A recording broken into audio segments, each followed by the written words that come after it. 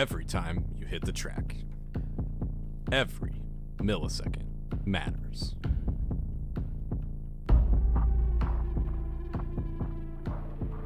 Trust, confidence, speed.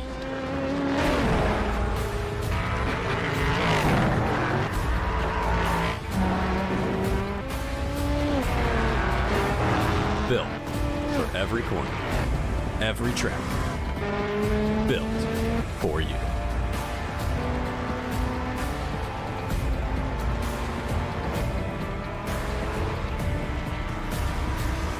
Rdoks, only quality setups.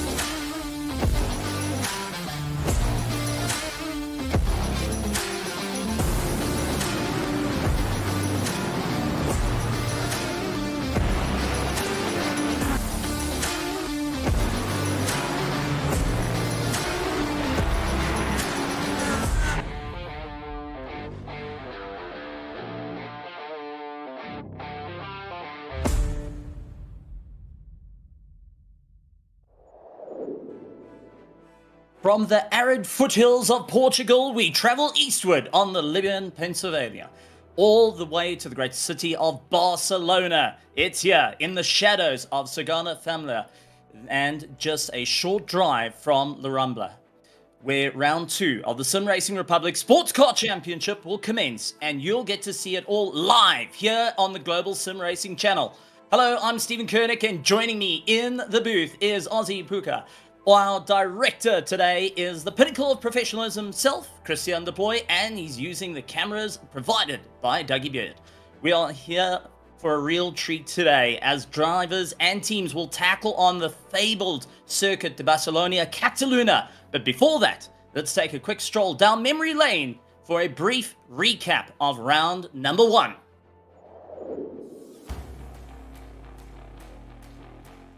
Welcome, ladies and gentlemen, to the SimRacing Republic SportsCar Championship, presented by Rdoks. This is where it's great sim racing as the pace car dives down, and we are underway.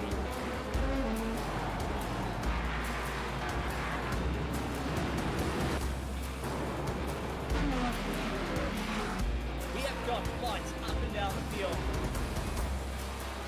This is the action we're going to expect. Over 6 rounds of racing.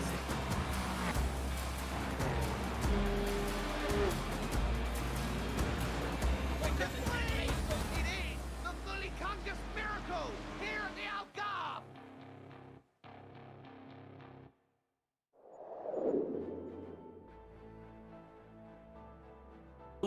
It is going to be an exciting round 2 at Circuit de Barcelona, and let's take a look at our handy track guide from GSRC. Welcome to Circuit de Barcelona. The home of the Spanish Grand Prix for nearly 30 years, it's easy to forget that this is a relatively recently built track in Europe. It's known for its long, sweeping corners and hosts the highest level of open wheel and motorcycle racing. Placing an emphasis on a good aerodynamic setup with high downforce cars, it's often overlooked that it offers plenty of overtaking for lower tier racing as well. In fact, most don't take into account that this adaptable track has 5 different layouts to choose from. These range from the nearly 3-mile long Grand Prix version to the minuscule 1-mile club circuit. Because of the pit straight being the longest acceleration zone, Elf is the most likely spot for drivers to get it past them. After that, your next hope might be into Ligier, which, depending on which layout you use, could be a sharpened set of 2 turns or one long hairpin with an opening radius. In the early 2000s, a chicane was added close to the end of the lap, but the old Europe car corner can still be run. The Spanish fans have some gorgeous views from the many hills dotted along the track. And with the international fame this place has built over time, it's no wonder they're almost always full come race day.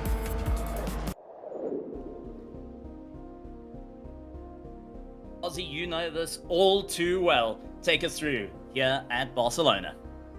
Yeah, I know it so well that I can tell you right now that unlike the picture, it doesn't have that last chicane, so small correction there.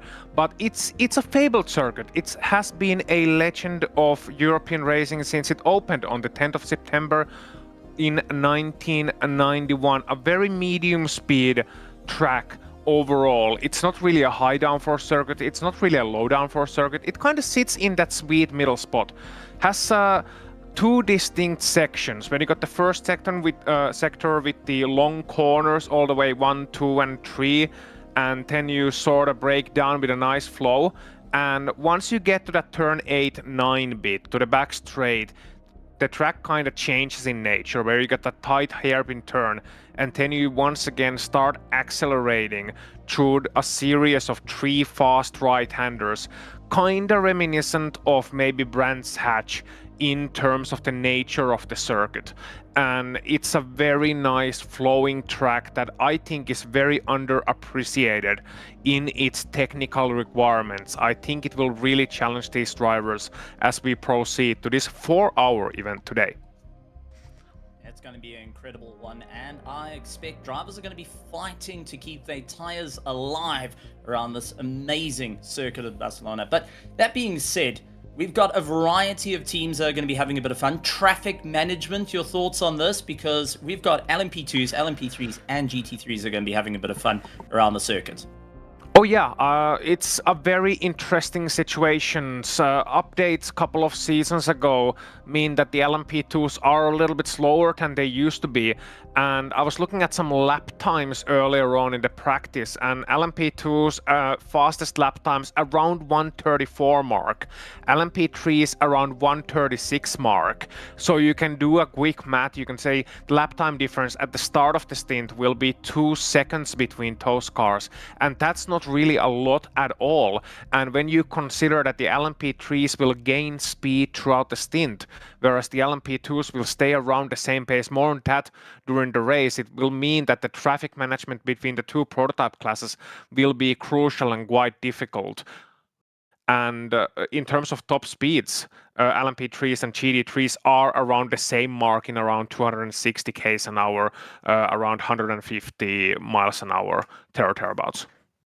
Absolutely great stuff. And I mean, let's take a look at after round one. The standings after a nail-biting run, WSR was fighting out at the top with Solpic Precision Racing in second place. Fury SimSport getting in third at the moment. Havu LMP2 followed by Hyperion Racing LMP2 SSR, Nürburg Esports Klushkin, along with Lopet Esports, German SimRacing DE, Jens Brothers Competition had a tough time out, and XPD Racing LMP2 MX didn't have the run that they so wanted. No, they did not. And once we move on to the next class, we will see the LMP3 standings in a moment. And there you will see Team Huizinfeld 148 leading the class ahead of SD Corse and Havu LMP3. You got Echelon SimSport LMP3 in fourth place, and Team Huizinfeld, their sister team, they're not quite leading, they're fifth in the championship, but still a good effort from a long-time veterans of the endurance scene. Rusty Spadolas out of Finland in sixth place. You got Rdoks setup shops with their two teams, hence the plural, in seventh and eighth. You got the funnily named Bonkasaurs in ninth place, and TSR Racing rounding out the top 10 in LMP3. Absolutely great stuff. And when we look over to our GT3 pros, we also got to see a battle of note for first, second, and third. German Sim Racing Red finished up in first place with Manto Racing Black in second. GT Dynamics had a little bit of a rough run, but had to fight it out. Hyperion Racing GT3 Pro SSR was in fourth. Nürburg Esports Kostrol, after fighting out for that top three, they dropped down to fifth. Team Huizenfeld didn't have the easiest time out there, along with Fast Repair Motorsport GT3. Vicarious was up and down like a yo-yo, but stuck it in till the end. Solpic Precision Racing finished up in ninth, and 10th place was Fury SimSport. But with that being said, our AMs were quite calm in round one. And that's over to you, Ozzy. Yep, Jens Brothers Competition in the lead with Manity Racing Purple in second and Finnish Endurance Academy White in third place. You got BP Racing 2 in fourth, Jens Brothers Competition in fifth with Manity Racing White in sixth, Echelon Sim Sport, Moratnes M Squad and Amache Downforce for Dash, rounding out your 9-team squad for GD3 AM. Absolutely great stuff. And we've got to talk about it. It's round 2 of 6. The teams are allowed to have 2 to 4 drivers. It's a 4-hour race, 3 different classes, LMP2, LMP3, and GT3. Open setup, so change what you need to make it work for your team. But the big one, custom balance of performance, which brought all the cars together, and we got to see a dominating run for some, but some interesting racing for like the Aston Martin, where there was only 3 in round 1. Yeah, and that's going to be very interesting as we proceed closer and closer to the race start. And I'm sure I've been here before in an endurance race start. It's a thrilling feeling at this moment in time. Your legs are kind of shaking from the adrenaline. You're trying to get those last sips of water, not drink too much as we get to the starting grid and we see the order in which these cars will start out. Take a look there. LMP2, Nürburgring Esports off to a good jump ahead of German SimRacing DE, Hyperion Racing in third, Solpic Precision Racing going to be starting from 4th place. Jens Brothers Competition in that top 5. Fury Sim Sport holds on to 6th with 7th place Havu. WSR not getting that big jump they had in round 1. They'll have to start in 8th place. Absolute Motorsport Isolith will be in 9th, and BP Racing starts on in 10th position on row 5. As we take a look further down, it's Firefly E-Racing Silver that's in 11th position, Fast Repair Motorsport in 12th, with XPD Racing LMP2 MX in 13th, and 14th is Lipid Esports. With that being said, Ozzy, let's go down to a interesting class, our LMP3s. Take us through the grid. Absolutely, I shall, on your command, and it's Hoisingvelds locking out the front row with 149 starting on pole and 148 alongside her sister team. Havu will be starting in 3rd place and Rdoks Setup Shop 162 in 4th. In row 3 you got SD Corsair alongside Effect Simulations in row 4, Rdoks Setup Shop 164 and Bonkasaurs.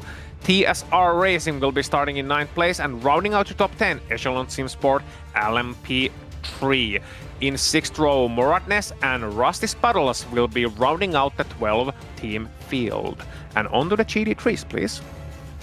Going to be great stuff. GT3 Pros. It's Fast Repair Motorsport, followed by Fury Sim Racing, 100 Force, Vicarious in 4th, Team Hoisenfeld in that top 5. Stint 1 Motorsport SCC will be in 6th, Nürburgring Esports in 7th, Hyperion Racing in 8th, Fast Repair Motorsport in 9th, and 10th place is Mantine Racing Black. That's hoping to step up through the field. A little bit further down in our pros, we have got the XPD Racing GD3 MX, Solpic Precision Racing, Negative Delta by SimGear It, and we've also got a bit of a gap in 14. GT Dynamics in 15th position. Enos Esports in 16th. 17th is German Sim Racing Red, and Delta Sim Sport Sim Shop will be a little bit further down. Moving on to our AMs, and that's over to you, Oz.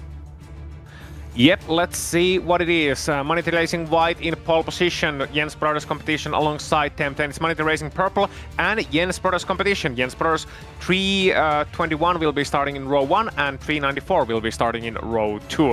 M&J Downforce for Dash, Echelon Sim Sport, BP Racing, Moratnes, and there you have it. Finnish Endurance Academy rounding out the 9-driver field as we are getting ready, Steven, for the race start. I don't know where I got Philip from, but you're Philip from now. That's it. I'm Philip, mad for it as our LMPs get ready to round it up off to the green, and we go racing as they charge down to turn 1, side by side, jostling for position. Who's going to have the advantage? Who's going to be late on the brakes on cold tires? And it is just going to be an absolute great one. Just behind, we saw our LMP3s, but a clear run from our first place car. Now trying to gap the field. This is going to be an interesting tussle for the field, and who's going to be able to make their way as our LMP3s got under green. Oz? Yep, LMP3s, it's Huizinveld from Havu from Huizinveld. So Havu were able to split the two Huizinvelds, which is going to be very important for their race strategy. But I'm watching the LMP2 battle still as we move on to the GT3s. They were still side by side. Oh, and there's a big one going over the anti-cuts in GT3. And I believe one car was there sideways in turn number 1. Yes, they were. Otherwise, they got to a relatively clean start, but a couple of issues there in the GT3s. Maybe a little bit over-anxious, thinking it's 4 minutes instead of 4 hours. Pushing a little bit too hard, but Nürburg Esports with that quick jump at the line is looking to try and clear the field. Something we saw in the first round, but Zakar fighting for the WSI Esports. They started way further down than what they planned, and now just getting stuck on the outside. No room to get on by, trying to put his nose forward. Unfortunately, it's going to be a little bit harder than that as he's trying to edge his way through. Leopard Esports not backing down from the fight. They also trying to get their climb from 11th position in the background, utilizing tow. But it is going to be the WSR going out a little bit wide yet again. Not an easy time. Aussie Patella going from Havu now sees WSR is hurting in terms of pace and looks to put the pressure on as much as possible as they side by side diving down into turn 1. Aussie down into 8th position, just went a little bit early on the brakes there. There's always a difficult part to get the drive early on in these races. Endurance racing, 4 hours, and we already got our first, looks like Manti Racing Black dropping down the order in our GT3 AB. So it looks we've got some first problems on the opening lap. Yeah, I think that was the turn 1 issue I was mentioning earlier in the race start. Meanwhile, Petrozziello from Team Huizinveld, Sandro Petrozziello trying to make a move around the outside. Will he make it stick? No, maybe he can. Taking a very wide line, but looks to make it work into turn number 3. It's a very good ding-dong battle for the 5th, 6th and 7th places. Unfortunately for Sandro, he wasn't quite able to make that stick, and as a result ends up losing a position, just like what happened to Ossi Peltola from Havu earlier in that main straight, getting caught up in a bit of a pack racing situation and not just quite able to get on the accelerator the way he wants. So these early battles already showing to me, Steven, that these drivers are not willing to just sit behind each other, and fuel saving will not be as important early on. They want to get into that right position, the correct position on the queue and manage their race from there, but they certainly haven't come here to enjoy the scenery, even though it's quite beautiful. It's absolutely great stuff. But take a look, fast lap time, German SimRacing DE going and opening up full taps to try and catch up to Kevin Kronze in first place. And this is where you got to start stressing out of what is the game plan over these 4 hours. You're trying to push out a little bit harder, you're trying to get a little bit closer. We did see in round 1 how critical it was to manage your gaps. I mean, WSR had that huge run at the end to eventually get first place on the last lap, but it does look like German SimRacing DE, after their difficult time in round 1, they've learned, they put some effort in the car, and now looking to stand on the gas. And Theodos, right in second place, is just amplifying that pressure at the moment, running out a little bit wide. Do you think that they're putting a little bit too much heat through these tires, and it may affect them later on? Because we have got we've got a little bit of an issue with the safety car possibly can be deployed as well. So pushing too hard now may hurt you a little bit later. What's your thoughts on that, Oz? Yeah, that's something that we're gonna have to keep an eye later on. It might also be a setup thing where one team may have a more conservative setup in terms of their front end. Remember, these cars are still on colder tires and also a full tank of fuel, so they're gonna be as understeery as they get. And when you're driving close behind another car, you got the dirty air, the wake, the turbulent air coming from the car in front of you that is also affecting you a lot throughout the stint, really, but especially on these high-speed corners here in early on. So what we see maybe putting too much heat on the front tires might not be you know, taking as many chances as it looks to our eyes, because we don't know the setups that these guys have. But yeah, early on especially, it's very important to get settled into that rhythm, to get your driving rhythm down, to get your pace sorted down, to get yourself dialed in, and then you can settle into the stint. Because I know, again from experience, I think the first 5 or 6 laps of any endurance race, they will feel like 15 or 16 laps, the way time just crawls by, and every position and a good start is so important to every team. But you just gotta remember that, hey, most of these guys have been here before. The race will come to you. Don't ruin your tires early on, because as you alluded to, they will pay for it later on. Now look, we've got a bit of a replay of what has gone on in the early stages of the race. This is a bit of a side-by-side Solpic Precision Racing. Ooh, bit of a shoulder tap, and unfortunately into the dirt. Doesn't clip the wall, but that is not going to be too friendly on the suspension. And for a driver, not going to be the best one to have for the start of your race. Taking a look on board with our LMP3s, like Miguel Fugo, who had a stellar drive in round 1. Now looks to try and put the pressure to move up into 3rd place. He's got Marcel Tai that's just ahead of him, hoping to try and clear the gap at the moment. Just no breakaway.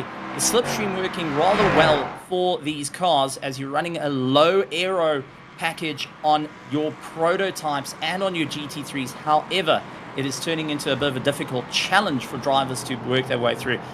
In the early stages of this game, it's still a lot of put the pressure on, wait and see what happens. But the Rdoks setup shop 162 running out very, very wide, and will be just trying to dial it back a little bit, trying a little bit too aggressive.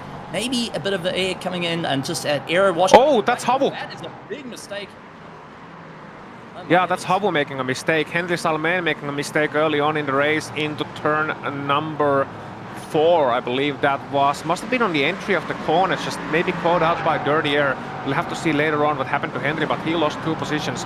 I was just about to comment, Marcel Tai, a very experienced driver, has been at this for well over a decade, and Vigo, however, looked to be handling the dirty air very well. The car looked to be turning quite sharply, and he was able to put some pressure on Marcel here in the early parts, especially through the last corner, where I think Marcel was forced to take an off-track there. But yeah, we'll be curious to see what happens to Henry. Meanwhile, there you go, Vigo making the overtake and lifting them up to 2nd place in class. So, starting to feel a little bit of pain in the drive, and we do take a look at the Oh. replay. Just outbraked himself. Henry going and bringing it all back. Unfortunately, 2 positions down from where he wanted to be. And now a lot of hard work for the team, as we've got a couple of cars starting to catch up with our GT3s. Now, Ozzy, you are a driver that knows traffic all too well, being in the front of it and at the back of it with the GT cars. What is going to be the game plan heading with these drivers? Just considering you've got these faster LMP cars lurking around, and also you in your own battle, as we do see the like of Luke Wallace trying to move up for the Hyperion Racing. Well, I'm gonna go out the motorbike legend here. So flat out until you say God, count to 3 and then brake. No, it's with traffic management, it's all about the flows and recognizing the situation, because it's kind of a double-edged sword. You can go at it aggressively, but as an old saying goes, traffic give it and traffic take it away. So you can go at it aggressively, try to go for every single gap that is there and try to sort of bully your way through the GT cars, but that's seldom the best way to go about it. Really, what you need is cooperation. You need to realize, you need to recognize which are the points where you can maybe concede a couple of tenths, maybe half a second, following a slower car through a series of corners, and what are the points where you must make an overtake in order to not lose like 2 seconds. So for example, the end of the back straight here is one of those positions where you might want to send it in, because otherwise you're potentially stuck behind a GT car throughout that entire last sector until you make it to the main straight. And if you're being too conservative, then what you're doing is you're trying to be safe and you're trying to be friendly, but what you're doing really is making yourself unpredictable, because you're not going to the gaps where the driver is expecting you to go to. The GT drivers, even though they're mostly concentrating on their own race, they will be watching their mirrors, they will be monitoring the situation, they will be sort of expecting the prototypes at certain spots from a certain distance away. And while many people think that incidents and accidents in multi-class happen because one driver is being over-eager or they cross lines, in the end what happens most of the time is that they cross wires. There's a miscommunication where one driver is expecting a pass to happen and it doesn't happen, and that might lead to a check-up in the exit of the corner. Or one driver is starting their move too late and the other driver has already turned into the corner. So that's most often what happens. But that's an issue for later on in this race. The lap time difference is about 6 seconds between the LMP2s and the GT3s, so we will not see those overtakes quite yet. What we are seeing here, Steven, is quite a great battle. So you got Jeremy Boumans, who's just keeping Team Heusenfeld at bay at the moment, just trying to figure out what is the game plan. Slowly but surely in the Aston Martin behind, just trying to make up a bit of time. And I've got to say, this is going to be a bit of a tricky situation for the likes of Jeremy not to lose too much time in the Mustang, as he's just using a little bit more rear rotation, bringing himself a little bit into an easier run in and out through the corners. The Mustang naturally understeery as a vehicle. As we go side by side, James Ibrahim for the effect simulations, trying to hold on and fight it out. Unfortunately, drops into 6th place. Gotta say, well done to have a good look. Unfortunately, just couldn't quite hang on till the very end. And our LMP3 still showing on a great time. Marcel Tai into 3rd place for Team Heusenfeld, looking to try and catch up to the sister car as they've got the likes of Go just ahead of them. This is where we got a bit of team communication that will come in. I'm just trying to identify where exactly can the competition go on the attack, or where do they lift? How close can you get to him? And also, I'm going to ask the question, Ozzy, is this a matter of, well, just go a little bit slower through a corner, bring your teammate in a bit closer, the sister car, and see if they can come and help protect you? For the Rdoks setup shop, this must be a worst-case nightmare. And as we see a little bit of a lock-up there then, as you mentioned, from the lead Heusenfeld car, Jan Sendkowski, not usually making those mistakes. Another experienced driver, really those Heusenfeld guys, they are some of the finest endurance drivers around. Like, I know those guys back when I was racing with Glacier Racing in the top splits of iRacing official events from like 2015, 2016. I know I sound like an old guy now. I am an old guy. I don't have hair anymore, and I don't have pace anymore. That's why I'm here instead of on the track. But it's impressive to see guys like Sendkowski, guys like Marcel Tai still at it, still going strong, and they know what to do in this situation. So they see Miguel Vigo is maybe a little bit faster now. I don't think there's necessarily team tactics at play. I think obviously the plan is to try and hold on to the lead as long as possible, but they are also playing the long game in that they are forcing Vigo to drive in the wake. It's like, okay, Vigo, if you got pace now, then you can just drive in the dirty air, you can suffer now.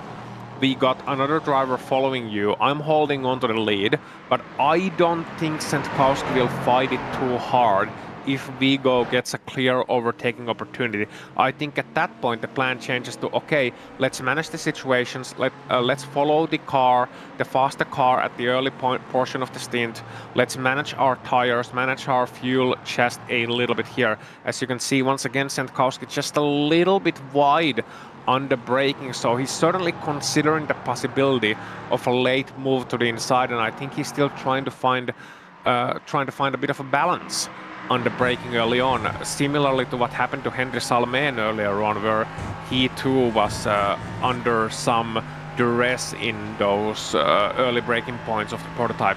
Mind you, full tank of fuel and the track is not properly rubbered in yet, so it's gonna be a bit difficult. Another thing to be raw about is we have got live stewarding during the course of this 4-hour race that can make life a little bit more interesting, and we already have one for the likes of SimRacing, the number 31 car in our GT3s, landing up with a blank flag to go through the pits for a start infringement. And this is one thing that teams are going to be going and radioing back to their pit crew, back to everyone that is just out there in the box saying, listen, what's the game plan here? What do we got to do to keep the pressure on? And if there's any such incidents where those sort of drive-throughs come into play or seconds getting added to their time gets added to their plans. And that is always the game with endurance racing. You're either going to have a start, you're going to be fine, but an early pit stop for Fast Repair Motorsport as they drop down a little bit and not having an easy time. So Fast Repair Motorsport not going and having the greatest of runs for our GT3 Pro, but take a look at the LMP2s as they stare down the back, but take a fighting look. Galvago looks for the outside line around Team Heusenfeld. Can he keep it together? Not too easy there. And take a look at the solid defense from Heusenfeld on trying to hold on to that lead at the moment. Ozzy, this is incredible stuff. Yeah, that's the experience of that's the experience tale from Nils Stentkowski here in the lead, just holding on to the inside line once again, having to not taking the inside line to defend this time around, trusting the outside. And look at him lifting off early. That was a really veteran move, realizing, okay, Miguel is aggressive, so I better not take this fight early on. You gotta pick your battles in an endurance race, and that's exactly what he's doing. He's picking his battles. He's realizing what I talked about a couple of laps ago, that the guy behind is faster. He's not gonna try too hard. He's not gonna let him buy for free. Instead, he's gonna defend once, showing he can do it, and then just settling in behind, nice and easy. And one thing I gotta mention at this point, when you mention stewarding, as we are watching Georgios Theodoridis for German SimRacing.de, just handling some GT3 traffic here in his LMP2. Yeah, as you mentioned stewarding, I gotta also mention there's an incident limit in this race. An incident limit is a catch-all for all incidents. So those unfamiliar with iRacing, it means that you get a certain amount of incident points depending on the incident in question. And one thing you gotta watch out in these races are the off-tracks. Anytime you go beyond the white lines by over half a car, generally speaking, might be different in certain corners, but generally speaking, if you go over half car speed over the white lines, then you get a 1x, so 1 incident point. If you spin your car, lose control of the car, that's 2 incident points, and if you collide hard enough with another car, then that's 4 incident points. By that point, you also have bigger issues, like usually your tires pointing at 2 different directions, but one tire looking at Wednesday, the other tire looking at Sunday. But in any case, you get a certain amount of incident points. There's a limit to those incident points, and usually the thing you gotta watch out are those off tracks. And what I'm worried about with Rdoks and Heusenfeld battling so hard early on is that I watched Rdoks taking at least 2 off tracks from a visual inspection alone in those first couple of laps, and you don't really want to get into that habit of trying too hard and essentially playing with fire with your incidents. You gotta save those for later on if you have to push hard and take some risks. Let's also don't miss out the fact of you adding those incidents. You might not get the drive-through, but handing over to your buddy when they get into the car makes things rather tricky. The question that I've got to ask, Barcelona, a very long circuit, a very hard circuit to drive. It is flat out most of the time, and you've got to really be patient on the throttle through some of the tighter corners. Do you think the drivers are going to utilize double stinting on this run, or do you think they're going to start trying to change out their drivers a little bit more? We saw in the likes of round 1 where Ozzy Patola, very good one for the Team Havu, staying in the car for a lot of time in round 1, trying to push that little bit harder, but got worn out towards the end. Do you think they may consider taking him out of the car, or are they going to rather keep the drivers going that little bit of length? I think double stinting is going to be the way to go unless there's schedule issues. Usually endurance drivers use the first stint for warming up and the second stint for going. So I know Antti Pihlaja, who is also not driving this series, but is driving with Havu these days, an ex-World Championship caliber driver in GT cars. And he always mentioned that he never wanted to double stint, he wanted to triple stint, because the third stint was when he really woke up to the race. So I don't think it's going to be an issue for these drivers. They get to the flow in the first stint and then they stay in the car for the second stint, as we see Ossi managing the traffic quite well. He's come on from another team and now he's racing with Havu and doing a great job so far. SimSport moving out of the way, not wanting to get involved in the fight. The GT cars naturally understeer out, and you've got to be very mindful on picking your line, especially onto this back straight, well, onto our main straight, where you are absolutely flat out utilizing some of the toe, as Maximilian Mayer now trying to keep it all together, holding on to third, but only just under braking as he tries to fight tooth and nail at this point to hold on. It is going to be difficult for the Jens brother as Ryan Farquhar of Hyperion Racing once again looks to that inside, trying to put as much pressure late on the brakes as well as they clear through the traffic. What is going to be the game plan here for the drivers? Because we even see Team Huysenfeld now lining line astern, defending first and second. However, it's going to be who's late on the brakes. Marcel Tai on the inside, 3 wide. Oh no! Big bits of contact. Yeah, there's a contact. GD3 going out. They went 3 wide in the corner, and that was always going to be a difficult situation. Now, these LMP3s, that was contact between Salmen and I believe that was Sentkowski and one of the GD3 drivers that were involved in that one. Because the LMP3s, they have around the same top speed as the GD3s. Some of the LMP3s might even be slower at the end of the main straight. So that means you have the better exit, you have the higher cornering grip due to the aerodynamics, but once you get to the end of the straight line, you're traveling at the same speed. And if the GD3 doesn't lift off early, which they are under no obligation to do, mind you, they are allowed to race flat out. And then you have a situation where you have a 2 wide or a 3 wide heading into the corner. It's going to be very difficult, doubly so if the GD3 is stuck on the inside, because it's not going to turn in as well as the prototypes are. And in that case, we're going to probably see a replay of it later on. But from an initial viewing, it just looked like they ran out of real estate, they ran out of track. When 2 objects are in the same space at the same time, there's usually a collision. As you brought up a little bit earlier, that does add a 4x to your counter. That's something you're not wanting to run into, and a couple of drivers just ran into it. So, as we carry on, Ryan Farquhar, who is for the Hyperion Racing team, now looks to aim forward at the moment, not having too much of an easy run. This is where Hyperion Racing going to be communicating, trying to figure out what exactly is the game plan. How hard does he need to push to keep going? How much traffic is lurking up ahead? How much you have to worry about? Because further back from him, he's got some pressure at the moment. Zach Carr, who is closing down the distance at a rate of knots and looking to try and put as much pressure. A quick flash of lights, quick dive. And WSR knows that they have leaned on the pressure that they are around, but just didn't have the room around our GT3 cars. Oh, that was a hard impact into the front left. WSR not going to be too happy on that one, and a bit of repair work needed in the pits, I would presume.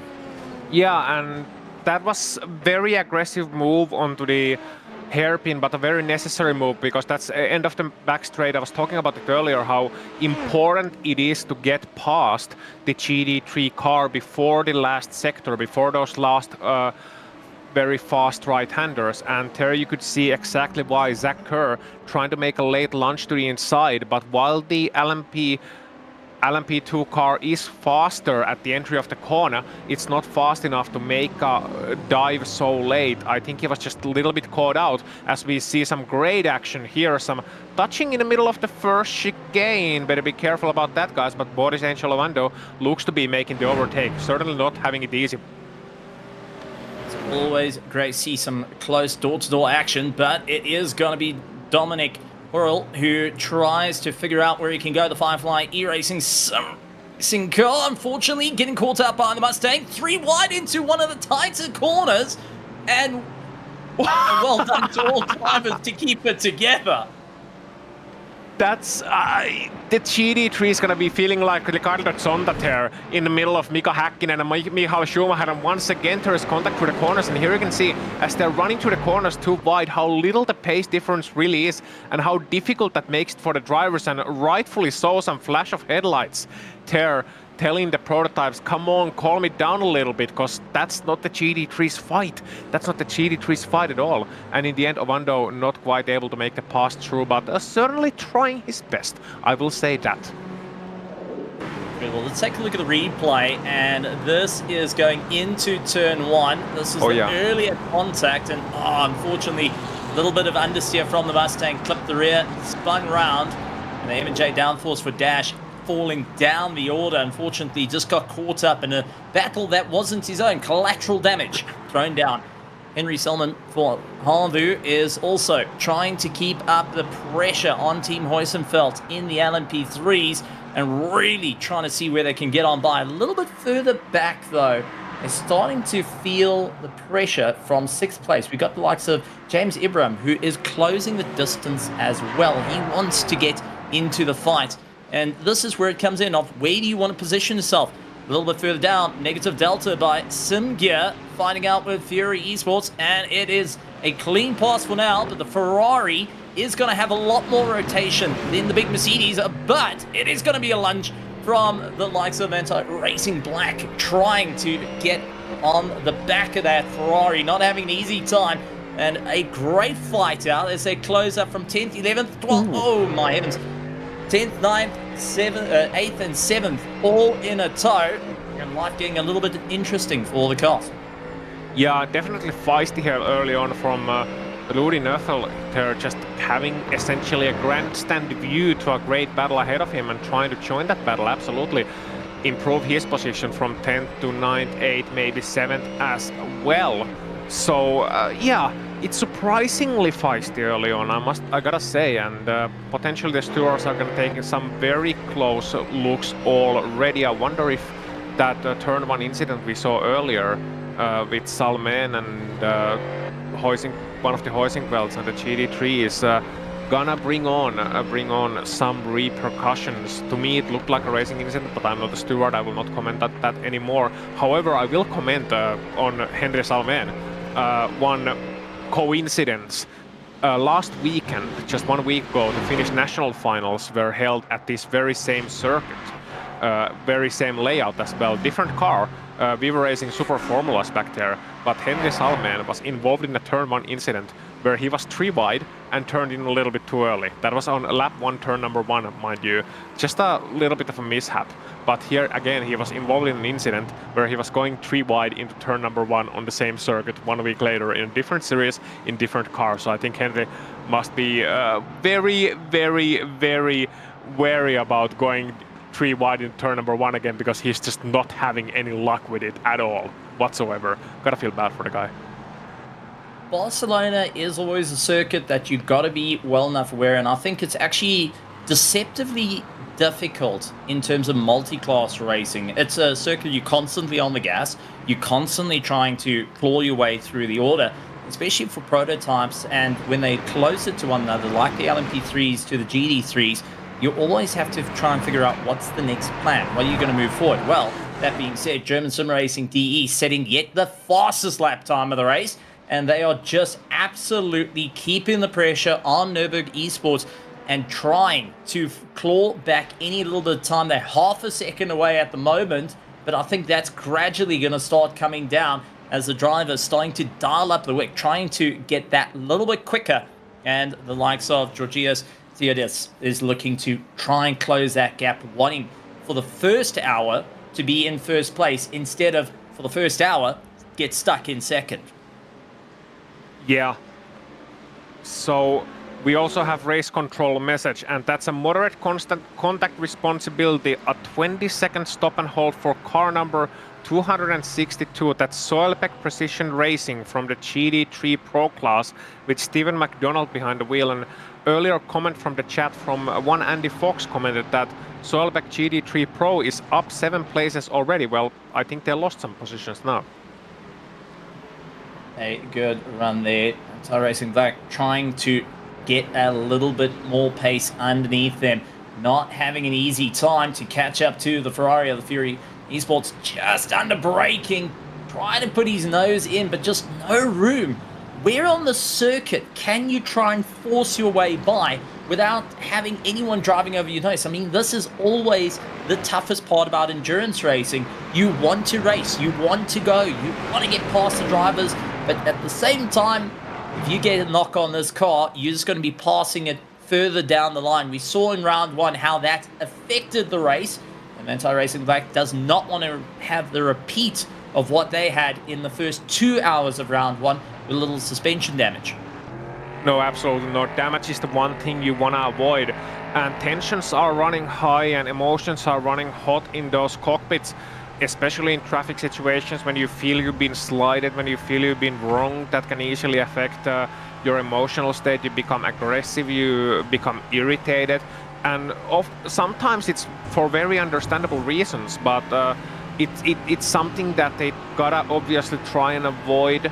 But it definitely affects your driving, and it can also lead easily to situations where you tend to take higher risk or try to make up the time you've lost when you've been slighted, and then you easily end up in situations where you maybe try to increase the risk percentage by 1 or 2%, and that is all it takes to turn a close call or a daring move into a collision and then into suspension damage, as we see Team Radnes and Echelon SimSport here in a great battle heading into turn number 4 with a GT3 right ahead of them. And this is the situation where you can sometimes be a little bit coy, where you can, if you're coming up to a GT3 in a prototype, you can maybe try and box in the driver you're competing against.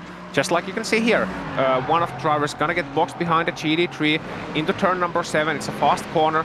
However, that move was not quite able to be completed into the corner, and as a result, it wasn't quite as effective as he would have wanted. But yeah, you can absolutely box in a driver behind a slower car, and that can sometimes be a very effective way to get the overtake done, but it can also lead to risky situations. Solomon in Harvu keeps the pressure on, looking to try and get into 4th place in the LMP3s as we've gone over the halfway, we've gone over the 30-minute mark, where generally drivers are used to it at this point from the official iRacing races in the different classes. Now we start stretching the gap. The drivers trying to figure out what is the next plan here.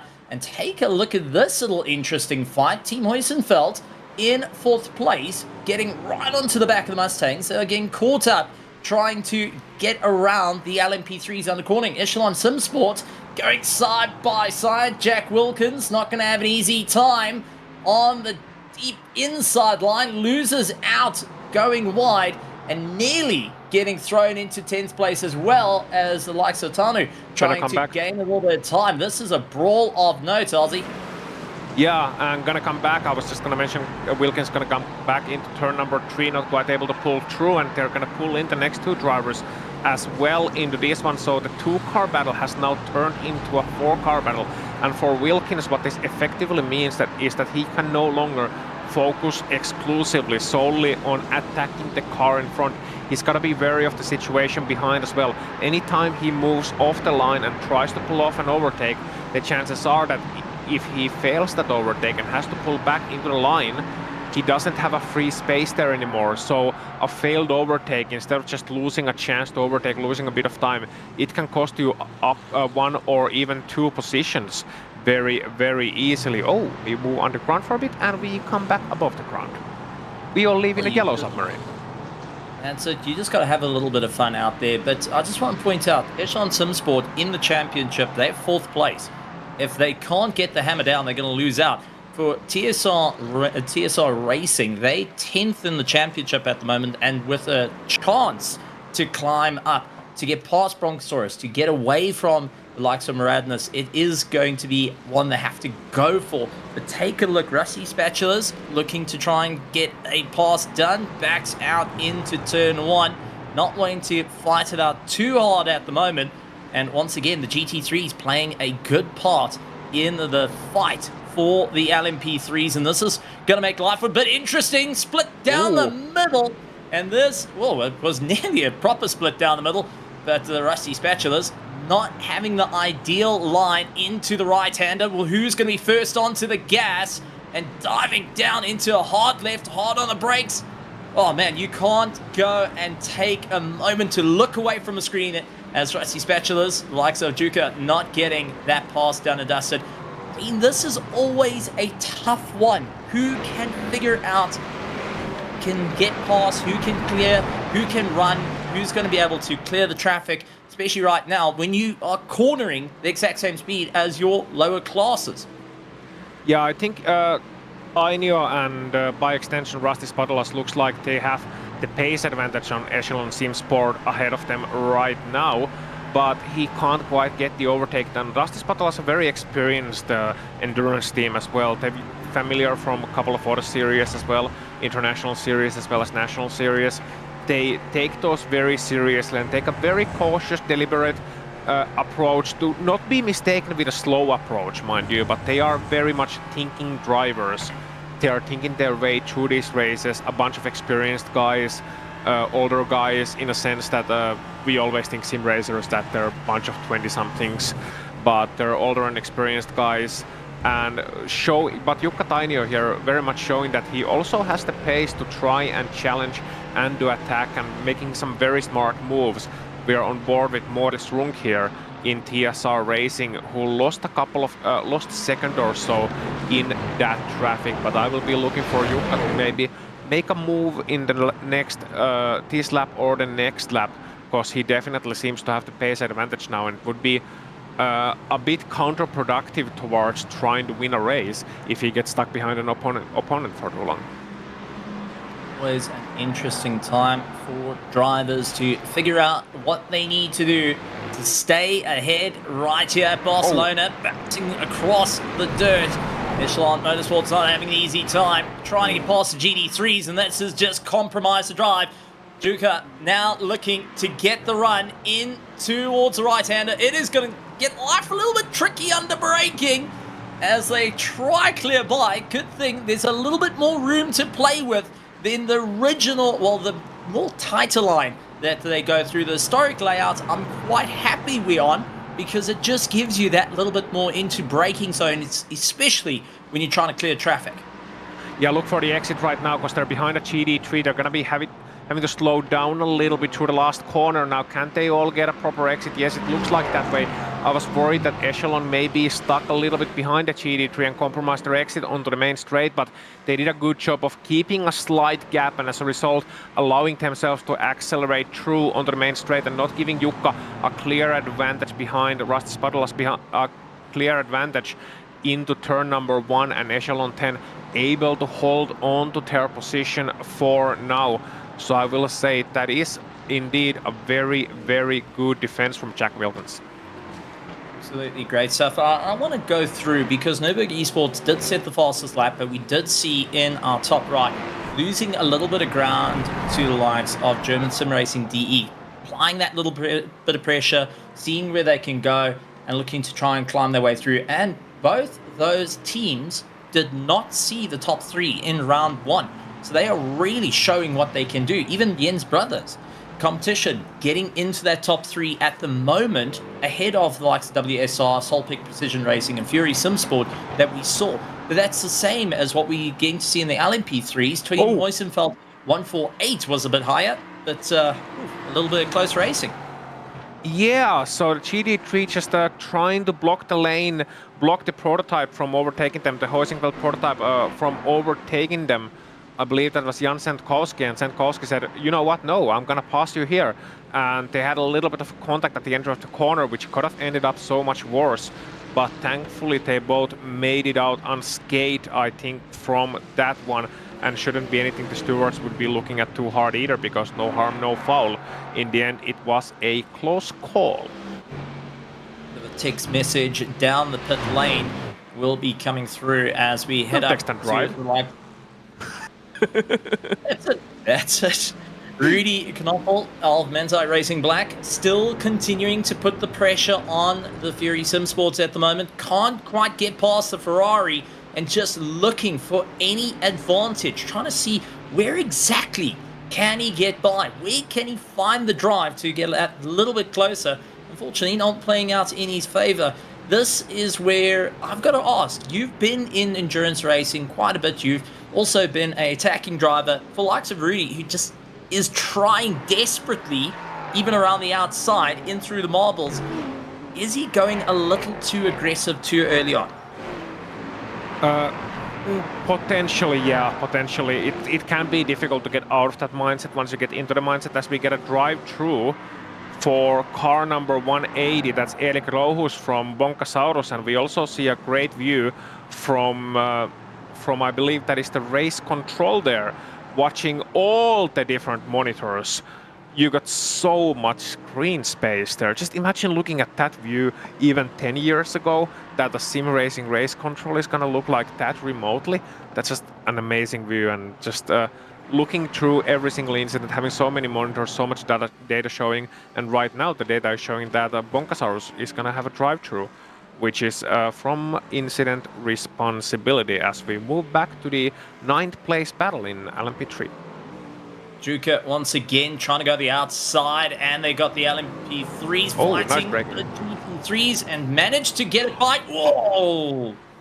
Little bit of a mess under braking, and it still is messy all the way through. And each of the drivers trying to figure out what to do, and unfortunately, one Mustang put square in the middle and having to come off the gas just to try and stay alive. Yeah, so that looked like one of those miscommunications at the end of the corner where I think Jukka thought that he was completely clear at the exit, and it wasn't quite clear, and in the end they just really their lines crossed and they came together a little bit. Hopefully no major damage. We saw a puff of smoke there, potentially a bit of wheel contact, but I don't think that should be anything too severe. Having said that, the prototypes especially, they have a lot of sprouting aerodynamic parts, little winglets and diffusers and barge boards and whatnot that can easily get damaged even from a light contact, as we see here. Rudi Neufel just having to manage the faster traffic while holding on to his 9th place in that 278 Manatee Racing Black Machine. And oh, lead battle is back on. Look at Marcel Tai. He again playing the long game so well, which is what we talked about early on. Let the other guy lead. Let Miguel Vigo be as aggressive as he wants and let the race come back to him later on. And that's exactly what he did. Man, he's scoring on overtime like Liverpool.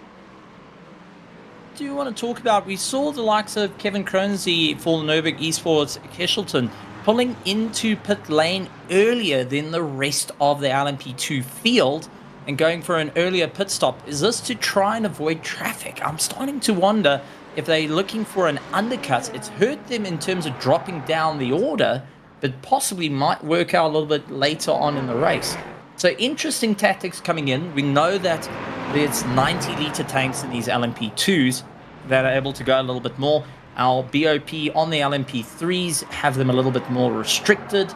They're only able to get to 75% full up, and our GD3s have got a multitude of power and weight disadvantages that get dumped on them during the course. But a big move coming in for the likes of the Nürburgring Esports that were fighting out for the first place. Yeah, and I'm watching Kevin Krosny right now, and oof, just having to avoid the Havu car there as well. And Havu is coming into the pit lane, and as is the driver behind, so we got a couple of other drivers coming into the pit lane a little bit earlier as well. So I think they were just honestly wanting to pit 1 or 2 laps earlier, maybe trying to gain an advantage that way, but also fuel saving, not really something, you always kind of want to do a little bit of fuel saving, but you can maybe, as you mentioned, trying to avoid some traffic, just trying to get out of the established queues and established mess that is around the track right about now. Trying to get some free real estate. And also, interesting thing I should mention is that the LMP2s and the LMP3s, assuming we don't get pace cars, assuming it goes full green, as they say in NASCAR, they will need a splash and dash anyway towards the end of the race. It's not going to be a long stop, but it's going to be a short fuel stop that they're going to need. And as a result of that, they can afford to pit a little bit earlier anyway, because that a little splash is probably more or less guaranteed towards the end, so the emphasis on fuel saving is not as severe as it's normally. Well, still some good racing at the moment. Drivers trying to figure out what is the game plan. And the German SimRacing DE team starting to try and figure out where can they get the drive. But as we take a look on board with some great shots as our LMP2s fight it out, trying to figure out what is going to be the big game plan here, who's going to be able to climb. But we also head over to our GT3 Center, our team Heusenfeld, now on the attack. But we do have XPD Racing LMP2 going and slowing down quite a bit. Possible mistake coming into play, and is there any damage? Havu pulling into the pits for our LMP2s as we got to the 3-hour 14-minute mark. But take a look at this BMW, absolutely chasing down, looking pretty well, going and getting all the grip compared to the Mustang just ahead. Yeah, and here we can see Alberto Garcia Blasco, who was there earlier on, and just having a spin in turn number 7. That's so easy to do. That is probably the most difficult corner on the track, just getting a little bit tangled up on the entry of the corner with himself and then spinning out, trying to avoid the bigger damage of going over the curb on the outside. And here you can just see the prototype, and actually Sandro getting a nice draft of the prototype at the end of the corner, trying to maybe sell a dummy to the driver ahead. You know, sometimes you can do that when the prototype overtakes you, you get into the draft of the prototype ahead, and when the driver before you essentially has to leave the inside open for the prototype, you just follow the prototype through. But that time very well done then from the defending driver to not fall for that, and instead just Jeremy Baumer in the 287 holding on and showing us why he has 6,500 iRating. Well, that's it. Jeremy, who hangs on for the fight and continues to move on. Fun fact, if he finishes where he is, he's going to get an extra 133 if it was an official race in terms of iRacing. But Jeremy not going to be backing down. The Nürburgring Esports trying to think the long game here, up against long-term rivals, Team Heusenfeld, that has been trying to hunt down. Goes for the inside line and not having the run. Jeremy just holding solid at the moment, saying, not going to happen, Sandra. You have to wait just a little bit longer. The question is, both drivers now putting more and more strain, as we can see Team Heusenfeld, the likes of Sandro, starting to get a little bit unsteady. Those tires starting to ache and hurt a little bit more during the course of this race. Are they going to be able to double stint during the course of it? Because they're going to need to fill up these tanks. We're going to have to talk about the likes of Ozzy, who lands up in the dirt. A big mistake coming into the final corner. Was able to save it and avoiding a lot of chaos that could have been. Yeah, he went into the gravel, and now I've seen the man golf, and to be honest, ending up in the gravel is not the first time. No, it's he actually does some iRacing, rallycross on iRacing. Obviously he does some iRacing, but he does some rallycross on iRacing, and that's maybe taking a cue from there. Must say, nice 360 to save it and hold on, but yeah, just a little bit too fast into the corner, and that's not something you want to do, especially early on in your stint when you're supposed to conserve your fresh rubbers, trying to make those tires last, and instead you do a nice 360 and heat them up, and potentially gonna have a difficult time not only through that corner, but next couple of corners as well, not to mention the time lost and the mental effects of making a mistake. That's probably even more consequential than any tire damage and or any time lost, cause then you get into that state of, okay, I gotta try and make up the time I just lost. I just made a mistake all by myself. Teammates are watching me. They're trying to calm me down. I must prove myself all over again. Ossi is an experienced driver, but it can happen to everyone, honestly. And we've seen that happen so many times to different drivers where they just try to make up for a mistake and they end up compounding it more and more. As we see a great battle here for the GT3 AM class. Callum Lux holding on to the second place for now, but from the looks of things, it looks like Tommi Kalliokujala and Ronald Ramsauer are really not letting him have it easy.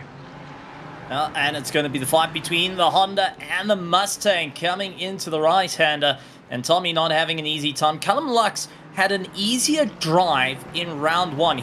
got into the lead and started fighting out with the pros. It seems like Barcelona, the likes of the Jens Brothers competition, not having that same luck. James Abraham clearing through the traffic, waited and bided his time. Now he's got McGarvigo just ahead of him, trying to figure out where can he get that pass done. And this is something I've got to be mentioning about. McGarv, very aggressive on his overtakes, trying to figure out how to clear traffic as fast as possible. James taking the other approach, lifts off a little bit early, lets the traffic settle down, then lets the aero carry his way through. Now just applies the pressure, sits in the mirrors, and you can see constantly swinging to that right-hand side, constantly makes the eyes start to venture towards the right and makes things a little bit more difficult, as we've got the first of our Jens Brothers going and having a bit of fun. 394 race control doing a great job, but is going to be a bit of a kick for the likes of the Jens Brothers competition.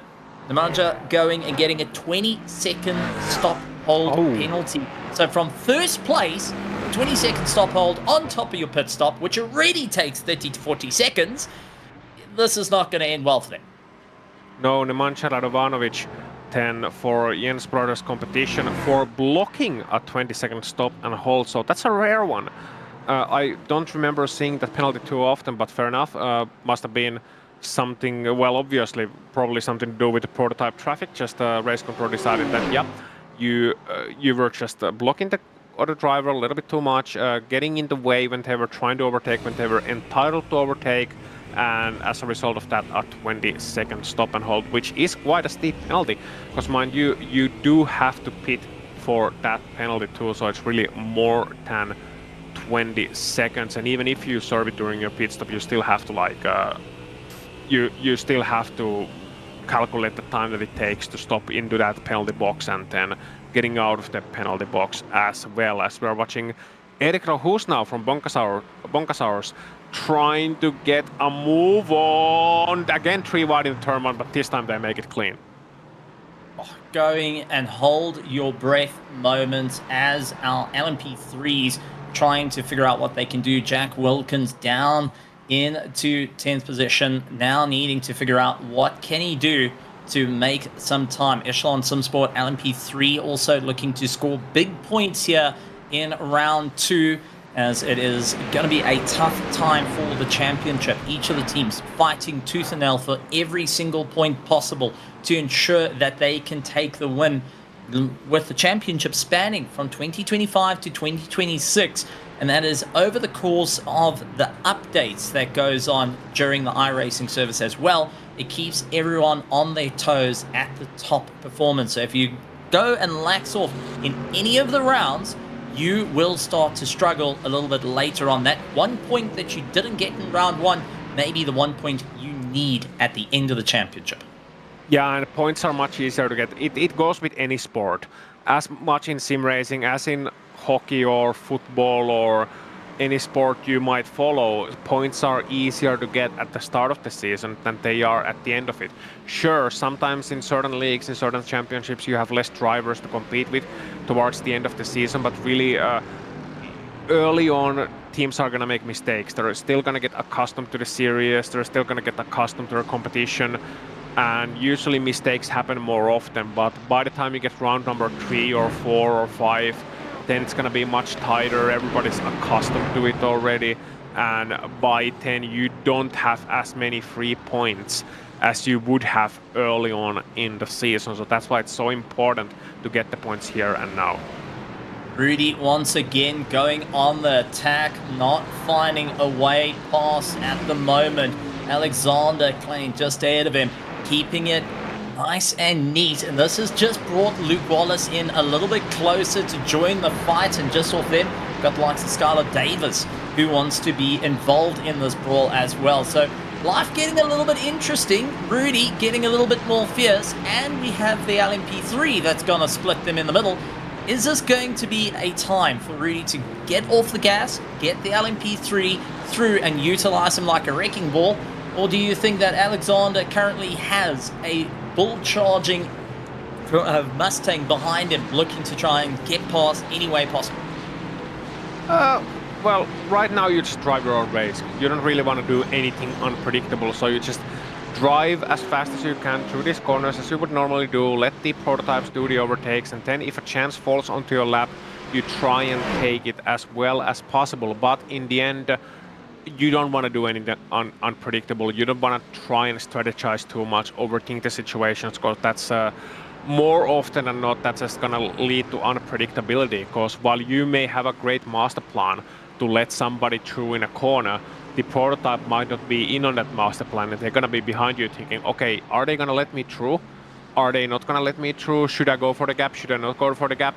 And then you end up in a situations where the GT3, Rudy in this case, would be like, okay, they're not passing me, I get back to the racing line at the same time that the prototype makes a decision, oh, I better go for it. And well, the rest is history. So, you know, it's a great plan in theory, but in practice it's gonna be very troublesome, as we see there a little bit of a mistake 10 from the Luke Wallace of Hyperion Racing 244, and a follow-up mistake 10 in the next corner from the 203, and that means we might have gotten a quick position swap back, but Skylar Davis just able to hold on to 10th place for now. And then one of the difficult ones with those anti-cut curbs, Luke Wallace trying to go around the outside, and suddenly a Ferrari slotting in the middle, going and having a bit of fun there. That's Pedro Martinez clearing past, and a clean move. LMP3's now getting in the way. Luke Wallace having it from bad to worse at the moment, as Pedro starts to open up the distance and get right into the toe of not only the LMP3, but looking to try and get a little bit closer to Skylar. That is all going to change. Luke Wallace having a better exit out of the final corner. Closing. Can the Mercedes get it on the brakes? It's going to be a tough one, as Pedro is going to hold the racing line, keep it all together, and just keep a nice calm exit into 1 and 2. It's always a tough time. Those anti-cut curbs here at Barcelona. I mean, Aussie, when you're in a GT car, we always see that you're able to attack those curbs. But for Skylar, it looked like it was holding on to a roller coaster at that point. What goes through the head of these sim racers when they're trying to really keep it all together, especially running over those anti-cuts? Well, when you run over one of those anti-cut curves, what goes through your head is probably your own spine, because they really hit you hard.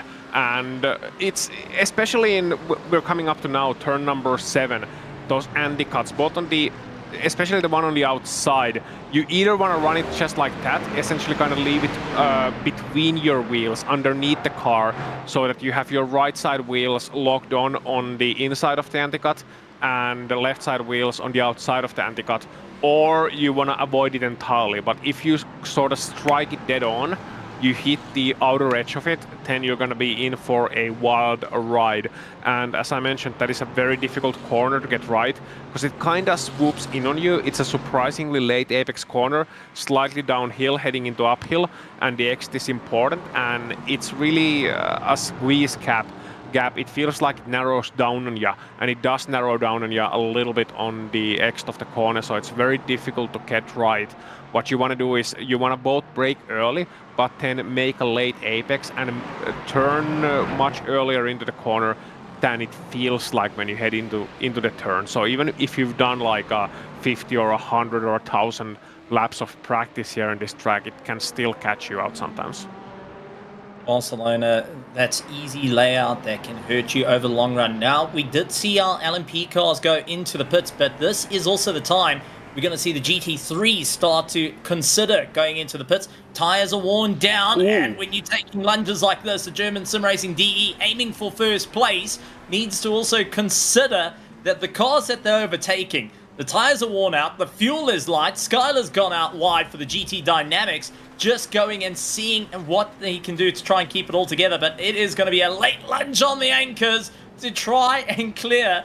My heavens, Georgios not having an easy time there, not making it any easier for everyone around him. He wants to hold on to Nürburgring Esports as much as possible. First place is just within arm's reach. And take a look, 3 wide, it switches down to 2, but man, this is a tough, take a deep breath moment for the first place battle in the LMP2 class that is now trying to slot in between the traffic. Yeah, and that was so important for Georgios, and you could see there really how important it was to get that overtake done before that last sector, before those fast right-handers here, the GT3 moving into the pit lane, fortunately for these guys, but really as they were stuck behind the GT3 traffic all throughout that last sector, that means these guys got a little bit closer together. Now Georgios is able to pass the LMP3 car, but has lost a little bit of ground to Nürburgring Esports there in the lead of the overall race and the LMP2 class as well. So again, traffic take it away, but I will say great job by Georgios to really, even if he made those aggressive late launches, he was kind of being predictable about it. We couldn't see it in the screen, but probably flashed his headlights as well to warn the drivers ahead, at least that he's going to go for that move, and to not slide an inch wide from the apex. That when you go for that late launch, the last thing you want to do is lock up your brakes. Because when you lock up your brakes, it's over, you're going to have a collision. It's your fault 100% of the time, and you're going to get a penalty for it 100% of the time if you lock up your brakes and just run to the side of the car ahead. So you want to make that move aggressively, and you want to make it decisively, and then you still want to leave sort of a plan B for yourself. Hold on to the inside as much as you can, which is very difficult to do when you're already absolutely threshold braking, meaning you're braking at the limit, which is something you do surprisingly rarely in an endurance race or any kind of race really. And then he was able to execute those passes well. So just one thing, one little pearl of wisdom that has been imprinted upon me once upon a time by team manager of Glacier Racing back in the day, Joni Beckman, who said that never ever ever do an aggressive move passively. If you're gonna go for it, then go for it, but don't make an aggressive late braking move and then sort of hang around on the rear quarter panel of the car. If you go for it, then go for it. That's the best way and that's the most predictable way. And that's exactly what Georgios did. Absolutely great as Pedro gets it all out of shape and misses the traffic. A little touch against the wall, but now pointing the wrong direction, trying to figure out where can he get going. And that's one way to go and heat up a fresh set of tires in the GT3 class. Not quite what Pedro Martins wanted to have for the Delta Sports Sim Shop. Missing out 2 positions there. Could have turned into an ugly one, but a couple of seconds worth of damage. But we've talked about our LMPs getting into the pits. Now we're getting to see the GT3s getting in and out through the pits as the first hour has been completed for round 2 here for the SimRacing Republic GT Championship, sponsored by Rdoks. And I've got to point out, it's going to be a tough time for our GT cars on cold tires. The new update that came out makes him very, very understeery, and you've got to be on your toes when you've got some very warm tires of LMP cars that are fighting inside and outside around you. Yeah, and that's when it helps when you have a team that has cars in both prototypes and GT3s, or if you're a GT driver yourself that dabbles in GTs but drives a prototype here, because then you know about the handling characteristics of those GT cars, and then you know to avoid certain situations, like for example here, James Ibram taking a risk by going around the outside of a GT car with cold tires, which is, not something you want to do normally. Oh, that's a very bad rejoin there on the background. The Ford GT, Alexander Klein then in the 231, just, I think, moving forward a little bit right after spinning. And that's just not the way to do it. You never want to move around after you spun the car. And that's exactly why, because we're gonna see it here. What happened? Just heading into the corner, braking himself, slight bit of contact, rear end going around. But watch it here, just moving forward, trying to get out of the racing line, thinking he's probably doing a good thing. And Alexander probably just thinking, okay, I'm gonna get out of the racing line as soon as possible, get going as soon as possible. Thing is, driver behind is not expecting the car to move. Driver behind is trying to avoid the incident and probably thinking inside line is your safest bet there, because that's where the car's not gonna roll into naturally. The car's gonna always roll towards the outside of the track, outside of the corner. And as a result of that slight move, what could have been essentially a harmless spin turned into a very bad situation and an extra pit stop. Yeah, and Alexander Klein just came out of the pits as well. That is definitely going to be a long pit stop for them to try and repair, but definitely not what they wanted to have, and dropping down the order like a lead rock at the moment. Abel Sullen going and having a bit of fun out on the circuit, but it's Rovenheld in the M&J downforce for Dash. They're currently in the GT3M competition. They're in 8th position, not too much happening around, but race control says, hey, guess what? You got a drive-through penalty for minor contact, and they're not going to take it this lap. They're going to go a little bit longer. They got 3 laps to serve that drive-through penalty. Not going to be exactly what they want to have during the course of their race, and a drive through the pit lane is just devastating for any team. I mean, Aussie, let's talk about that. When you get a penalty, like a drive-through, you're not stopping in the box, so that's fine, but what as a driver when you take that walk of shame down the pit lane? Well, if you get a penalty, then better hope David Beckham is not the one taking it.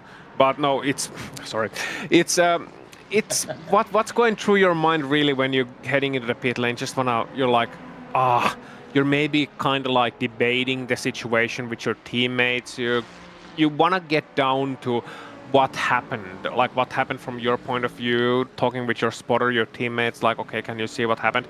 Can you tell me what I did wrong?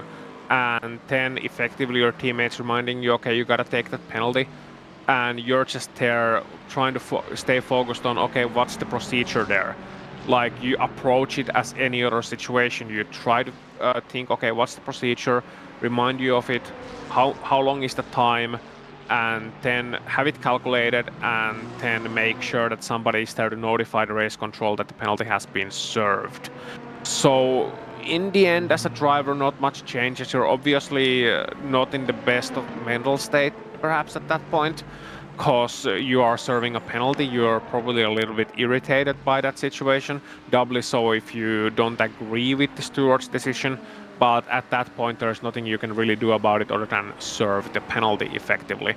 But yeah, it's a lot of irritation, some shame maybe, especially if you know that you were the one who was wrong in that situation, agree with the steward's call, and just apologizing to your teammates. But at the same time, you have to be ready also to get your head down and get back racing. As we say in Finland, you gotta put your chin to your chest and head towards new disappointments.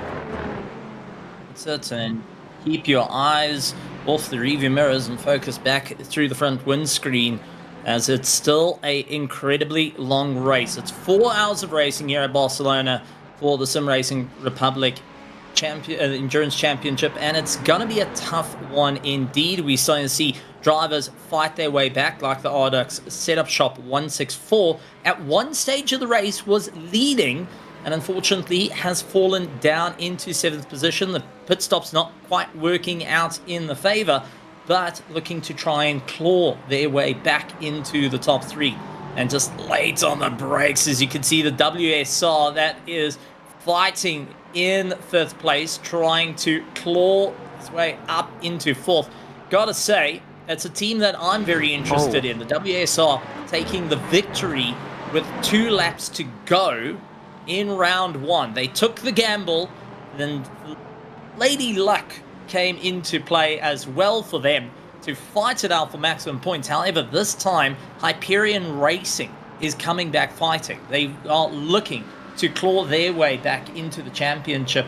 With it only being round 2, there's still plenty of points on the cards, but as mentioned earlier, that single point you missed out in round 1 or round 2 may be the single point you need to walk away as the champions. Yeah, but at the same time, round number 2, you're not. I appreciate the point, and I agree completely. But at this point, you can't really afford to think about points. Really, you're thinking about maximizing the result, and then you start calculating the points maybe as you come from Jerez into Spa. The final round is at Spa-Francorchamps, the round number 6, and then you can maybe think about points, think about what you need for the championship if you're fortunate enough and good enough to be in that situation. Other than that, you at this point you're just thinking about, okay, how can we maximize our race result? By the way, you mentioned dropping down. the order from earlier on, and the Team Rdoks, and I think their car might have been carrying some damage too. I was watching them down the straight line and it did not look like it was going at full belt. But yeah, Ryan Fuguater from Hyperion Racing. Gotta say, I do love that livery. I do love a good sort of day glow lime yellow livery. It's just, I have a soft spot for them. Mixing a little bit of purple in there as well, and then it's perfect. It's kind of a bit Lewis Hamilton-y, but in a good way. In that Lewis Hamilton often had those colors like purple and day glow yellow on his helmets, and I think his Monster can carry those colors as well. As a couple of drivers from the oval scene will agree, the more colorful your car is, the more that you can show it off, the more that people will actually take notice of you being around, especially when they look back in their mirrors, like Hyperion Racing at the moment, trying to fight out for position, not having the easiest time, actually waiting to not go on the attack too hard. This is something you brought up a little bit earlier, having to work with competition, as we do see that's one of the Heusenfeld cars, the LMP3s, landing up into the dirt and not going to be too happy with a bit of damage to their car. No, not at all. That's Adrian Dietzel from the 149 Heusenfeld car. So I believe that's the entry he's sharing with Niels Sandkowski, then losing a bit of time and heading into the gravel trap at the hairpin, probably just out-braking themselves, if I'm being honest. Happens easily there, once again, because oftentimes the prototypes do need to take risks into that corner. Going late on the brakes to clear the GT traffic, and sinking a little bit too deep into turn one. You can see the closing speed as relative GT3s and LMP3s roughly the same, and if you take a look at the motors from the LMP3 to the Mustang, they've both utilizing a 5-litre motor that's able to fight it out, but it's going to be late on the brakes for Juka to try and make it move up through the order. The Rusty Spatulas in a brawl of note at the moment, not able to just get out of fighting tooth and nail in the first hour. It looks like the second hour is going to be exactly that. Hang on, fight, do everything you can, and try and claw as many positions, but traffic not working out in their run. But it's Team Heusenfeld, Fabian, out in first place and opening up a 25-second gap to the SD Corsa car. That is an amazing, amazing run from Fabian Siegemann so far, really coming into his own on this second stint. We talked about iRatings earlier on. Fabian Siegemann, obviously, 9,375 iRating. Like, that's the kind of numbers that will make Vegeta smash his Scouter. Like, we're talking about that sort of numbers, if you pardon the Dragon Ball Z reference there for a little bit. But yeah, it's just really, when you talk about iRating, when you look at differences between drivers from like 5K iRating to 9K iRating, for instance. 5K iRating is a very, very good iRating. You're still in the top percentages of the world. But when you make it to 8 or 9K, it not only does it require pace and racecraft and consistency, it also requires a lot of grinding. You gotta grind out a lot of those races, because when you get higher in that ELO, in that iRating, you get less and less iRating from each and every race. And consequently, the losses of iRating from any mistakes are also going to be that much higher. So if you win the race, you get like 10 iRating. If you get crashed out, you lose 200 iRating. So it requires a lot of grinding, a lot of consistency, and it really shows in these endurance races that these guys who have made that climb, who are in the higher echelons of iRating, are really showing off the racecraft and have the experience from a lot of different situations and the pace to match that experience too.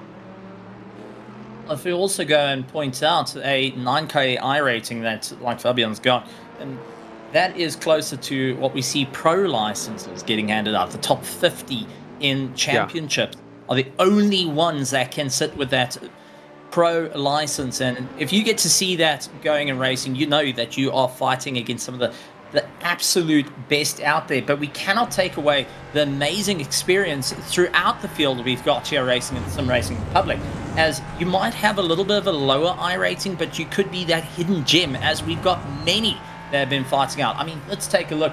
Likes of Kronzi, who's in first place of the LMP2 field, going and clawing his way towards a victory at the moment. Been fighting out against the likes of Theodos, who is in second place. I mean, we've seen those two brawl left, right, and center, and they are just giving it everything they got to show what they can do in the LMP2 class. The SimRacing Republic always brings out some very interesting driver matches to come and fight it through, and considering they are now going and brawling in this multi-class action, you got to really think on your feet.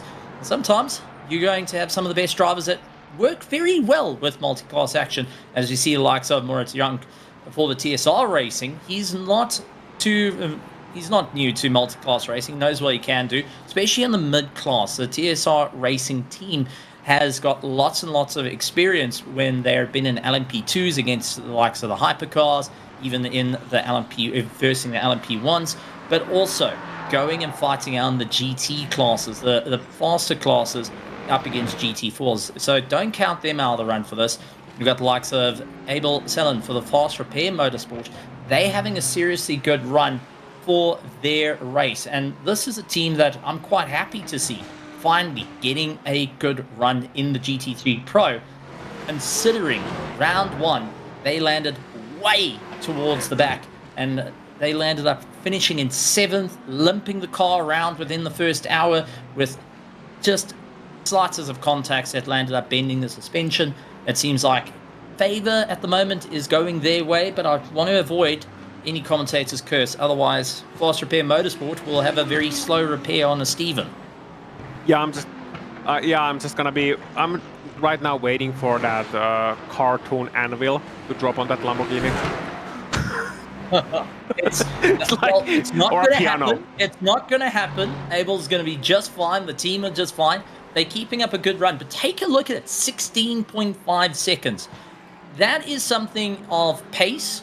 It's consistency and helping navigating through traffic, because you can't just open up that distance with the amount of cars that we have on circuit. We have quite a bit. We've got 54 cars circulating around Barcelona right now, all trying to see it through to the end, and drivers trying to figure out what is their game plan.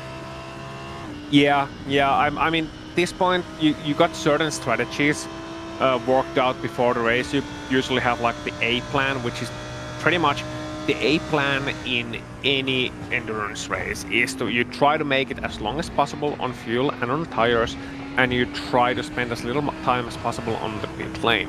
So that's plan A. But well, there is a saying that no plan survives first contact, and that definitely is true in racing, because when there is contact in racing, that means the plan is usually, that's a bit of a worrisome close situation, but yeah, the plan is usually 10 thrown away and you need to come up with another plan. So, but for them right now, they're in a good situation, very good situation. Abel Salan is driving really well. He's able to hold his lines relatively consistently. Looking at here, he's able to get that car turned in, not too worried about traffic, utilizing that extra bit of track wherever possible without going overt. So they are in a good situation, and he's a driver who seems to be enjoying this situation as well, because sometimes when you are all by yourself out in front, not that I can speak from much experience myself, again, hence why I'm in the commentary booth, it can be difficult in that you're starting to over worry about certain things. So you're starting to worry about, like, okay, are you sure everything is going according to plan? Are you sure we're not doing something wrong? There must be something wrong. We're 15 seconds ahead of the next guy. And again, that is the kind of situation that can really change your race around in a hurry. A prototype doing a little bit of a push to pass in the last corner, a little bit of a side brush, a little bit of a nice elbow, just to say, hi, we're here.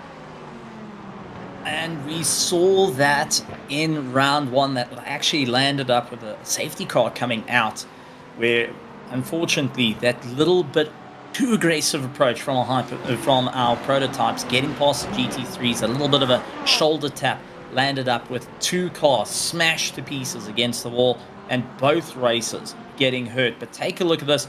Rdoks out there in the McLaren trying to keep it all together as the German SimRacing DE continues on the attack, trying to close that distance at the moment, which is 1 second, and just not having an easy run through the traffic. I do want to point out we have got our only Chev in the field that is getting overtaken by the Echelon SimSport. That is Jason Taylor, who's the only Chevrolet GT car out on the circuit. Good job, guys. I love that. Yeah, I love the old Chevrolet. I remember back in the day when you still had the competitive Ford GT3. Remember the Ford GT3? Which was a thing really like 5 or 6 years ago, 7 years ago. And I remember that the Glacier guys, they were always adamant on running the Ford GT3. And we had a guy named Johnny Hagnell in the team who is from a town called Pori. And this becomes relevant later. So he's from a town called Pori, and he was always making setups that were really mighty fast on a straight line, which led to situations where, for example, in the Daytona 24 hours, he was passing what was then the LMP2 car, the HPDs, on the oval, on the banking, with a GT3.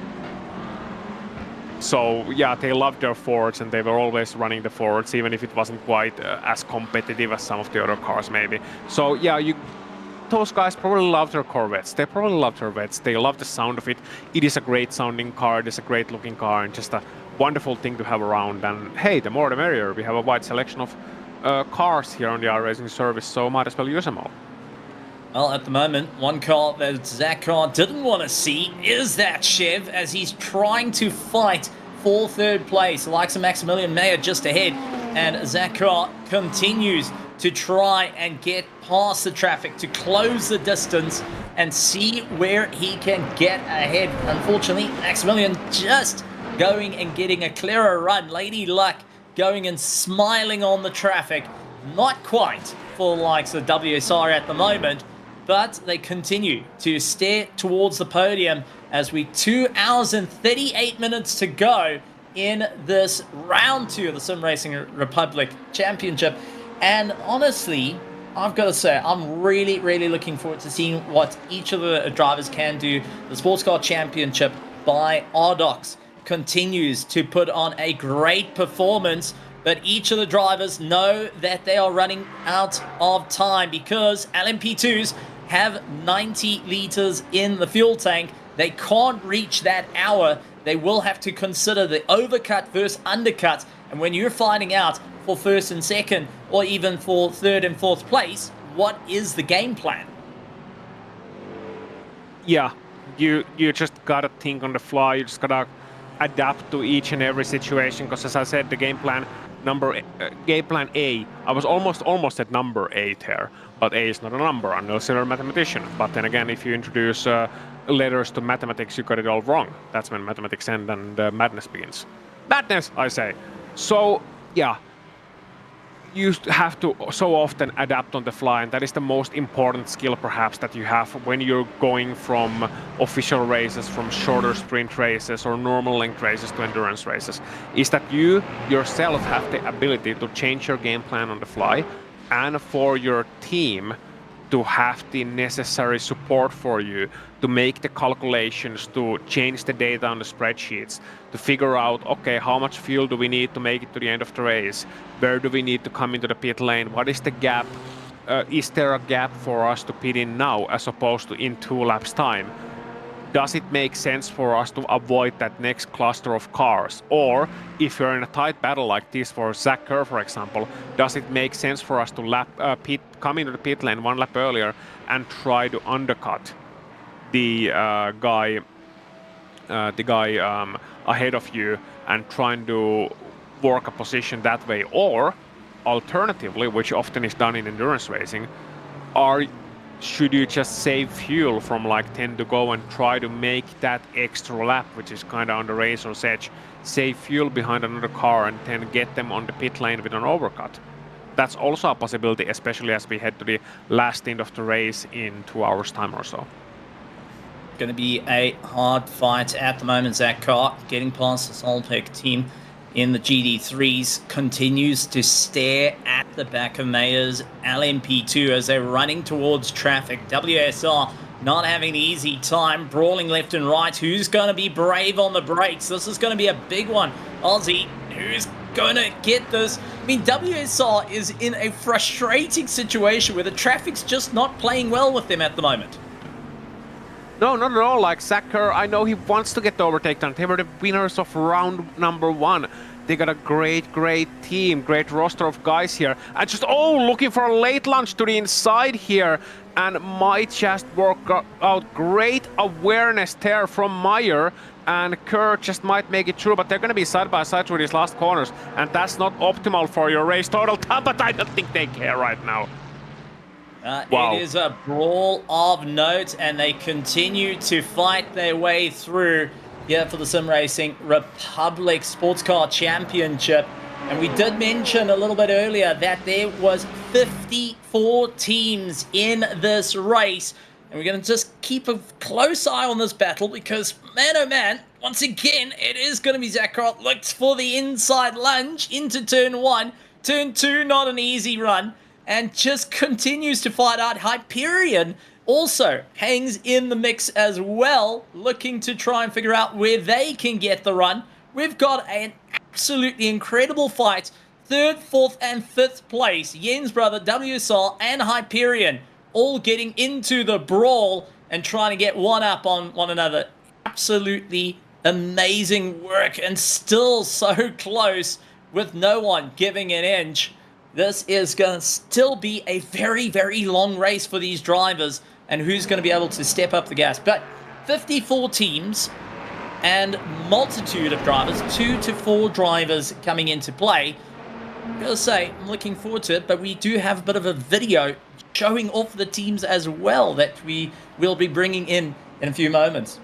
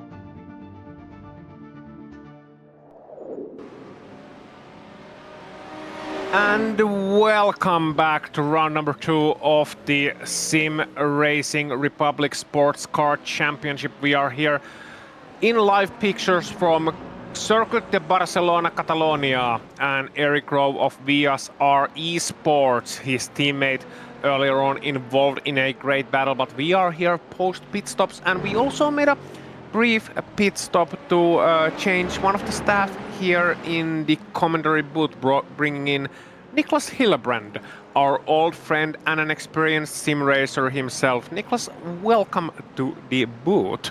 And well, again, great to do an endurance race with you.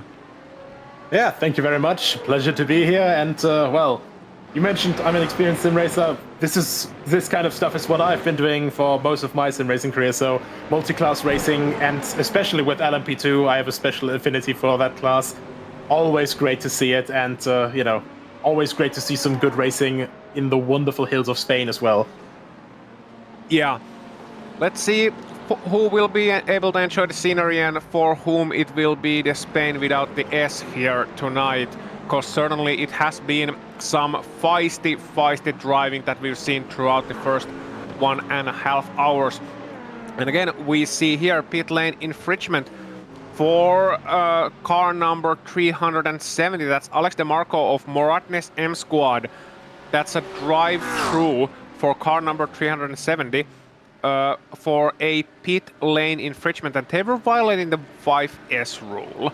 And now what that means here in this series is that you're allowed to be on the right-hand lane only for less than 5 seconds. So you gotta stay on the left side of the pit lane until you come up towards your pit box, and then you're only allowed to spend 5 seconds or less of driving on the right-hand lane to avoid certain issues in the pitting procedure. And well, Moratnes M Squad not quite awake enough on the pit lane, going through different conversations and such, and as a result of that, getting slapped a penalty for it.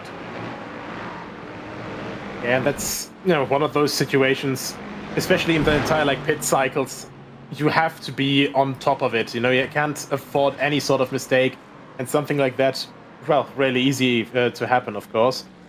Same as, you know, issues in traffic, you know, and especially in the pit cycles, you're also looking where you will come out in the traffic, you know, if you'll actually come out behind the guys in front of you, if you'll come out in a big pack of GTs, in case you're in one of the prototypes, and especially the LMP3s. Those have to watch out, you know, especially because they don't have a big straight line speed advantage over the GTs like the LMP2s. They can only really gain in the corners. Yeah, and that's what we were looking at. One of the things we were looking at, as we also saw another penalty on screen for unsafe rejoin, which is not optimal either. We're watching Otto Hietala there for BP Racing, car number, team number 91, currently in 10th position in LMP2, having a great fight here, trying to really gain on one of those positions, but not quite able to do it through the last corner. That's I believe that is Anton Chemish that he is involved in a fight against. But yeah, Raul Anton, that he's involved in a fight there. Apologies, that's my monitor playing up on me, but hopefully getting that fixed in a short order. Yeah, so the prototypes here. You mentioned it already, the straight line advantage is not big at all, especially LMP3s and GD3s. They're around the same top speed towards the end of the main straight, and sometimes the GD3s can be even a little bit faster. So as a prototype driver, just go through how does that affect the race, how does that really affect the game plan, the traffic management that is so crucial to a great result. Well, LMP2, you know, they have the power advantage, they have the downforce advantage, so you can really try to make moves a lot more dynamically. Generally, it's basically just the GTs hold their line, the LMP3s hold their line, and you move around them. Oh, that is a big crash actually in the foreground. That was an LMP3. Yeah, one of that red car, LMP3, that is Alec Bergstrom of the Moratnes team. And so there's a Mercedes as well. Yeah, one of the GD3s involved, and I believe, yeah, and that's a safety car also. So our first safety car of the race after an incident on the back straight. we'll get a closer look of that later on and identify the drivers for you as well. Because from those pictures it's kind of difficult to make sure which of the GD3s was involved in that situation. Here we get a replay, so that's Ossi Peltola heading to the back straight and just side by side with the Moratnes car, and the Moratnes car going wide by themselves and then sliding to the left and catching the GD3, who then just couldn't correct and went right to the right hand side wall, the Armco barrier there. That's just such an unfortunate incident, really. Yeah, that was basically the definition of, I'd say, wrong place, wrong time, and you know, nothing the GD3 could do there. When you have something like that, where the car just ricochets across the track, all you can do basically is, you know, just aim for the biggest gap you can find, even if it's closing, and, you know, basically gun it, hope that you make it, and yeah, in that case, unfortunately, it's not quite enough. And that's Ian Neshev, the Bulgarian driver of the negative delta by simgear.it, and just you can see no visibility at all. No visibility. No, and the thing is, again, the prototype is moving, and you can sort of understand why it's moving, but that's why it's so important, especially in the sim race, that when you don't have really like, when you are still aware of everything around an accident, that you slam the brakes immediately after contact to keep the car stationary. And I'm not faulting anyone because that incident was really, it all happened so quickly and the GD3 was unfortunate, but that's really why you gotta slam on those brakes and why it's so crucial. Yeah, it's just one of those difficult situations, you know, when you have the entire track in front of you filled completely with smoke, you're basically just guessing at that point, you know, okay, I can't just slow down to zero because there's people behind me as well. Unfortunately, the one thing that, you know, I'd criticize about, you know, sim racers compared to like in real life driving, in sim racing, you know, you have yellow flags, you have complete like lack of visibility at the front. You're not too inclined overall to just completely slow down. Like in real life, you're obviously thinking, well, I don't want my legs broken when I just slam into the stationary car at terminal velocity.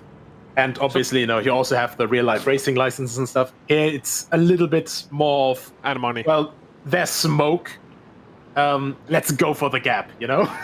Yeah. But yeah, there was a great documentary about that exact situation called Days of Thunder. Have you seen it? Sorry? There was a great documentary once upon a time called Days of Thunder about that exact situation. That's my favorite documentary, you know? Yes. As long as these guys don't hit the pace car right now, it should all be fine, though. Yeah. So here we see on board from Alec Baristrom, and I want to get your view on this. To me, it just looked like he went wide and then just came back. Losing it a little bit maybe over the curb and having to overcorrect, or just trying to pinch the Havu car and ending up paying the price himself. I think he just slightly misjudged the gap between himself and the LMP2. Maybe, I think, you know, in these cars, it's quite difficult sometimes to judge, you know, the spatial awareness, especially around the front end, because you sit relatively low. The camera in iRacing, of course, you know, the diving camera follows it quite closely as well. So with those wheel wells that you have at the front there, it's quite difficult to sometimes fully like have spatial awareness. So of course, the fastest thing you want to do is you get overtaken, you want to slot in behind and get slipstream, and you know, then have the narrowest profile again. But I think he just moved over a bit too early. LMP2, nothing he could do there. Here we have another view as well from Ossi, and yeah, unfortunately, I think that's on the LMP3, and especially after that, you know, opening up the brakes again, basically. Yeah.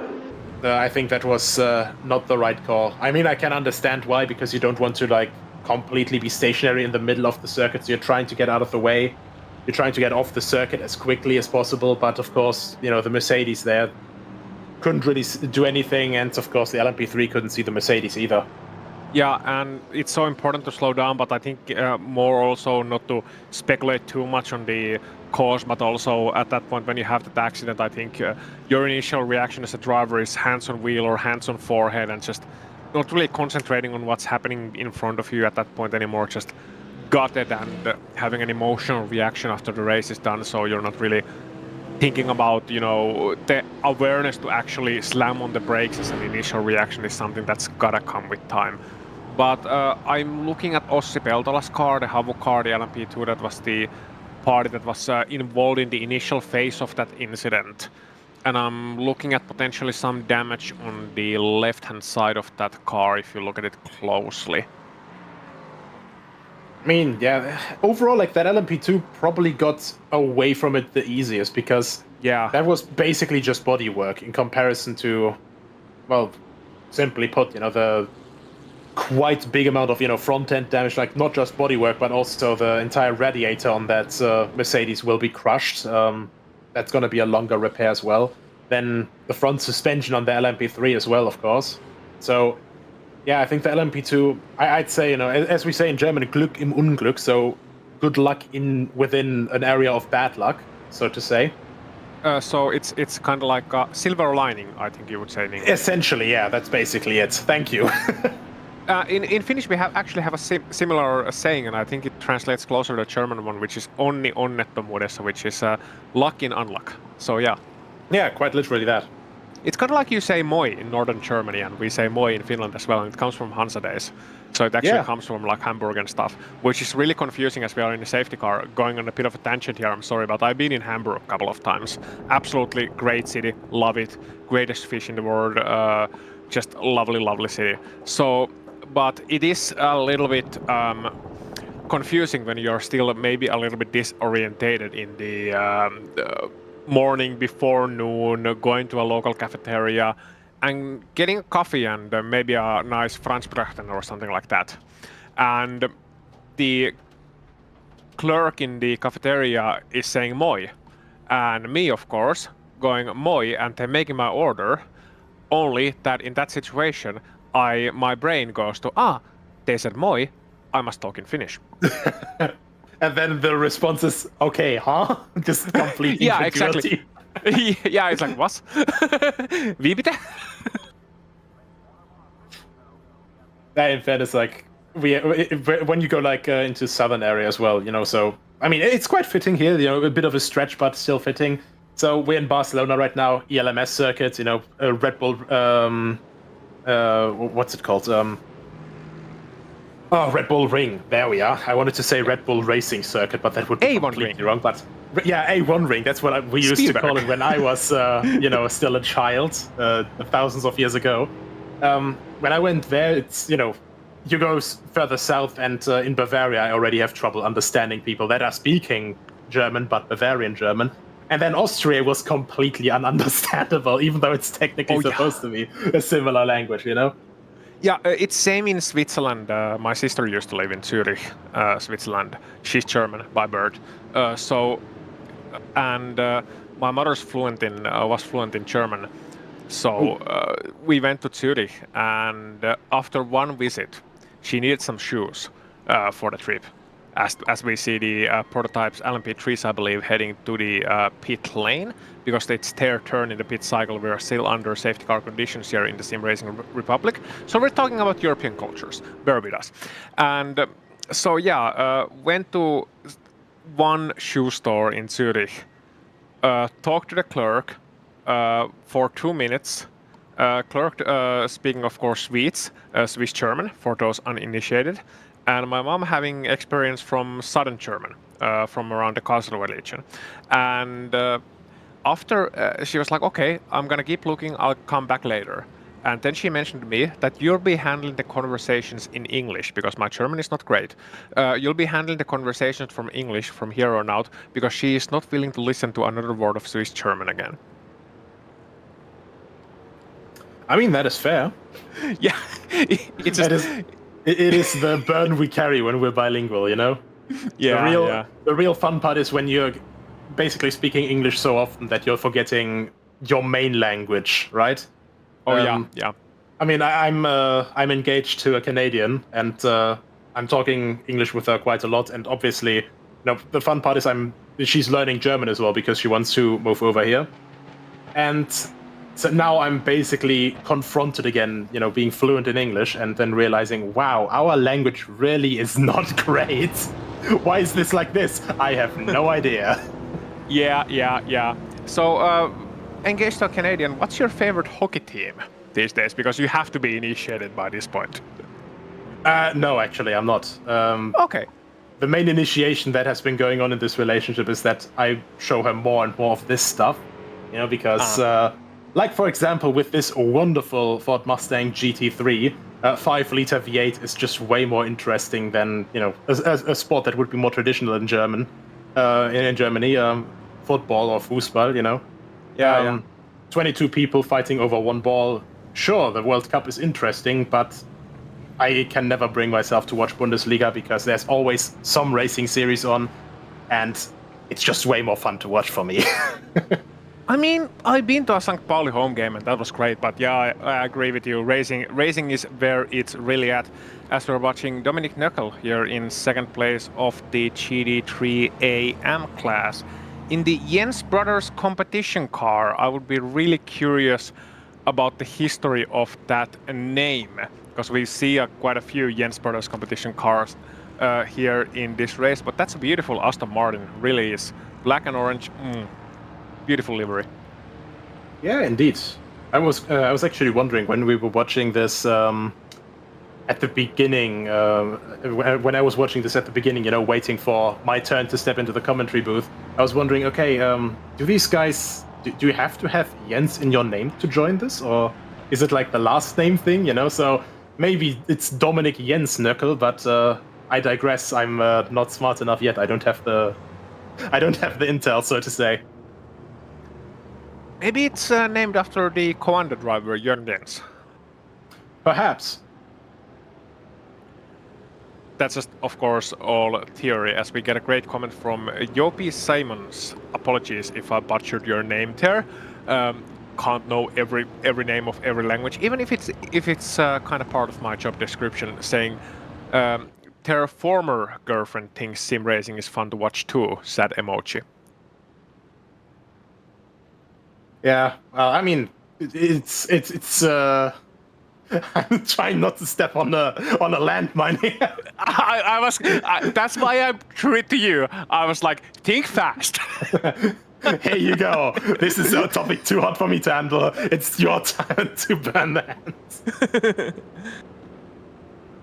Yeah, so it is something that can be often brought to in relationships or even among friends, because in the end it is not a large hobby when you compare to in the realm of motorsport. A lot of people watch Formula 1, a lot of people were watching the NLS series, the former VLN series when Max Verstappen was driving, and even then, like other forms of motorsport across the Atlantic, like IndyCar or NASCAR, or you get endurance series. Lot more people watch those, but sim racing is really something that is done by quite a few people, sure, whether it's on console or on PC, whether they're on iRacing or some other simulator or something more car racing wise, not necessarily a simulator, and whether they try to engage it in sometimes. Like a lot of people have some hands-on experience with some form of sim racing, but the amount of people who actually watch these races, watch us here, whether it's SimRacing Republic or some other series, it's actually quite a limited number of people. So it's great that we get these new people by personal relationships, and it's great that people are showing this stuff to other people, because it's often a word that they can really miss, that these people are competing online. We see these people who would never, most of the people never would have a chance to compete in real life against each other in a field like this in an equal conditions to really see who's the best. In a lot of ways, it's a very pure form of racing, and I think it deserves a lot more exposure. Absolutely. I mean, one thing that I found quite interesting, overall watching sim racing, there's a chance to get a lot more people that actually don't watch modern racing anymore, because, especially on the older generation, a lot of them obviously think, it's just a game, why should I watch this? But there's also a lot of people that go, oh, I don't want to watch modern stuff anymore because it's just, boring, because, no sound and all that stuff. And then, for example, in the simulator where you have also, for example, on other simulators, or as well on iRacing, the Lotus 49, the Lotus 79, where you have the chance to have this revival of historic content, for example, where, some people actually watch those cars race in real life, on the older generation, and they're going, oh, wow, maybe it's virtual, but it's awesome to see this sort of stuff, raced on the limit properly again. How about the IMSA Vintage Series? That's going to be exactly. one of my favorites. Yeah, you got the Nissan Group C prototype, and you got the Audi the amazing Audi GTO, Audi 90 GTO. They're one of the Quattros, really. And they're going to be competing in 2 different classes, and their next race is actually in 1 hour here on Global Sim Racing channel. So in 15 minutes, excuse me. So that's going to be 30 minutes. Yeah, that's going to be starting sooner than we anticipated. But yeah, if you want to have that on another screen or show it to your friend who is more into vintage racing, then make sure to check that out as well. Information there on your chat as we are watching Didac Fajardo for the XBD Racing GD3 E-Mix, currently heading the GD3 Pro field. We are still under yellow flag conditions here in SimRacing Republic as we're just going through the track cleaning situation, but we are hearing word that the pace car will be in this lap. So that means, Nicholas, as fun as it has been talking about European cultures and sim racing in general and hockey and girlfriends, it's time to get back into racing soon. Back to the proper topics indeed. And yeah, last time we're going to see the BMW M2 safety car in front of the field.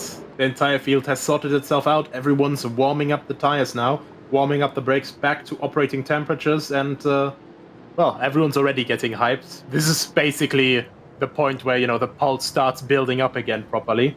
So people were a lot calmer now because, well, safety car, you take a while, and it's a lot more relaxed, just generally speaking. But now, you have to get the temperature back in the tires. You have to get them properly warm again. Otherwise, the slicks will not grip. Even traction control can't always save you from spinning then. And especially now, just before the restart, it's just all open for business again. And, heart rate will go up. The breathing will get faster and blood pressure goes up. And it's just a wonderful sensation that, no matter whether you're in a real car or in the virtual, it's always going to be the same. So in LMP2, overall lead and the class lead, German simracing.de with Georgios Theodoridis behind the wheel of that one, just ahead of the Jens Brothers competition, number Nil Carr and Maximilian Meyer. Then in third place, you got Hyperion Racing and Nick Mercer, their American driver, rounding out the top 3 of the LMP2 class. In the LMP3s, you got Team Huizinckveld in the lead of that class with Fabian Siegmann, ahead of Havu and Henry Salmén, and then you got Effect Simulations and Sasha Lehmann in that car. In GD3 Pros, you got XBD Racing GD3 E-Mix with Didac Fajardo piloting that car, I should say, and also Esports with Mijoel Angel Gallardo in second place, and then you got Delta Sports Sim Shop with Pedro Martins behind the wheel. And in GD3 AM, it's Jens Brothers competition ahead of Manity Racing Purple and Mortness M Squad, currently rounding out the top 3s, but they are subject to change as the pace car is in, and we have a lot of cars mixed in between the LMP3 P1 and P2. Take a look at that later on in the restart as we are underway. Once again, the lights are green and we are and instantly. And there's right away an accident on the main straight. I wonder if that's going to bring out another safety car right away. At least no information from race control yet, so we are under green flag conditions. But Dominic Nöckel from Jens Brothers competition, driver we were talking about earlier, is missing their rear wing. I think that was the leader of GT3M, wasn't it? And another one, that's the GSR car. Yeah. In LMP2, so also one of the top 3 that met bad luck. So the leaders in multiple classes not having a great start. Not at all, and it can often happen, oftentimes it can happen easily in a restart. The race start and the restarts are the most dangerous points of the race, especially as you mentioned, all that pulse rising.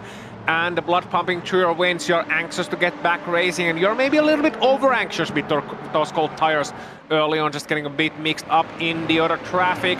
But here you go, some great racing and collisions are avoided. We're watching Anton Chemish in the Firefly iRacing Silva car, 11th position currently in the LMP2 class, just trying to fight their way through the traffic here on that one as we get another yellow flag, and I believe that is indeed another safety car. Yeah, I wouldn't be surprised, because that is 2 separate incidents, which, Yeah. well, be quite, it'll be a bit of an impact there. And, well, honestly, we got really, really lucky, I think, with the Jens brothers car, with the leader from the GT3M class not getting collected by a lot more people, because we could see it on the right-hand side on their wall there. Basically, the car bouncing in there, then bouncing back onto the circuit, but luckily good car control despite the missing rear wing. So here you can see a replay of the situation from the rear wing of Dominic Knuckle from Jens Brothers competition. Maybe this sheds some light on what exactly happened. So, so way too eager from the LMP3 starting behind them. Yeah, it was a bit silly, to be honest. But a great car control from Dominic Knuckle there to just bring it around, they went back out, back from the, they hit the wall and then they went to the grass. How difficult it is to control the car really on the grass, get back onto the power, and have the presence of mind to essentially get the front of the car pointed to the right direction, get back going without causing another incident. Just a great job from Knuckle, making the best out of a bad situation. So once again, the silver lining there in that situation being that it wasn't a larger incident, that it wasn't a complete bedlam that it really could have been, as we see Facundo Rago there from Voracious team just losing it in the middle of turn number 3, cold tires once again. And yeah, I think that might have been the trigger for the safety car as well there. How great was the avoidance there? And again, that could have been a lot worse. Yeah, and goes to show you how important it is to lock down those brakes when you have a spin. Because if that car had moved, we would have had potentially 5, 6, 7 cars in that same pile. Yeah, absolutely. And, that's just one of those moments, when you haven't quite warmed the tires enough yet, in the middle of the corner, you saw how, the rear end started stepping out. He was trying desperately to save it, and, then you have this sort of pendulum movement that just goes further and further out, and then too difficult to control. So, when the tail then steps out, all you can do is basically just step on the brakes and pray. Yeah, exactly. Like, especially when you got traction control and things like that, you can deactivate it, but at that point, it's when the car spins out, it spins out, especially in cold tires. There's not much you can do.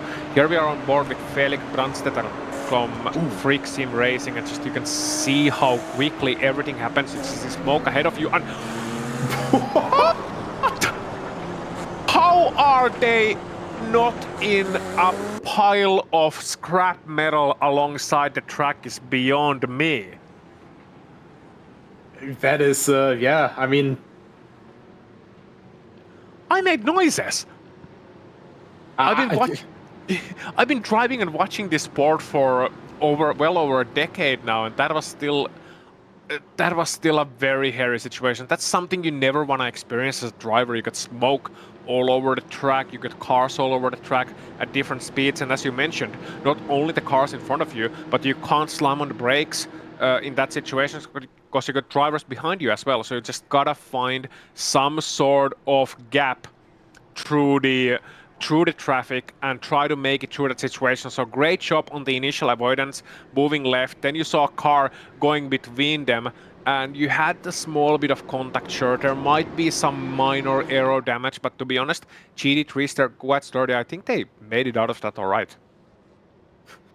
I just love this for two separate reasons. One, it's a very, very close call when a commentator goes, you manly noises, And especially because, Ossian, you'll agree with me here, I hope. You Finns are usually more in the, stoic and monotone side, and that is just very, very great. That was absolutely fantastic, but very befitting the situation, because you can see first car spinning away, second car spinning away, another one here actually that we didn't see so far. And yeah. This is Dan van Zupten, the car that we saw going 3 wide, so a little bit over-eager at the entry of turn number 3, spinning one car out and then just trying to shoot for the gap essentially, as the pace car will be coming in on this lap. By the way, speaking of commentators making sounds, there's a great video on this very channel that you can look at later on, which is the DJ Clark soundboard. I will always reference that video whenever I can, because if there's one man who is used to making various sounds during his commentary, it's DJ Clark, bless him. Oh, and congratulations, by the way, to DJ Clark, as we heard just from our director, confirming he is indeed getting married today. So that means he's not coming on then? Yes, I believe he is in the aisle and getting married to his beautiful sim rig, and he is not coming on today. Yeah, sorry, I had to make that reference there to Grand Tour. Yes, James. Oh, Nick Mercer there from Hyperion Racing in 2nd place currently in LMP2 class. Just behind the Jens Brothers competition car, we get one more replay here from turn number 3, where you can really see the elevation change, and everything fine,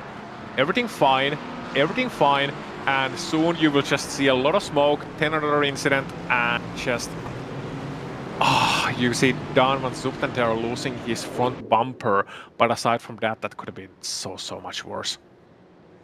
Yeah, I think out of everything, you know, the thing to lose that you can basically make do without the most is pretty much a front bumper. You know, it's obviously not ideal, and you know, for the entire rest of the stint, or you have the pit stop that'll come immediately after, because God save you if you try to keep driving a GT3 car without a front splitter.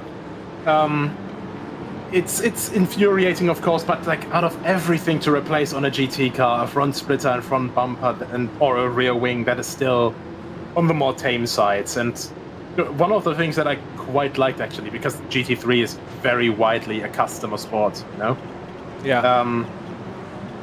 So in ADAC GT Masters, for example, as the pace car is coming in, I'm going to be quick about this, as soon as there's a crash or something on one of the customer teams, the manufacturer will instantly be there and be like, oh, you need a spare part, do you? Yeah, they will hand you the part and the bill. So here we go. Jens Brothers competition, Hyperion Racing, Absolute Motorsport, Acelit, Asalit Ter, starting out your LMP2 field, to be followed by the LMP3s, the GT3 Pros and the GT3 AMs. And this time, I was about to say it looks good, but somebody just went into Narnia at the last corner, just absolutely send it in way beyond the barrier, but getting back on track, so I think we should be fine. Green flag racing will resume with some minor incidents, but nothing too major. Elias Strosberg there, Didac Fajardo there being involved in one of those minor incidents, spinning his GT3 car in turn number 1. Meanwhile here, Henry Salmen is involved in a battle with the Effect Simulations 177 there. They're scrapping out for 2nd place in LMP3 class, and it looks like the Finn will have to settle for 3rd. We see more cars, 10 out on turn number 6, but once again, only spins, no major contact so far. So drivers really anxious to get going, and again, a little bit over anxious, as you can see here. Salman moving to the inside, trying to get a pass done, and oh no! He spins out on the back straight, and please lock the brakes here, and this is gonna be bad. Hold your breath here. We got 2 cars spun on the middle of back straight. Everybody spinning around, and Salman just looking like his life is flashing before his eyes, reversing into the concrete barrier. We saw another GT3 car that's moving around like a banana there on the right-hand side of your picture. And now we move back to Pichayat Sumerula, the Thai driver there, on the SD course machine that is currently in 3rd place of the LMP3 car class after all is said and done. But that was an absolute mayhem on lap 1, and just when I said it looks to be going quite well, it isn't going very well at all. But I think Salman, somebody bring him a change of pants.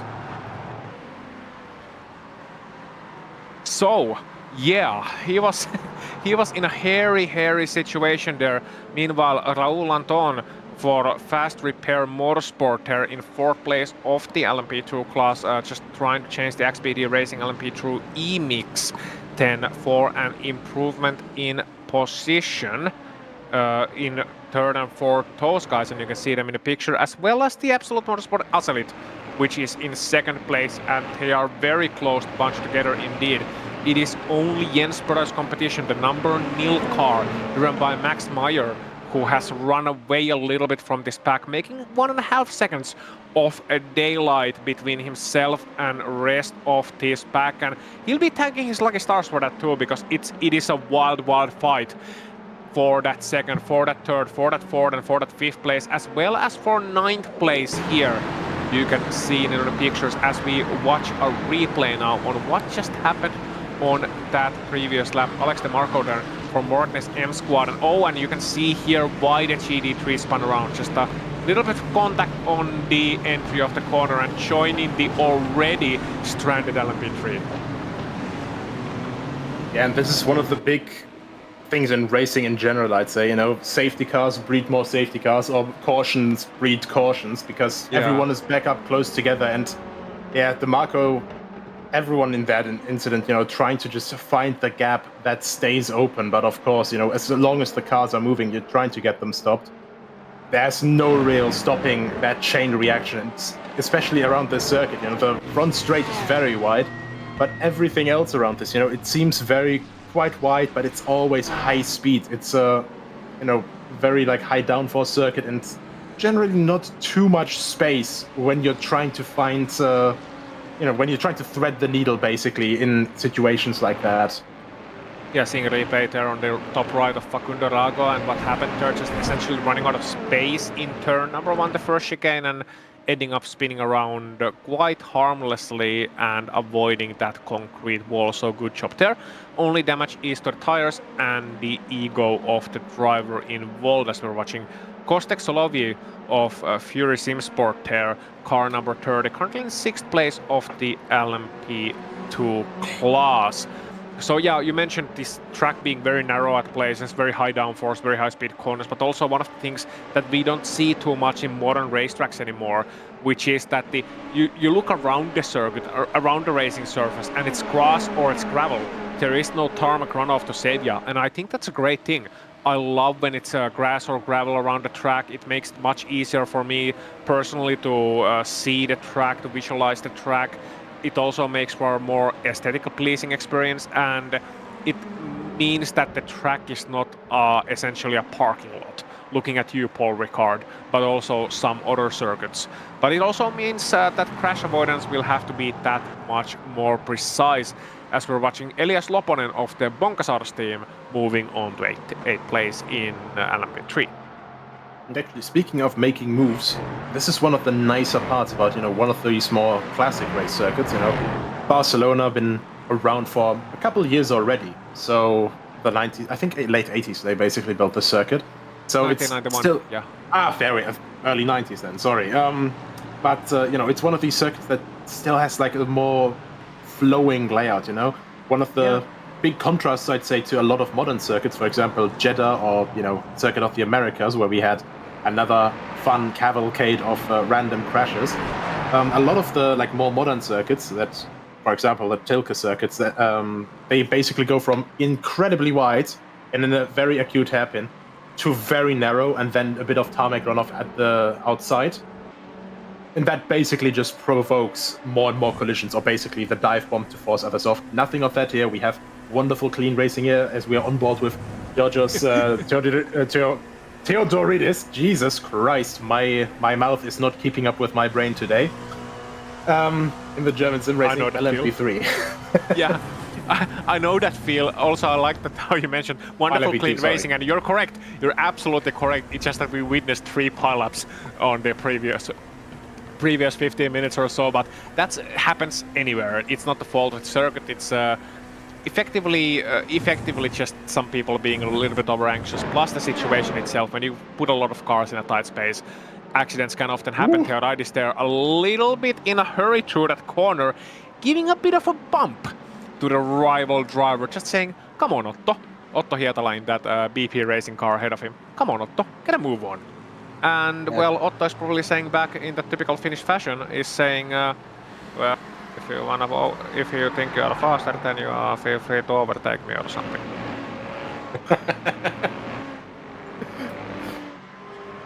There was a scene in, in England it would be Toka race driver, in Australia it would be supercar driver, I think, and in Germany it was DTM race driver. In the second part of the installation, they had one line in the career mode, basically, oh, if you want to get that close to my rear bumper, buy me a bouquet of flowers first. So I think that was a very fitting moment for that quote, I feel, because that was basically a quick and gentle smooch, you know, just very gentle, like kissing your sister from Madagascar.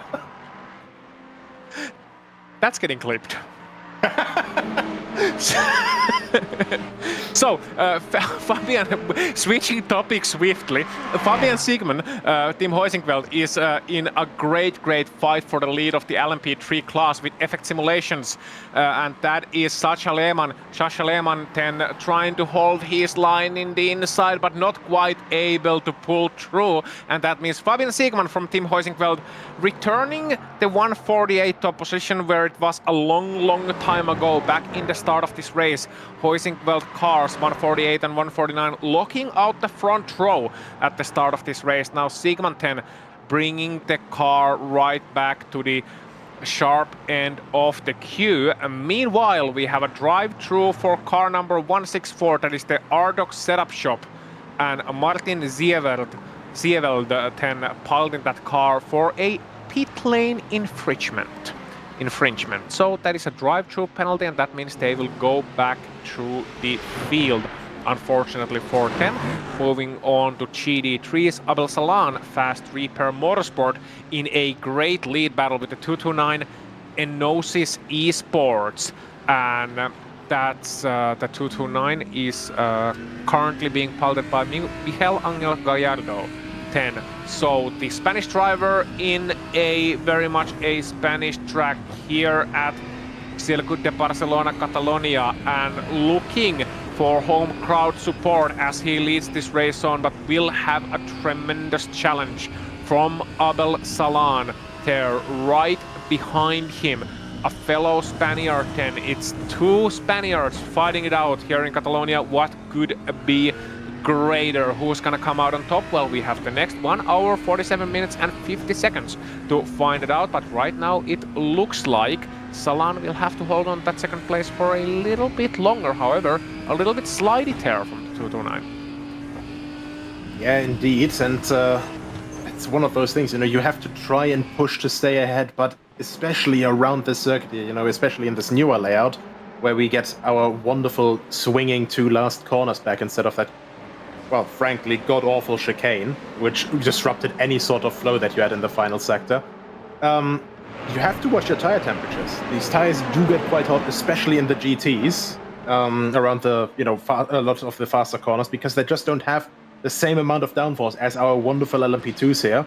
Rio Ackermann in 8th place, trying to put the moves on a couple of the cars ahead, but this is pack racing at its finest right now. It is, and when you are in that pack racing early on, you're trying to just settle in, trying to find your position here, but also drivers have to contend with another feature of aerodynamically orientated cars. We call them aero cars, like the LMP2, for example, aerodynamically heavy prototype. So what he has to contend with is a lot of dirty air. Now the good thing for him is that a lot of the drivers ahead of him will have to contend with the same thing, and also you get draft here on this long straight. But how is it tire-wise? We got asked this question early on in this race, but I'm gonna ask you here, how is it tire-wise, trying to take care of your tires while you are in a pack like this? Is it easy, hard, difficult, or is it just something you kind of have to feel lap by lap? Well, it's something that you will have to take into consideration the longer you are in one of these packs. You know, ideally, you're trying to get moves done in traffic, basically get clear of the guys giving you dirty air, and then, you know, try to get back into clean air. Alternatively, you have to constantly alter, maybe then instead back off, because the way downforce works, it's in the end, it's exponential. The faster you go, the more there's extra pressure pressing you onto the ground. These LMP2 cars weigh around 900 kilos. Once downforce is done with them in high downforce setups, they weigh as much as a Cybertruck, so over 3 tons, pretty much. Like, that's the force that the wheels then feel, pretty much. And the nice part is, it gives you a lot more grip in the corners, unlike and there are less Cybertruck. explosions. Exactly. That's a double benefit in my book already. The not so nice part is when there's someone in front of you, obviously when you drive fast through the air and all the air is getting displaced upwards or, to the sides and all that stuff from the wings and the aero bits, that leaves a wake, sort of a vacuum behind you, and that means that the air is rushing back in there, and with this turbulent air, it's completely distorting, the amount of downforce for the car from behind. If you're the car in front, that's great for you, because the car behind has to basically look then with less aero grip, so there's more grip that they have to take from the tires, which means that the tires will feel, more strain, obviously. Means they'll wear more, and that entire fun shenanigan. It's another full bit that you have to pay attention to, because in multi-class racing, there's not enough stuff to pay attention to yet, of course.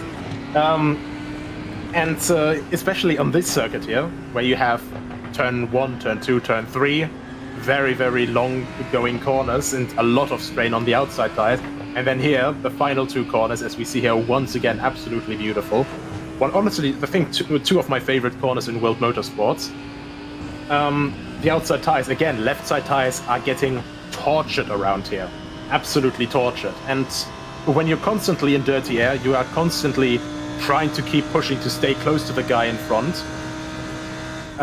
You try to get more out of the tires than they can give, and over long term that will completely ruin the tires.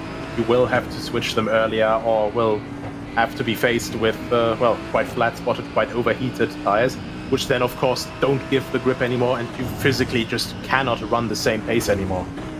Yeah, at some point the grip will run out no matter how hard you try.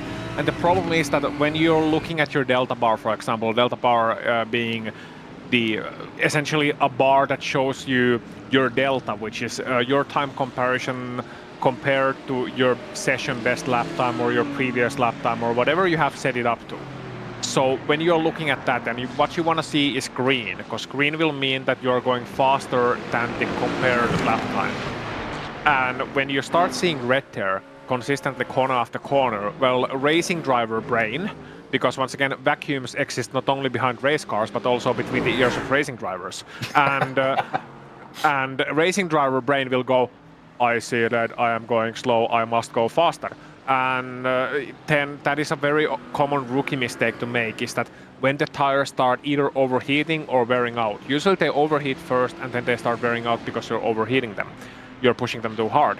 And then you lose time and you lose grip, and then you start pushing harder because you're losing time and you're just making the problem worse. It's essentially a snowball effect. As we saw there, a pit in from I believe that was Enosis Esports. Yes, it was the 229. So they are heading to the pit lane right now at this moment in time. And that's an interesting timing then, a little bit of a different pit cycle from their competitor. And that means finally the GD3 lead changed. It is Fast Repair Motorsport number 202 now in the lead of the GD3 Pro class. That's not a bad call necessarily. If I'm correct, and I may be wrong, obviously, but I think that could be the second to last pit stop for that car. Yeah. Going off cycle like that, because, basically going as the first person and then basically getting out of having to defend, for example, that's a very smart way to gain some decent time. You're going off strategy, and that is contact side by side, and luckily we don't get another safety car there. That was a very close one. Yeah, I believe that was Ossi Peltola and Otto Hietala. Yeah, so we got some fin-on-fin action there, and certainly Peltola almost finished Hietala there, but thankfully they were able to make it clean through that one. Unfortunately, though, for Hietala, we'll lose another position there to Nick Mercer. as he makes his way past as well, and into 11th position. The Ackerman 10 spins on turn number 7, and that was probably one of the worst places to have a spin here on this track. There's never a great place to have a spin, but that was so lucky that they made it through unscathed there. And we return to the battle, where it's Hietala versus Peltola round number 2, because the 4 made it through. I believe Peltola must have made a mistake, getting a little bit slidey there on the entry to the hairpin, holding on to what will become the inside line to the next corner. And first one of those right-handers completed. Hietala will have to stick behind. Peltola will be ahead for now. 2 more right-handers, and then they will head to the main straight in some GD3 traffic, which will mean that'll compromise Peltola's exit, and Hietala will get a slightly better run on the main straight. What will happen here is that, well, Anton Jemish will be looking at these 2 Finns fighting and say, come on, let's not keep it all to yourselves. You may have a weird language, but I still want to join your party. And he will move to the inside of Hietala. Otto Hietala, their BP Racing driver, well, unfortunately for Anton, not giving any room whatsoever, telling, you know, this door is shut. I think he must be a bouncer or something in civilian life, because he shut that door right away and leaving Firefly iRacing Silver eating his dust and watching the rear lights for now. So great battling here in the LMP2 class. Yeah, no scent given, no single reprieve given, and yeah, hard racing, but I'd say that was still, you know, on the fair side. This is basically, you know, just, I'd say that is the maximum of what you should be doing on contact-wise in these cars. Because there is a little bit of rubbing is alright, but we can't go into you know, 90s BTCC level of rubbing is racing with this. You know, I'm going for first, says John Leland, and you know, the rear wing falls off. But yeah, with these cars, you know, they're so insanely aero sensitive as well. You know, just losing a winglet on the front of one of those LMP2 cars can basically reduce your downforce so much that the front lefts will feel that even more. You know, so these guys will have to watch out even more, and that's what makes it so exciting, in my opinion, as well, because you have to be, like, basically pixel perfect, essentially, as someone is leaving quite a lot of grass on the circuit. My God. Yeah, basically replanting the entire grass for the entire season here. Yeah.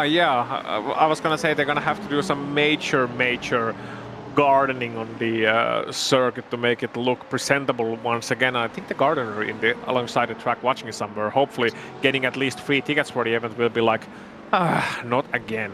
Worst job in the world, honestly, must be like a gardener on a sim racing circuit. And I'm not talking about Tony Gardner, who's a great guy working for iRacing. Oh, and Anton Chemish there, making a mistake there in turn number 4, going a little bit wide, but being able to pilot that Firefly iRacing Silver car back, and we'll continue chasing Otto Hietala there, the BP Racing LMP2 entry. But yeah, just getting a little bit anxious and getting some off tracks, and here we see a big incident. And that's a mayhem. That's at least 2 prototypes out. Another GD3 making contact there, I do believe, and you don't want to keep that car moving. Just hold on to the brakes and keep it down low for now, as we see Graham Sanders for Solbeck Precision Racing, one of the top drivers in this field, making a nice and neat move around the outside and elevating their team to 5th place in LMP2 ahead of Kostek Soloviev in that number 30 entry. Really good move from Sanders there, and I think we are lucky enough to stay under racing conditions instead of getting another safety car. Yeah, so, I think so. Yeah, luckily enough people avoided further collisions there. On that note of a safety car, though, I will have to go for my own, well, safety car, not break, but departure for this evening. I was only here for a short time, but it was a good time. And, speaking of departure, that rear wing is completely gone from that Lamborghini. Well, as Nicholas Maynard has his rear wing depart, Nicholas Hillebrand has to depart the commentary booth. Thank you very much, Ossie, for having me. I hope everyone watching has a wonderful evening. That's a graceful exit if I ever heard one. Have a good evening, everyone.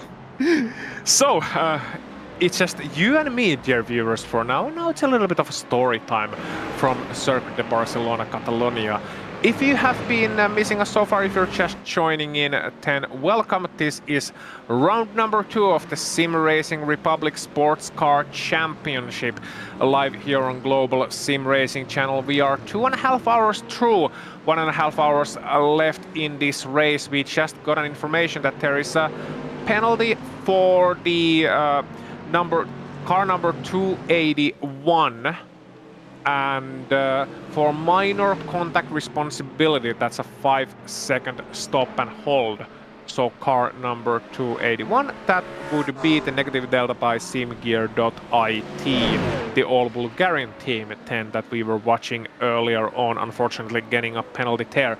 But yes, this race has been a story of 2 halves so far. The first half saw clean, competitive, hard-fought racing we were all excited for and that this series always provides. Then we got our first safety car from an incident, and after that it's been more or less like this. Otto Hietala there, absolutely side by side with Ossi Peltola. Once again these two Finns battling it out, and once again it is Peltola that holds the longer straw for now and holds on to the position, but Hietala then flashing his headlights already, saying that look, it may be dark there in the cold north, but I still have some light to shine on you and I will pass you sooner or later, one way or another. We've had 2 safety cars in this race, and even after that we've seen some unfortunate incidents that have really shaped this race.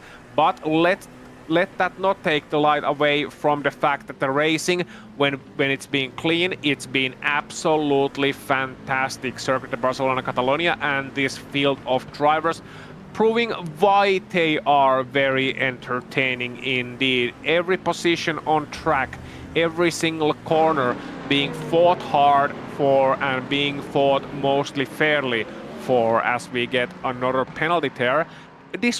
Disproving my point immediately. That's the 204 Fast Repair Motorsport, the Lamborghini Huracan, then getting a penalty for having a minor responsibility in a contact situation, being ruled that they did indeed interfere with the rules, and as a result of that will have to serve a 10-second stop and hold. Moving on to the GT3 field, Sandro Marsani there from Ligier's Vibe Sports Red, number 6, currently in 4th position here overall, just chasing the 287 Nürburgring eSports car for the final spot on the podium, and this will really be a hard-fought podium for whoever gets in there. You can see the Nürburgring eSports car just ahead of them right now. Marsani chasing hard as they make their way through and try to make their way through some traffic, I should say, because it is far easier said than done, and you can see a 3-wide situation as they get through a lap car. Marsani momentarily making his way to the podium, but has to concede it right back on the exit of the corner, and as they head to the back straight, it means it is still Nürburgring eSports ahead and Ligier's 10 behind in that battle. So, Muldersu holds on from Marsani for now, but for how long, that is indeed the question here. 1 hour and 32 minutes still remaining in this race at this moment in time. Moving on, Facundo Rdoks there in 7th place of the GT3 Pro Field. Same class that we were moving earlier on, and indeed those same cars are just ahead in this picture. Rdoks behind them in that voracious machine, number 214. Then trying to improve his positions, of course, trying to fend off this battle. Once again, they're going 3 wide in turn number 1, and once again, there is a minor bit of contact that takes some minor or moderate adjustments from all drivers involved in order to make it through at least somewhat cleanly there then. But Rdoks still not quite able to find his way through the Frick Sim Racing machine. The 20710 still holding on ahead.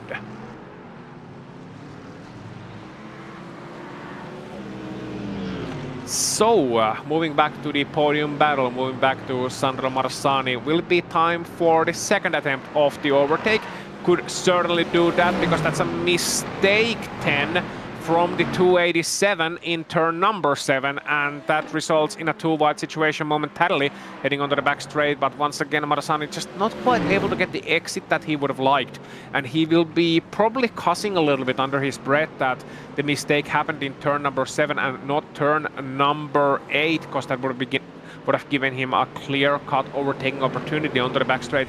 Once again, tries to get a move done onto those fast right-handers, and as Arda Muldursu goes wide in that Nürburgring esports machine, finally, we are seeing the pass done indeed that seemed to be up in the air for such a long time, but Sandro Marsani now elevates himself and his team iLivery's Vibe Sports up into that final podium position then. So now they have 15 seconds to climb. Team Hoisingveld is in second place and Fast Repair Motorsports in the lead of the GD3 Pro class, but iLivery's Vibe Sports Red now in that third place, at least for now. We'll have to wait and see what happens behind him and what will Turner Schroll be able to do in that 244 car, who has now joined this battle in 5th place and will be very much looking forward to trying to elevate himself potentially to fight for the champagne and the glory up in the podium here at Barcelona. But that all is still at least 1.5 hours away. Many battles being fought throughout the track. Vasundarago, one of our stars here in the camera, elevating that voracious machine up into 6th place from the 7th it was in earlier on. So Ragoted doing a good job 10 of getting a pass done to and switching positions for now. And Marsani has actually lost a couple of positions here in this ding-dong battle between all the prototypes, all the GD3s. Look at these scenes! 2 and 3 wide, end of the back straight. Marsani, who fought so hard to get himself up to 3rd, is now down in 5th place, losing a couple of places, potentially in traffic, maybe getting a little bit off track. And as a result of that, it once again Nürburgring Esports in 3rd, and once again 10, or rather newly, it is the 244 that is up in 4th place. That would be the Hyperion Racing car being piloted by Turner Schroll, as mentioned earlier on. The American driver 10 getting very much into the mix, potentially starting to wake up a little bit. It is still around noon-ish, depending on where you are in the new continent. Here in Europe, it's turning to the evening. The sun has long set, but the racing, it's only getting better and better.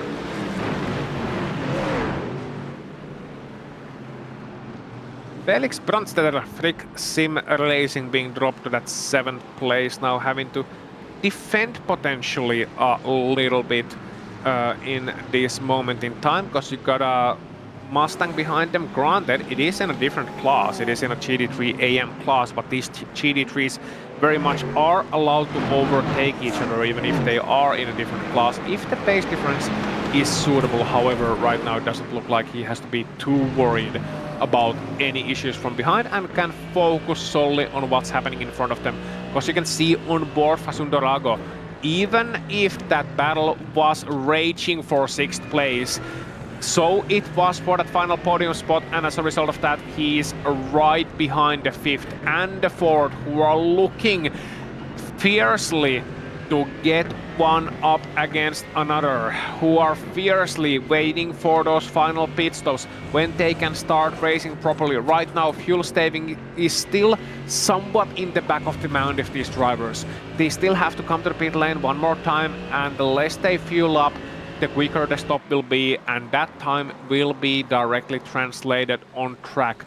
But it doesn't look like at this moment in time that any of these guys are too considered about the leaders left on tank, as there's a bit of contact heading in turn number 1. Sandro Marsani involved in another hefty battle, and this time the contact was with front, but that leaves him very vulnerable indeed to an attack from behind, and it's happening, and that's a very late block from Marsani, who gets spun around for his troubles in turn number 4. A very late move to the inside, and just driver behind, just not having any chance to avoid it whatsoever.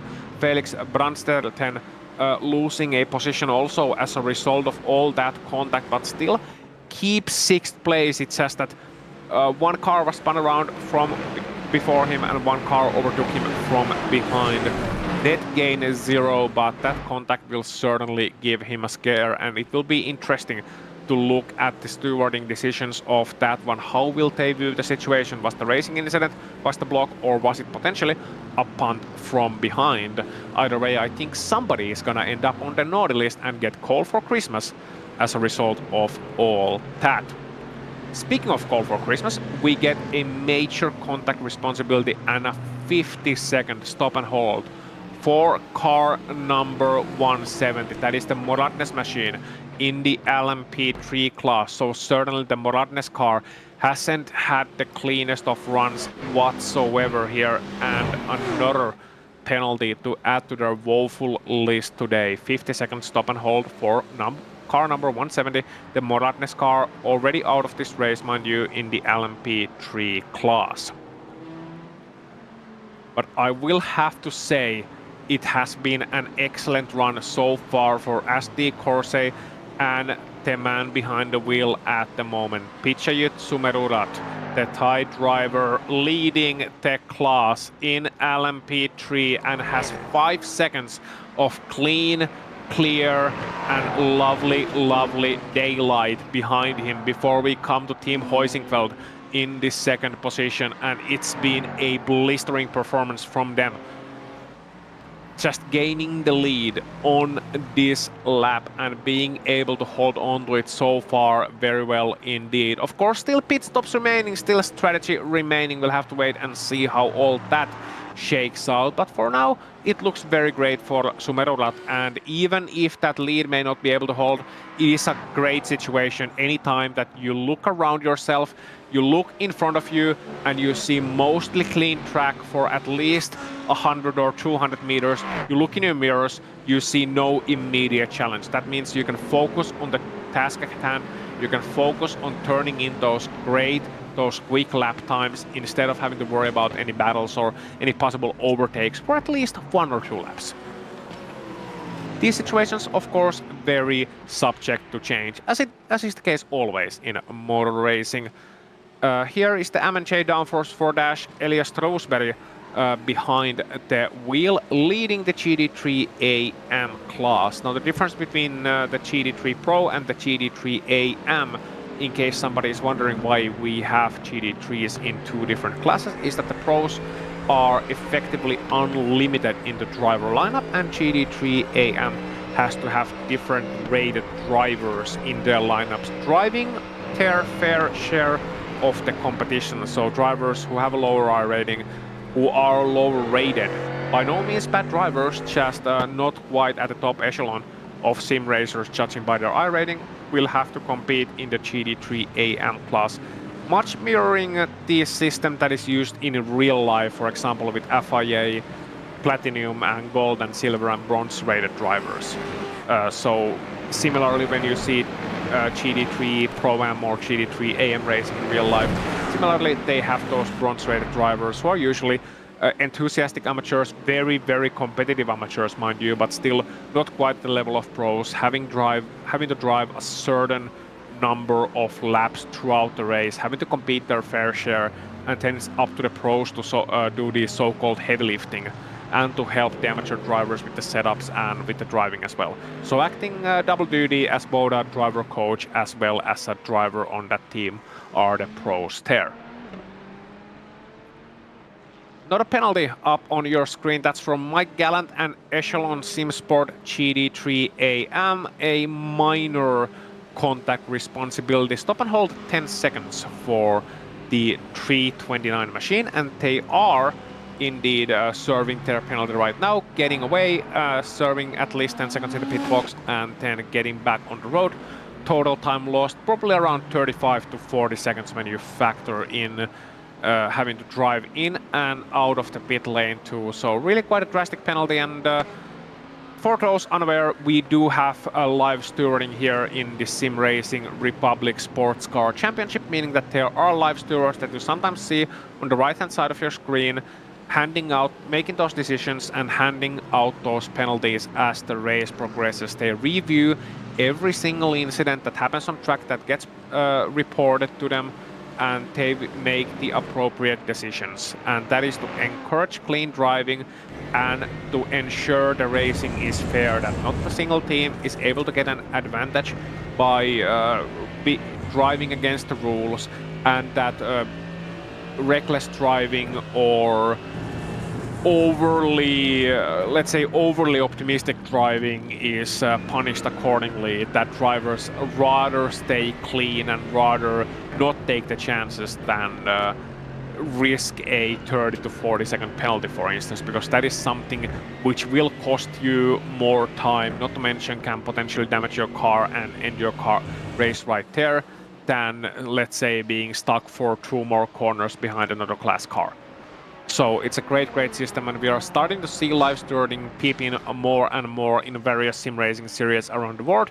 But I will say that SimRacing Republic is still one of the finest series in terms of the overall rule set, in terms of the stewarding, and in terms of the racing rule book as well. How this series is stewarded and how this series is run is really a shining example, a shining beacon in the world of sim racing.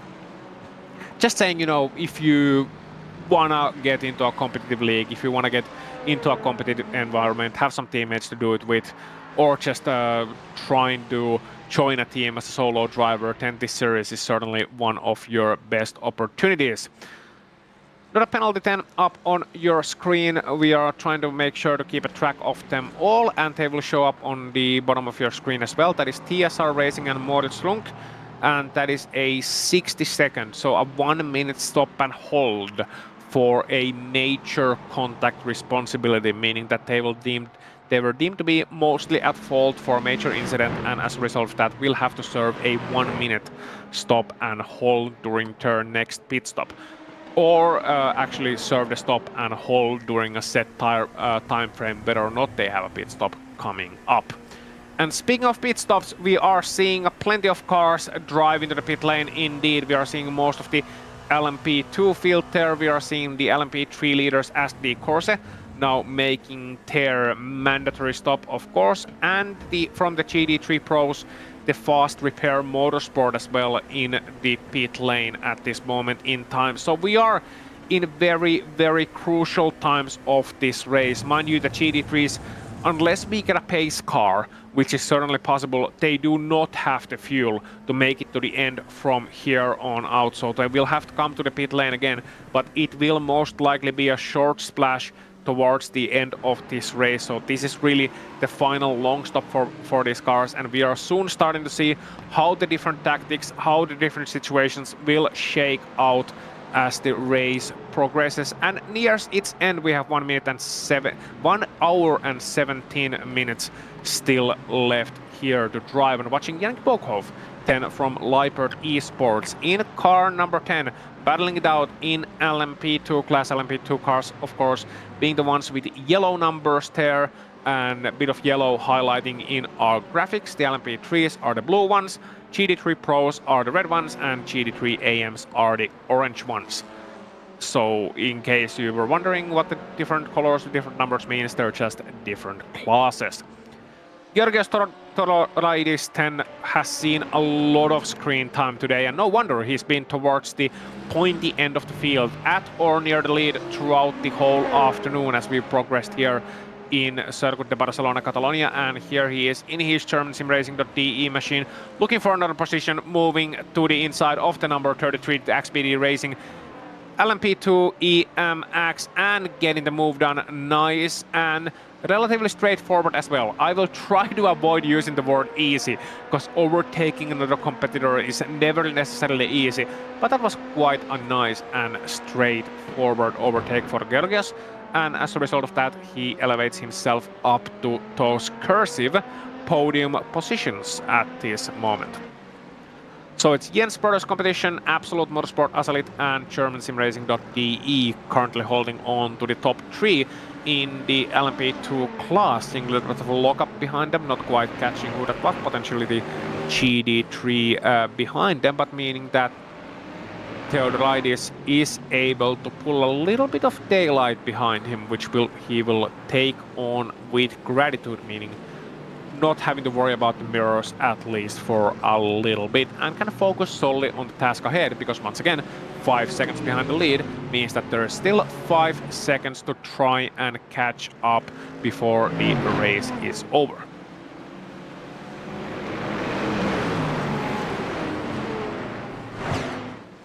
Vasundar Lago 10 for Voracious team. As we mentioned earlier on, that GD3 Pro battle for the final podium spot, it has been fierce, and it has certainly been Voracious as well, who have been involved in that one, and is a suitable adjective for that to describe that battle to Nürburgring Esports, just ahead of them in Inter 287, yet to do their pit stop that some of the drivers around them have done, and as a result of that, some teams have moved up briefly in the order, but as they make their stops, the order will normalize later on towards the race. Now, one catch is that some drivers were doing an extra pit stop during those safety car periods. Some other teams elected to not do so and instead kept a tight hold onto their track position. So what you've seen on track so far, going back to that later on, as Lago made a move, but unfortunately also making contact with Arda Müldürsu of Nürburgring Esports and sending them out of the track in turn number 1. And look at Arda having to wait a long time in that grass before finally being able to rejoin on track. But by that time, that must have been 20-25 seconds at least lost for the Nürburgring Esports team and for Arda Müldürsu, who then is finally able to rejoin, hopefully without any damage, because that would really be just another knock on an already terrifying situation that he had to endure, on an already race-altering situation as well.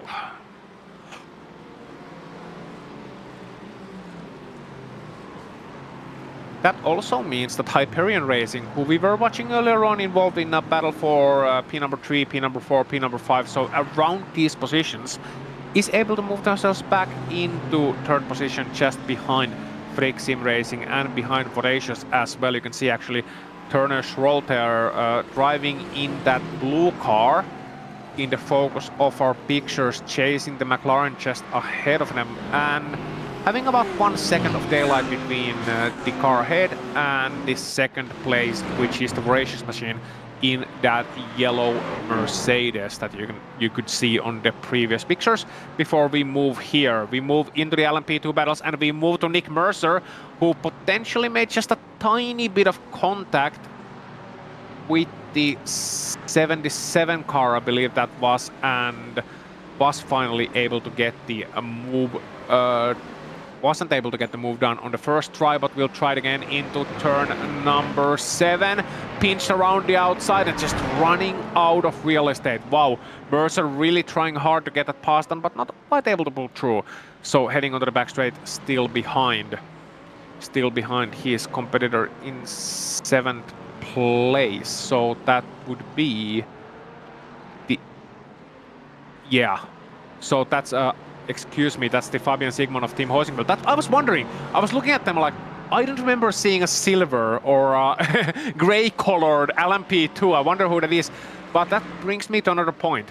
You can really see Sigmund's pace here, but not only that, you can also see the lack of a difference between the LMP2 and the LMP3 towards the end of the stint, because they are 2 seconds apart, roughly, at the start of the stint. But towards the end of the stint, as we move on, as the fuel tanks are starting to get emptier and emptier, the difference really isn't that much at all. It can be down to half a second or a full second. And that means we get a lot of situations like this where the LMP3s are really faster through the corners and the LMP2s are able to get passed on only by the virtue of their straight line speed. which is around 5 to 6 miles an hour or 10, 11 kilometers an hour faster than their LMP3 counterparts. So we're on board with Siegmann here, and you can see once again how he's able to stick right behind the faster class car throughout these corners. Once the straight line opens up, you can see the gap open up, and then in turn number 7 here, he's actually catching up to the car ahead. So that can be a really confusing situation for any driver when you're technically not in a battle for position because you're in different classes, but at the same time you have a car in front of you, and that vacuum of a racing driver brain will go, I must fight this car, and then you must resist that very basal urge of fighting that car, and instead realizing the situation and telling yourself that they will eventually pit and they will eventually run away from me as the straight line opens, and they are faster than me over the course of a lap, so the gap will open up. But right now it's a little bit of a, it can be a frustrating situation for Fabian Siegmann, having to endure all this dirty air behind another class car and just wondering how worn are their tires. And also when you are leading your class and there is another car in front of you in a different class that is around the midfield, you're also wondering about the quality of the driver. And that's not to say that Fabian Siegmann is an arrogant driver or would be underestimating the counterpart in the other car. It just means that you have to take that into consideration as the race progresses.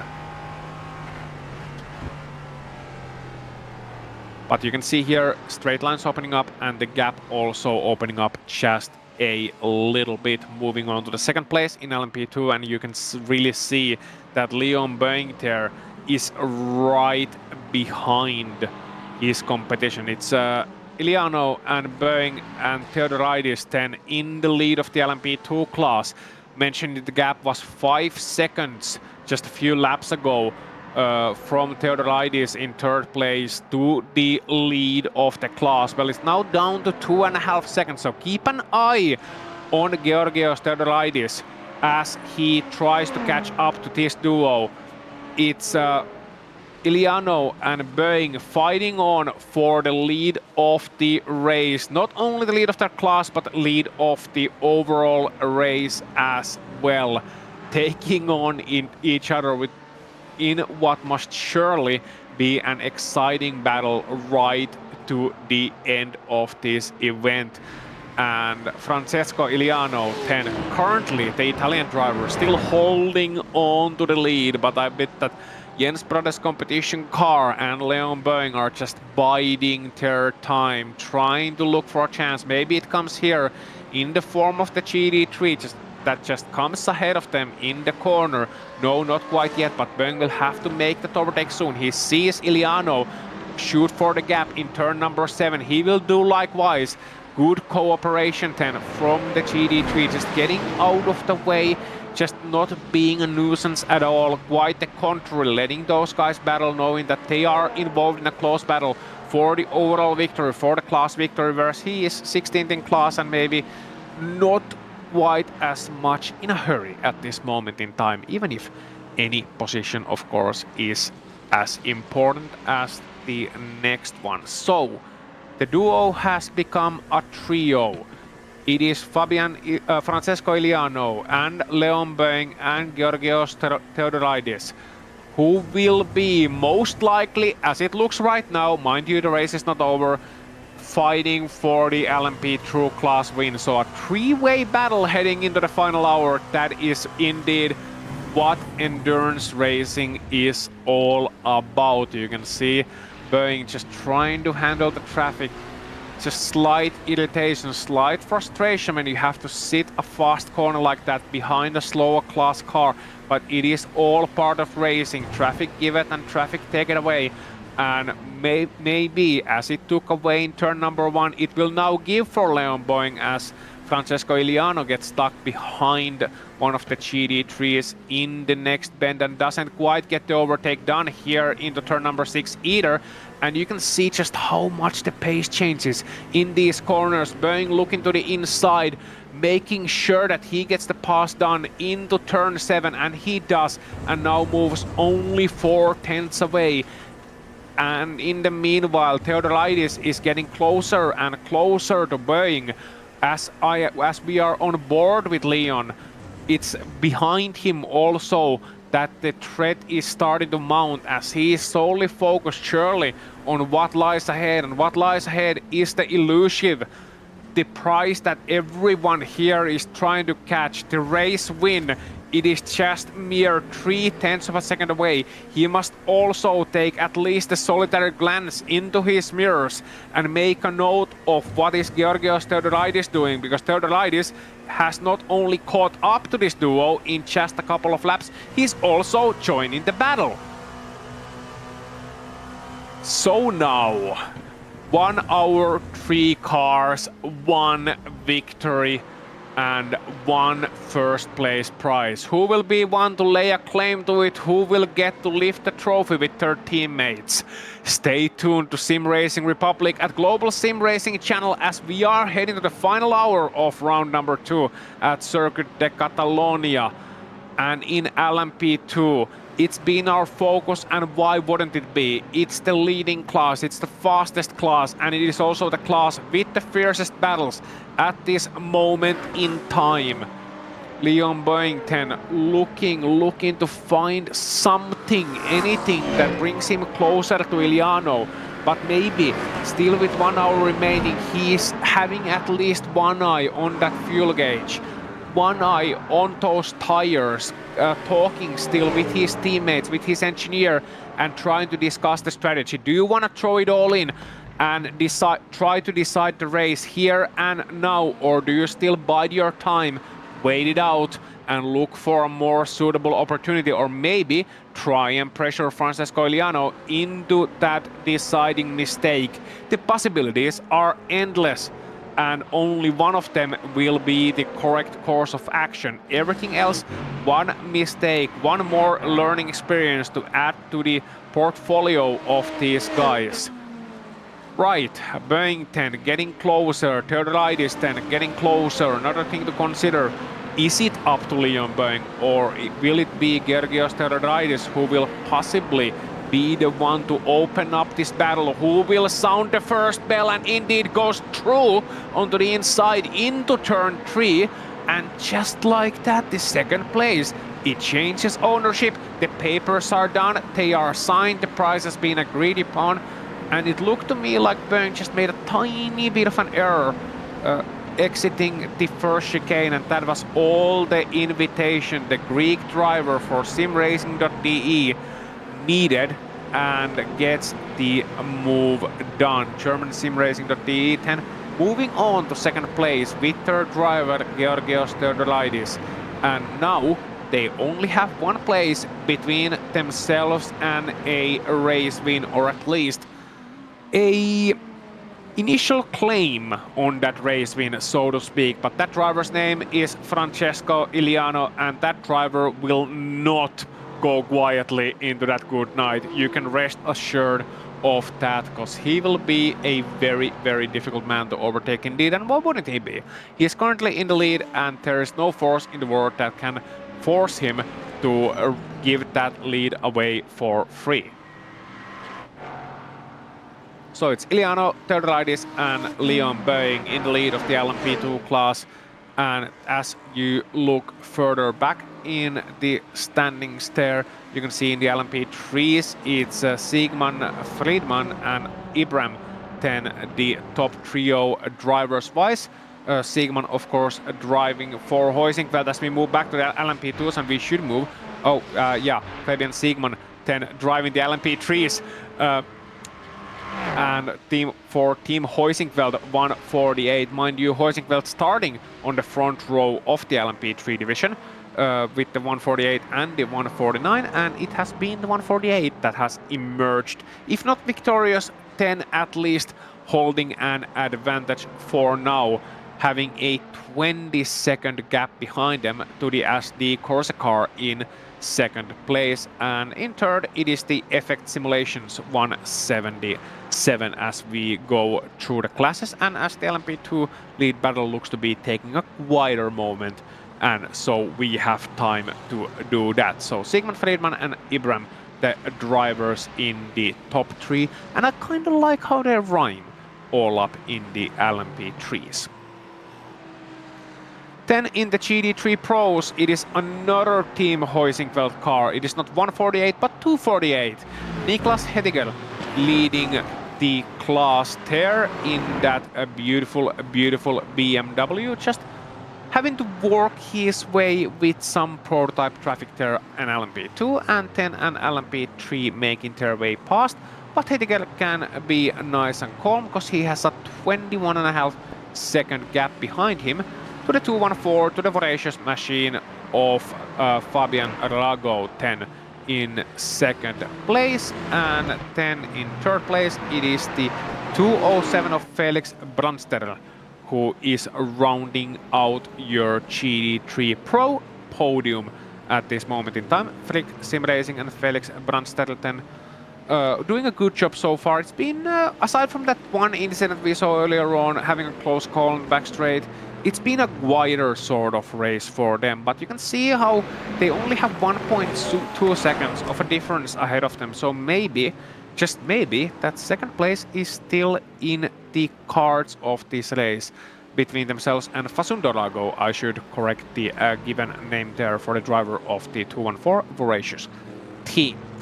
Our final class 10 is the GT3 AM. And in there, the situation has been more or less unchanged to the last moments in time. You actually see some drivers in the pit lane at this moment. But in the lead, it is the M&J downforce for Dash and driver Elia Strusberg, who is leading them underway in the 3:11. Just 1 hour to go to the class victory, and Elia Strusberg, the German driver, is holding on to that lead for dear life and doing a good job of it too, having a 7-second gap roughly behind them. In second place, it is the Jens Brothers competition, the 394 with Nemanja Radovanovic piloting the Aston Martin, that is correct, at this moment, an orange car here. Orange and black car, I should say. We even gave a shout out to the car earlier, and still it kind of confuses me. But yeah, orange and black again, great colors, very complementary of each other, and certainly proving to themselves to be a very, very fast combination for one Aston Martin indeed. And rounding out the top 3 in GT3 AM, it is Henry Perälä in BP Racing 2 team, and they are driving what else but the Ford Mustang, one of the crowd pleasers, one of the favorites here in SimRacing Republic Sports Car Championship, as in any series. And they too, in those black and orange colors, ironically, are holding on to the final podium spot for now. So that is a rundown of the order, and we are moving back to the fights. Because the LMP2 battle, they were kind enough to give me time to give that rundown and then resume the battle. Francesco Iliano and Georgios Theodoridis, in case you forgot the names of those guys, here is a refresher. And they are currently fighting as the duo for the lead of this race. The overall lead and the LMP2 class lead, just half a second behind between them. Meanwhile, Leon Boeing, whether due to some traffic or whether due to a slight difference in pace, has dropped back now 2 seconds away from the lead, has lost 1.5 seconds to Theodoridis. So that means as this progresses, the trio is maybe, potentially, possibly shrinking into a duo. We'll keep our eyes and ears peeled on that. Meanwhile, Teemu Korhonen in the Havu car, number 25, is also having himself a battle, and that battle is for 5th place, a place he was occupying briefly earlier and has now dropped 1 place back into 6th. But if I know Teemu, and I do know Teemu somewhat well, he will not stay in that position for long. And against him, it is the number 33 of XPD Racing LMP mix, and that is Alberto Garcia Blasco, who he will be fighting at least at this moment and for the foreseeable future as well. As you can see them hitting up some traffic heading onto the back straightaway. Will they be able to make it cleanly? It's always a hairy situation where you got 3 different classes trying to fight it out, but both Blasco and Korhonen make it through cleanly, split the difference in the middle, and then move on in the same order as they came onto the back straight in. That means Blasco ahead and Korhonen right in behind. Teemu Korhonen in that Havu team, of course, piloting car number 25. A very experienced sim racer in his own right, having experience from Ligier racing in his time before joining Havu, and has been in Havu for a couple of years now and really specializes as one of their primary endurance driver, and as such being entrusted with this LMP2 car for the final stint. And moving on to the inside and showing that the trust is indeed not misplaced. Teemu Korhonen moving on to 5th place. It is time, it is Teemu time for a change in position, and now he will look ahead and try and get some information from his team. Certainly guys helping him out and telling him, okay, what the gap is ahead, what will you do now? Do you have to worry about anything from behind? And I think Teemu will not worry about what's happening in his mirrors, just solely focused on what's ahead for these remaining 55 minutes of this race. Of course, he would like to join the leading battle, but I think that's a bit of a tall order for now. Georgios Theodoridis 10, German SimRacing.de, still in 2nd place, looking to wobble a little bit at the end of the back straight. They get into one of those right-handers once more, and he has followed another car, be it Boeing or be it Iliano, for quite some laps now, for at least the last 20-25 minutes in quite close order, meaning those front tires will have gone through a war already. And the Greek driver is just trying to hold on to them as well as possible, saying, please, please, tires, take me to the lead and I will apologize to you all you want. I will hold you dear, I will buy you flowers, I will get you a dinner. Just get me to the lead of this race. You will get anything you want. You will get a nice bat, maybe even some rose petals. But right now those tires are not going to get a respite, at least for the foreseeable future, because you can see how close the lead is, and whenever you see a driver this close ahead, especially for the win as the sun is setting here at Catalonia, you know they are going to fight it out, and it's just a matter of time. Who will blink first? Will it be Iliano potentially making a mistake? Will it be Theodoridis either making a mistake or making a move?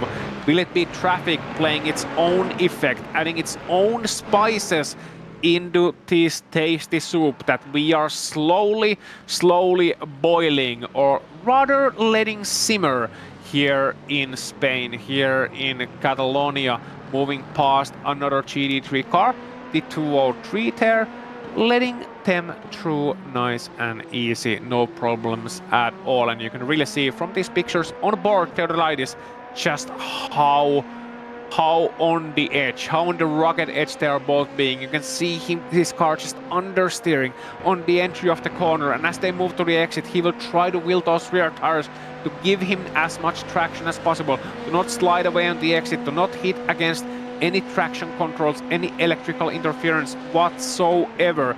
Moving on to the brakes, making a little bit of a wiggle to the inside, but not really even trying to sell a dummy, just making sure that Francisco Iliano knows that there is a driver behind and he is under constant pressure. The later you brake, the more you will wear out your tires, the more you will compromise the entry of the corner and setting the car unbalanced in the entry.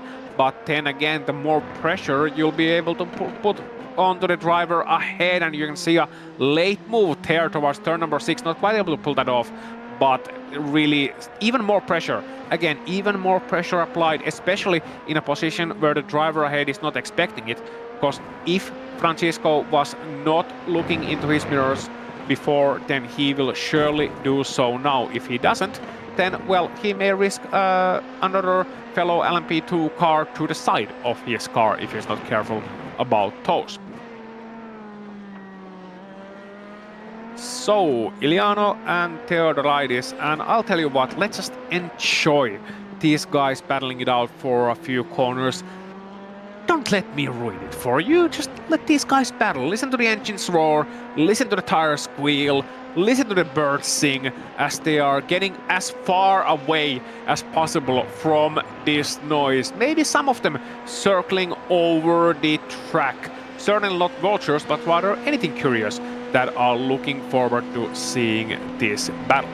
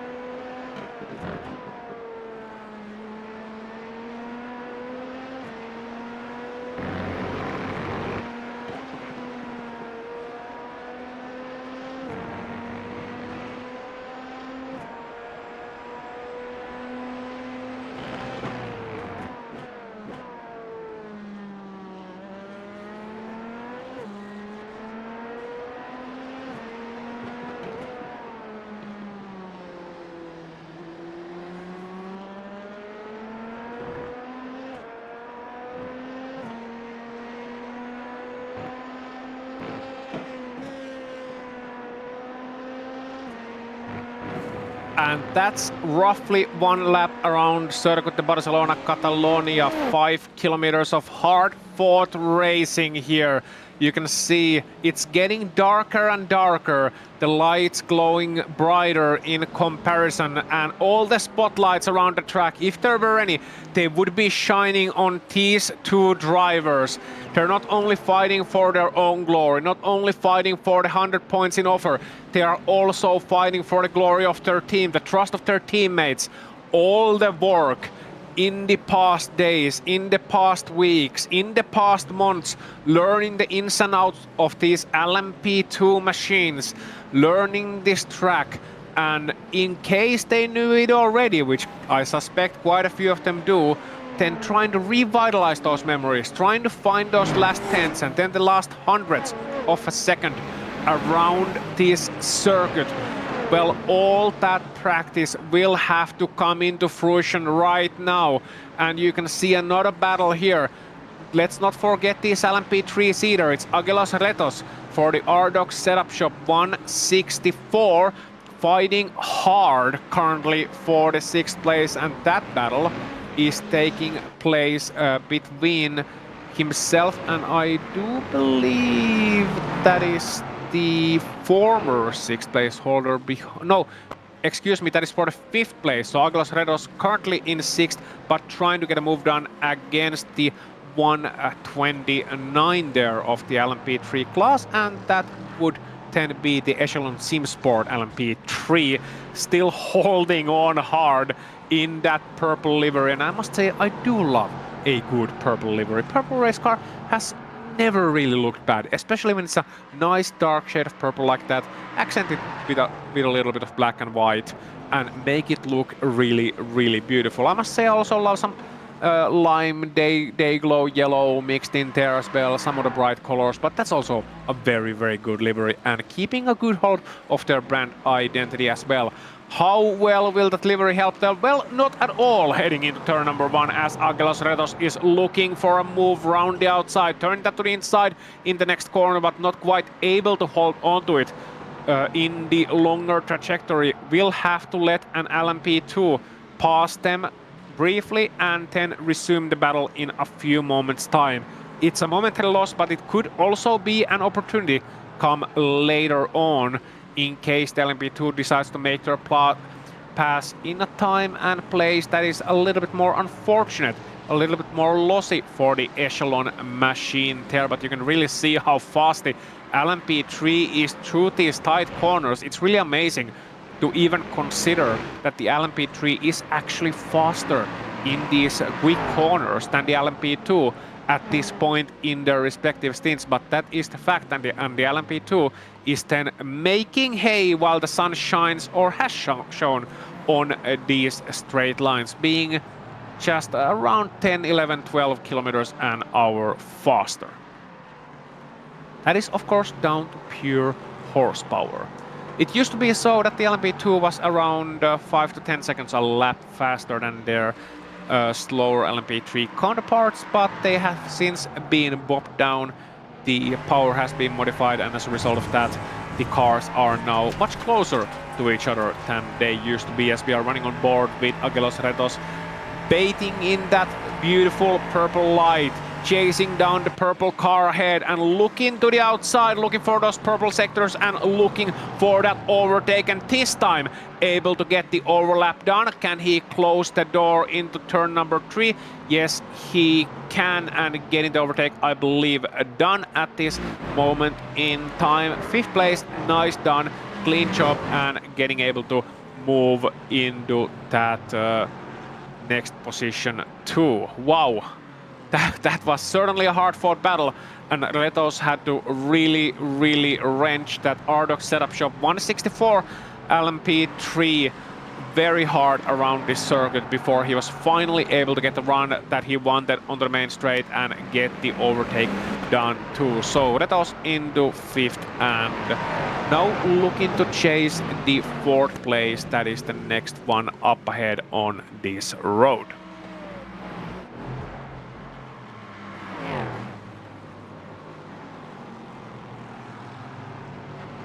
And you can actually see here as they exit the back straightaway and move on to the last sector. Sure, there was some traffic, but looks to me at this moment that the Echelon Sim Sport car is not quite able to hang on to the pace and not quite able to stay behind the Rdoks.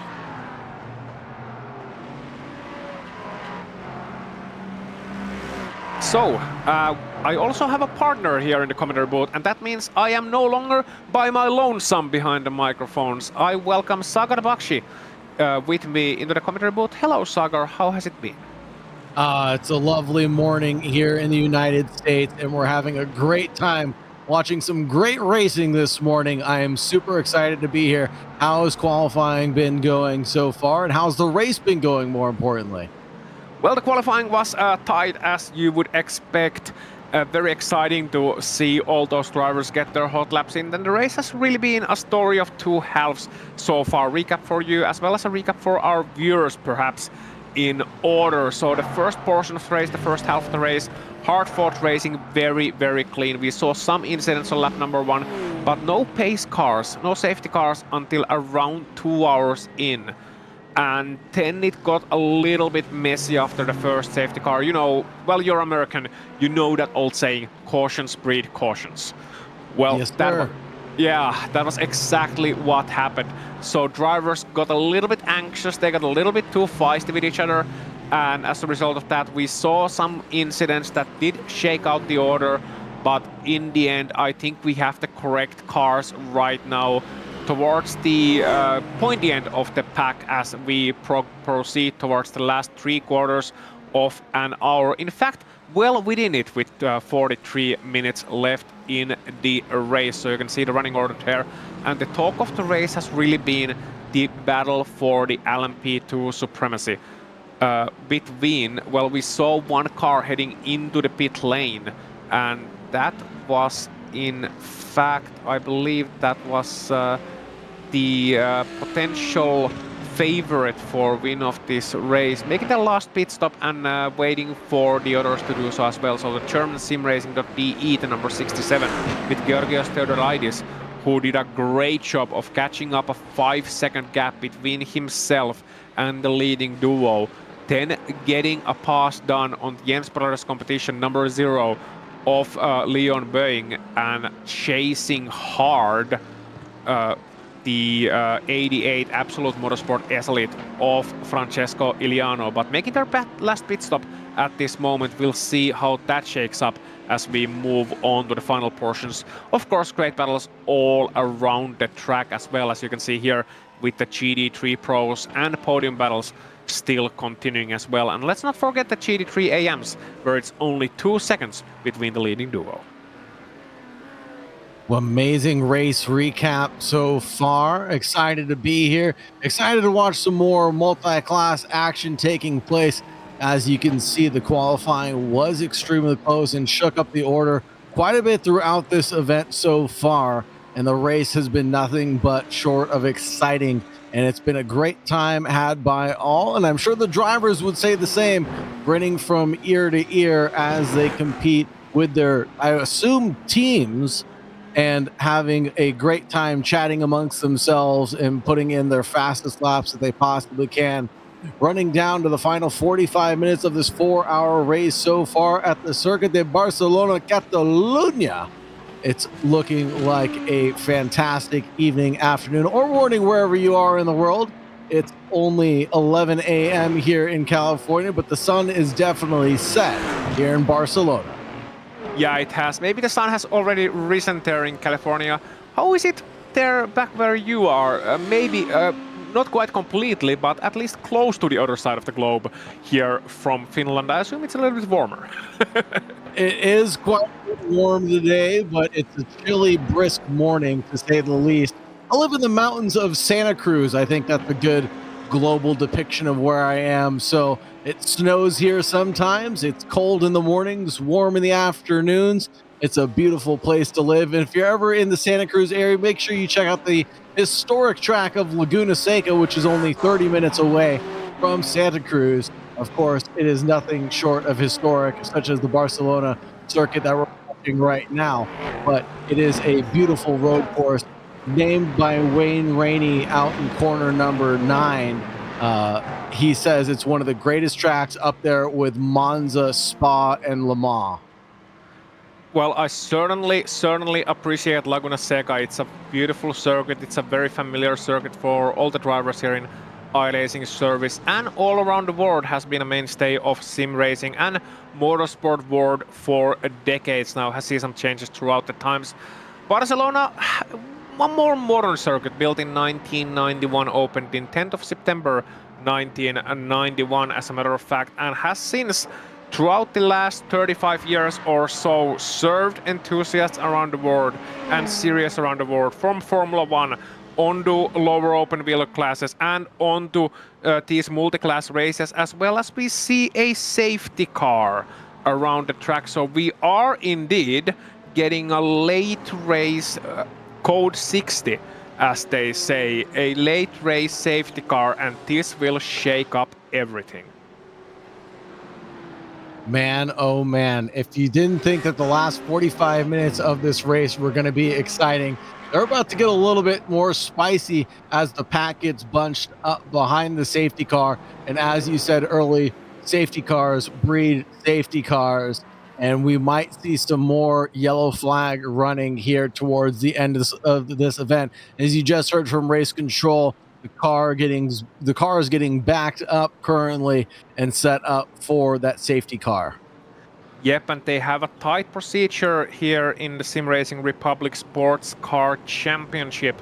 For those unawares, they first couple of laps you just drive behind the safety car, and as they are making sure that the track is clear and the damaged cars are moved out of the way, and then they will be given instructions on when they are allowed to pit, and also instructions on when, if they are able to pass that safety car to get potentially a lap back or move around the field. But oftentimes you do see that there will be cars stuck between the classes, will be sort of interloping, so you might have some GD3s between two LMP2s, for instance.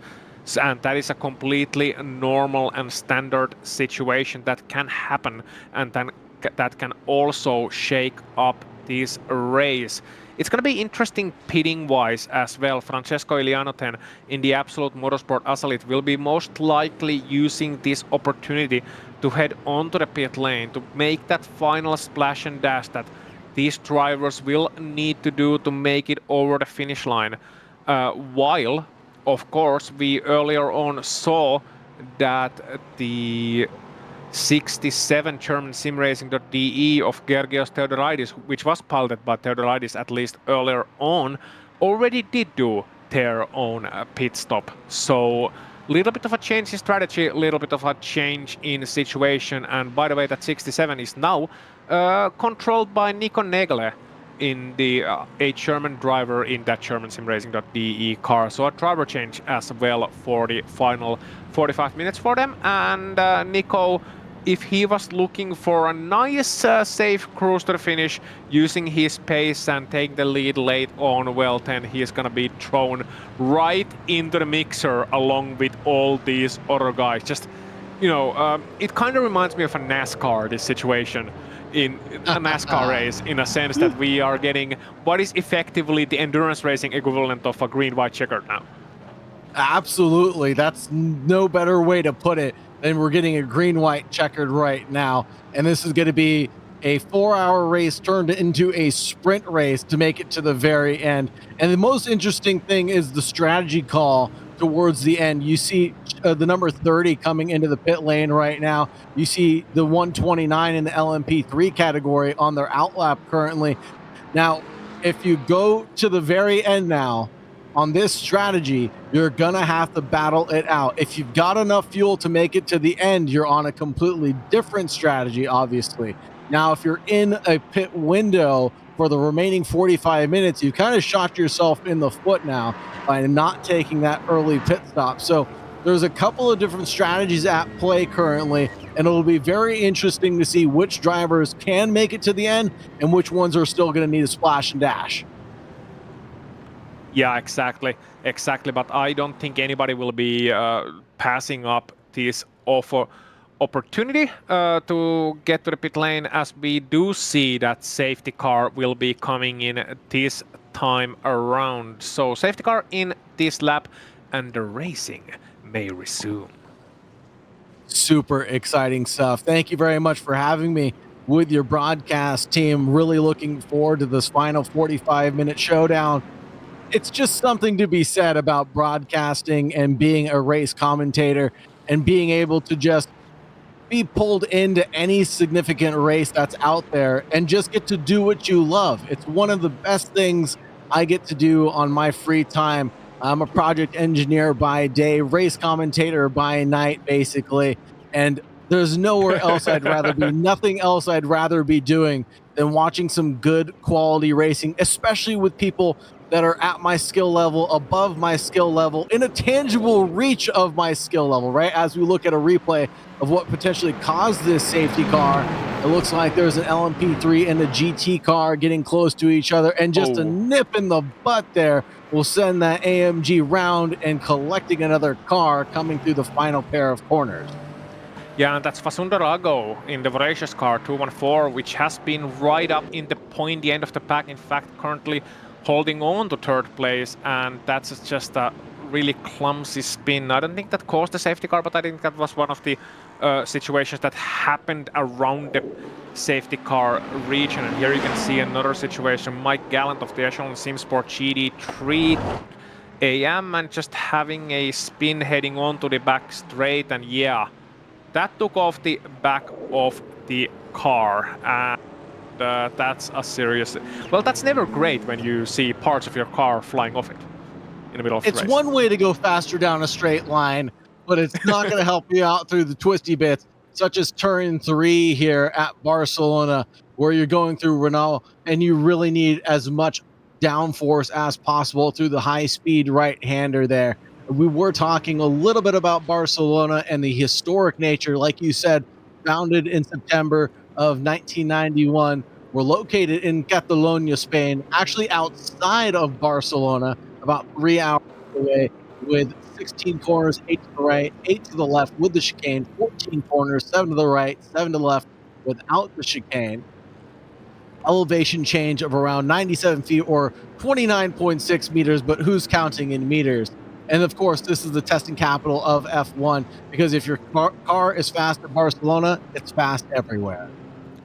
Yeah, that is very, very much true. A very familiar testing circuit, especially in the olden days when testing was more unlimited, when drivers would just come here. It's great weather. You're in Spain, right along the Mediterranean, and that means you can test these cars all the way from January to the start of the season.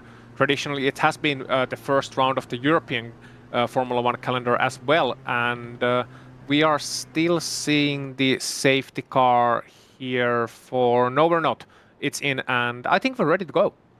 No, I think it is still there. It is still there. So going in for extra lap. Initially, it seemed like we would have the safety car in this lap, but they decided to hold it out for one more lap, and it means that we have one more lap to talk about Barcelona and all the other great racetracks around the world. As you can see, the situation there, and it is indeed very, very hairy for these guys. You can see at the end of the field, it is the Absolute Motorsport Azalit, and then you actually have an LMP2, I believe, one lap LMP2 and then an LMP3.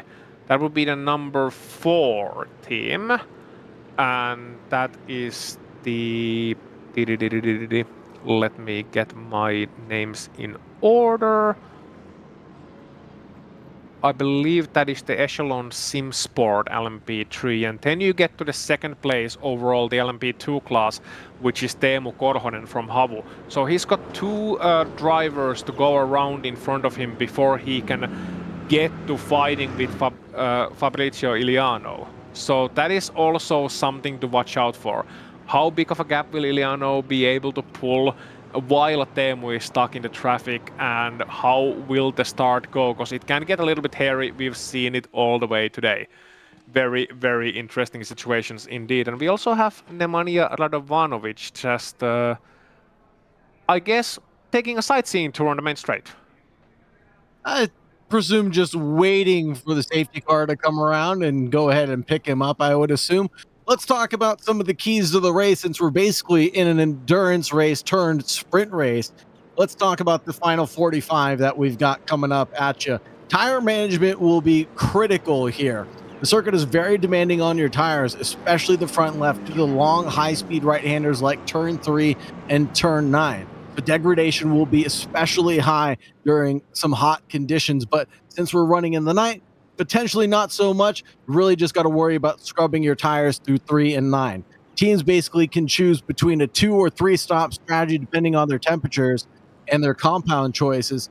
But really, we're in a sprint race. No more pit stops are going to be called. This is just going to be a flat-out race to the very end. And with the classes not split up right now on this restart, it's going to be a little hectic going into turn 1. So expect some turn 1 chaos. The long run down to turn 1, it's over 600 meters long, is going to offer great slipstream opportunities, but it's also going to invite some first lap incidences once we go green again. So getting a good launch and positioning into turn 1 is vital. The inside line is usually going to be the preferred line for the cars, but with multi-class opportunities being available, man, it's really going to be hard to tell which is going to be the optimum line. Well, the optimum line is wherever there is a room, and whichever is fast, I think. That's what the drivers are thinking. You can see Niklas Hediger there for Team Hoisingveld in the lead of the GD3 Pro Class 10 at this moment in time. In fact, right behind the second place in LMP2, Teemu Korhonen. So a great visual representation of what's going on in terms of the classes. We are still under safety car conditions. So the earlier informations about the safety car coming in were a little bit preemptive, perhaps. Just race control doing a great job. By the way, we have manual stewarding here, live stewarding and live race control, making sure everything is up in order. As you can see, Nemanja Radovanovic there. The car that was stopped around the main straight earlier on, just potentially not wanting to drive another lap around the track, just getting into their spot in the queue. And so we will still wait. One more thing, that was a great recap of what the drivers have to watch out for. Just one more thing I want to mention regarding the tires is that the cars are a little bit heavier now. They're not very heavy. They're not fueled up for a full stint. They're fueled up for whatever is remaining, around half an hour or so of this race. But they will have, the tires will have gone through a heat cycle. They will be stone cold. They will be colder than Finland in February right now. And that is very, very mighty cold indeed. I can speak from experience. It's not a nice experience having your beard freeze. But yeah, so it is very, very cold, and they only have limited opportunities to get some heat into those tires. Sure, you can wiggle around, you can heat your tires a bit, but that doesn't bring them up to full operating temperature. And especially with the GD3s, since the recent update, they have a very long period until the tires are warm once again, and that's going to be extrapolated when the tires are not brand new. They're not sticker tires, so to speak. They're not brand new from the pit lane, but rather they have already gone through a heat cycle. They are worn tires, they are used tires, and they don't have as much tread remaining. So there will be even less grip for those first couple of corners, and as a result of that, there will be more potential for, let's just say, unforeseen incidents. 100%. That is very accurate. We're going to see some unforeseen circumstances and events that come up in the near future once the GT cars get rolling, and even more so potentially for the LMP3 and LMP2 cars that will have to get a couple of corners in before they can fully apply their throttle.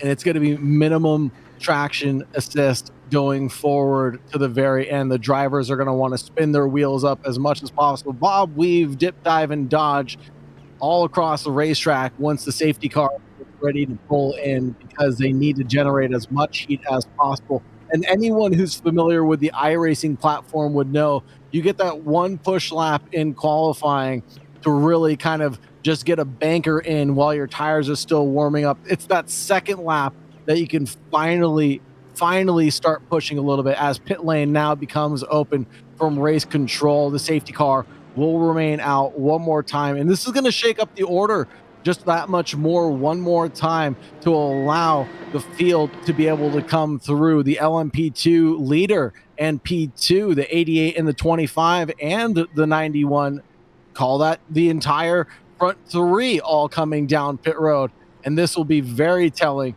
for what's going to happen towards the end of the race. And we have more pit stop callers from the LMP3 category. This will be Friedman coming in, and the second place car from Team Huskenveld stays out in the 148. Yeah, Fabian Siegmann just able to pit before the safety car came out. So Team Huisingveld, who were the pole sitters in this race, Huisingveld locking out the front row in the LMP3 class with the 148 and the 149.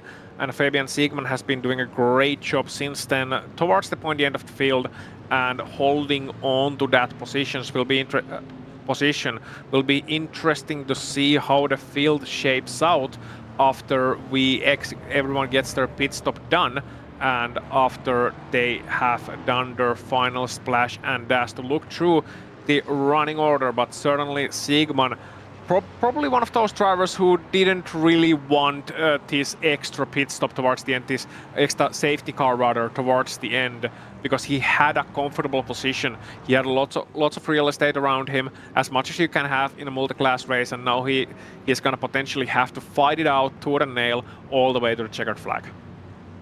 And this is kind of what you pay to see, folks. A flat-out race coming into the final stages of this race. We've seen it at iconic races. We've seen it at Petit Le Mans this year. We've seen it at Daytona this year. Epic battles, epic showdowns coming into the final couple laps. Now, we're going to get more than just a couple laps of green flag running, of flat out running. This is going to be absolutely phenomenal when the safety car pulls in. I'm screaming in my seat right now for the safety car to come in, because I cannot wait for the green flag to drop and watch us go from green to checkered for the remaining couple of minutes. This is going to be very exciting. I am just itching with anticipation to see what the field has to show for us. Indeed so, indeed so. I share your excitement here. We do have, if my data on the live timing is correct, then we have about 23 minutes left in this race for those curious. Because obviously in the graphics on the top left you currently see that it's under yellow flag conditions and the clock is not running in that graphic, so that's why we have to look at the live timing. But assuming safety car comes in this or next lap, we will have roughly 20 minutes left of this race, and that is plenty of time to shake up this order, to get these cars fighting against each other, and to see who will come across all the smoke, through all the battles, and claim the victory. That's what it's all about. We saw a great race in the season opener back in Portimao in Portugal, when the SimRacing Republic Sports Car Championship started out. This is the second round of the series. Glad you are here with us watching on Global Sim Racing channel as these teams and these drivers get ready for a war. Safety car out for one more lap. They are getting into the queue. They are looking for their positions. Race control giving out the orders, and soon the tire warming, the battling will start, and I'm sure those drivers in their cockpits, Sagar, will be looking at each other. They will be trying to get all that data, all the information they have gathered earlier on, and see, okay, who is going to be the aggressive guy, who is going to be the passive guy, who is in a good situation tire-wise, who perhaps not so, who has the pace and who doesn't. And some teams, with driver changes for this last stint, well, they might be throwing their whole new black horse into the mix. Absolutely. Dark horse. These spotters have got to be going crazy right now, doing math on a cocktail napkin as fast as they possibly can, trying to figure out the right strategy for their drivers and giving them all of that data. Let's talk about Portimao a little bit. An epic showdown for sure. With the LMP2 standings, WSR took the win in that category, with Solpec Precision Racing in P2. Fury Sim Sports, the number 30 in P3, took 81 points away. Now in the LMP3 standings, Team Huskenveld, who got the number 148 attached to their name with 100 points, took the win in that category. ST Corsa took 90 points home in P2. Avu LMP3 with 81 points. In the GT3 Pro category, German SimSpeed number Red, the number 267, took home 100 points. Manti Racing Black, excuse me for the pronunciation. Manatee Racing Black, the 278, took home 90 points. GT Dynamics took home P3. For GT Am standings, Jen's Brother Competition took home 100 points. The Manatee Racing Purple team in GT3M took home 90 points in P2, and the Finnish Endurance Academy White took home P3. And there's a familiar name on this order that did not finish very well. The Moradness M Squad in 8th place at Portimao. Amazing to see that the Moradness team is out here.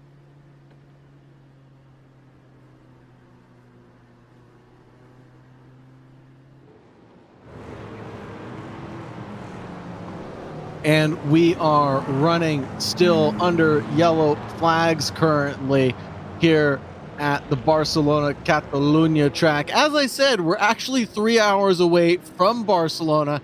Ask me how I know, because I took a flight out to Barcelona to go visit the track, and then I took a 3-hour train ride into Catalunya to go visit the racetrack.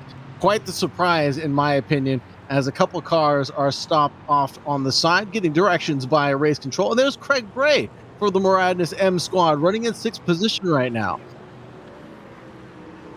Yep, and hoping to improve those positions towards the end of the race. Now, Moradness is one of those teams that has a couple of entries here in this race in different classes. So this is their GT3 AM entry, to be identified by their orange colors. And as I mentioned briefly earlier on in this race, but it is good to reiterate that just for a little bit for those who have joined us for the final moments of this event. So there are in GT3 AM, there is a minimum of one bronze or silver ranked driver in each team, no more than one gold or platinum ranked driver. And then diamond and iridium class drivers are not allowed in this class at all.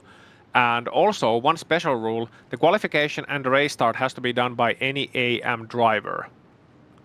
So minimum 2000 I rating, maximum 6000 I rating, and B class safety rating or above. So they really follow closely the rules on what is considered fair in GT3 AM, that you don't essentially have a team of all GT3 pros just smurfing it up in the AM category. And there's also minimum driving times and all sorts of regulations, rules and regulations in a place that will make sure that nobody is effectively cheating. It's all done by our rating, all done by their ELO rating. As Sagar, we see that those lights are off in the safety car, and you know what that means. My heart is racing. My gut is clenched. I am super excited. The drivers are bobbing and weaving. That means that Race Direction has declared the racetrack will go green here shortly, and the safety car will be pulling in, presumably this lap. So heat being generated in those tires that you talked about before. And now it is going to be green flag running, hopefully, for the final couple of stages of this event. Really looking forward to this. We've been talking about it for the past 5 minutes or so under the yellow flag conditions, sitting behind the safety car, but everybody seems to be in order now. The drivers are all gridded up, and it looks like we've got the class splits lined up as well. We do, and you can see them warming up those tires. Now, if you do it at around speed of 50 to 60 kilometers an hour, that's around 20.75 burgers per football field, or whatever units they use up there. so that's around 35 miles an hour or so. That will 30 miles an hour. That will effectively heat up the front tires more. So you want to get heat in the front and rear tires. The front tires perhaps more, and then the higher speed wiggling will also heat up the rear tires as well as the front tires. So you really need to be careful about it and make as large movements as possible. But the problem is that by this point you also got debris, you got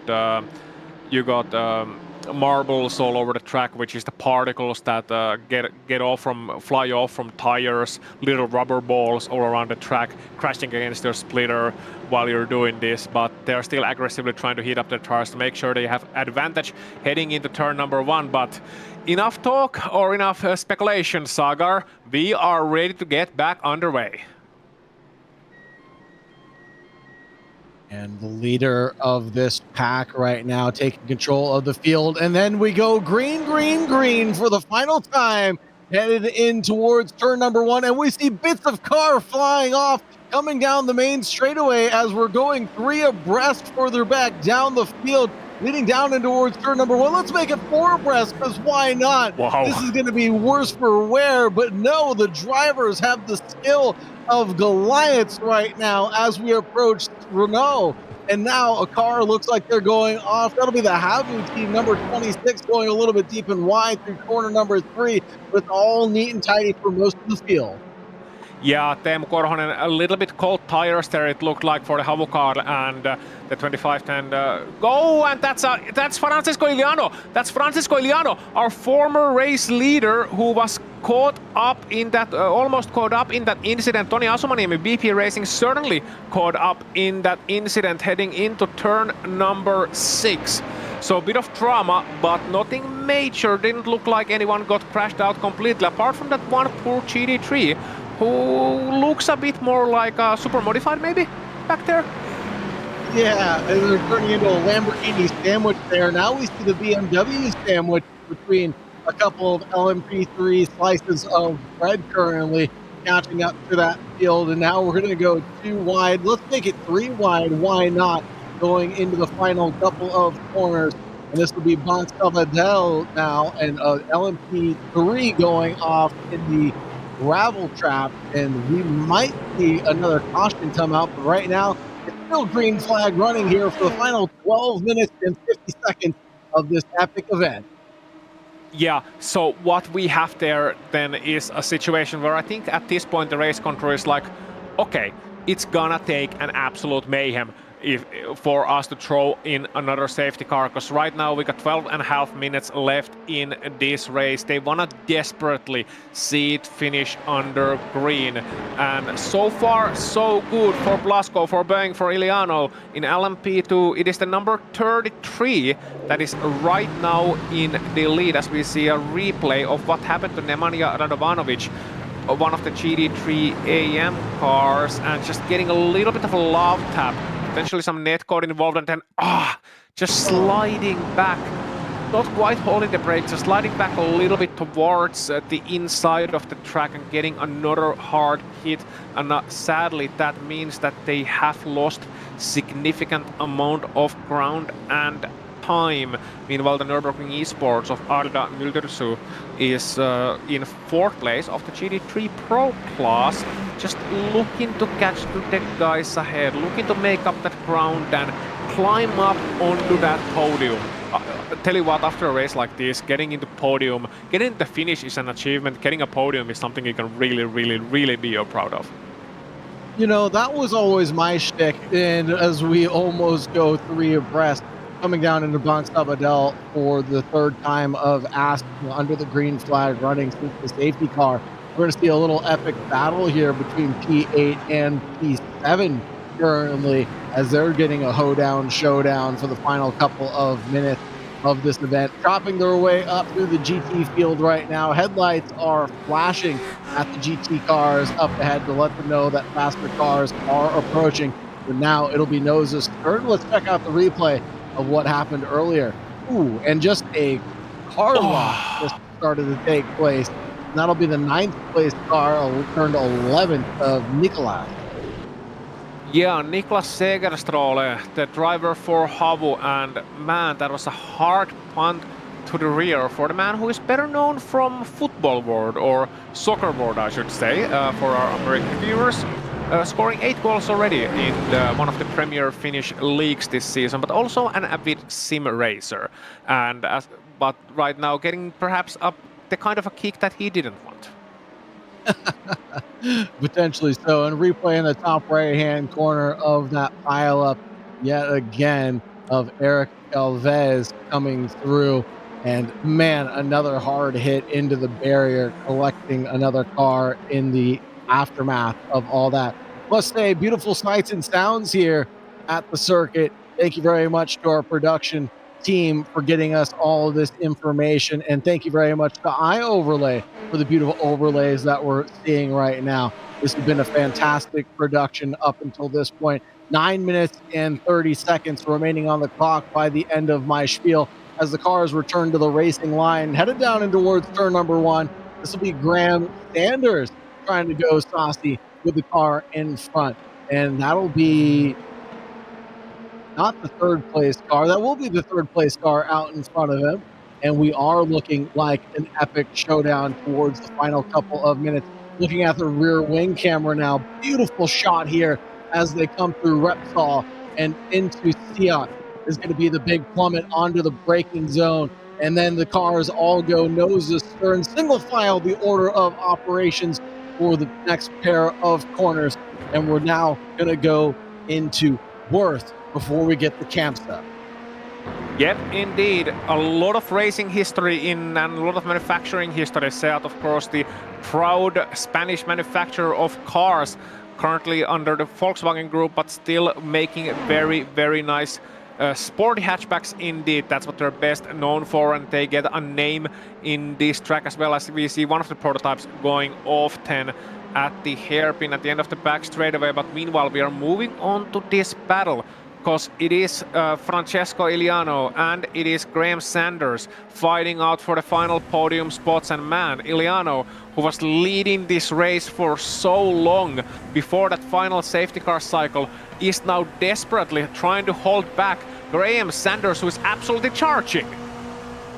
Charging towards corner number 1, carries the overspeed on the optimum line, going into corner number 1, has more than a car width alongside, gets pushed out a little bit, out to the apron. A little bit of rubbing is racing going on right now, and through Renault. Oh, there's a touch, Martin, and they go off a little bit too wide. Graham Sanders falls back, worse for wear, into 5th with a little bit of a sketchy rejoin, but rejoins the track just in line with the cars in front.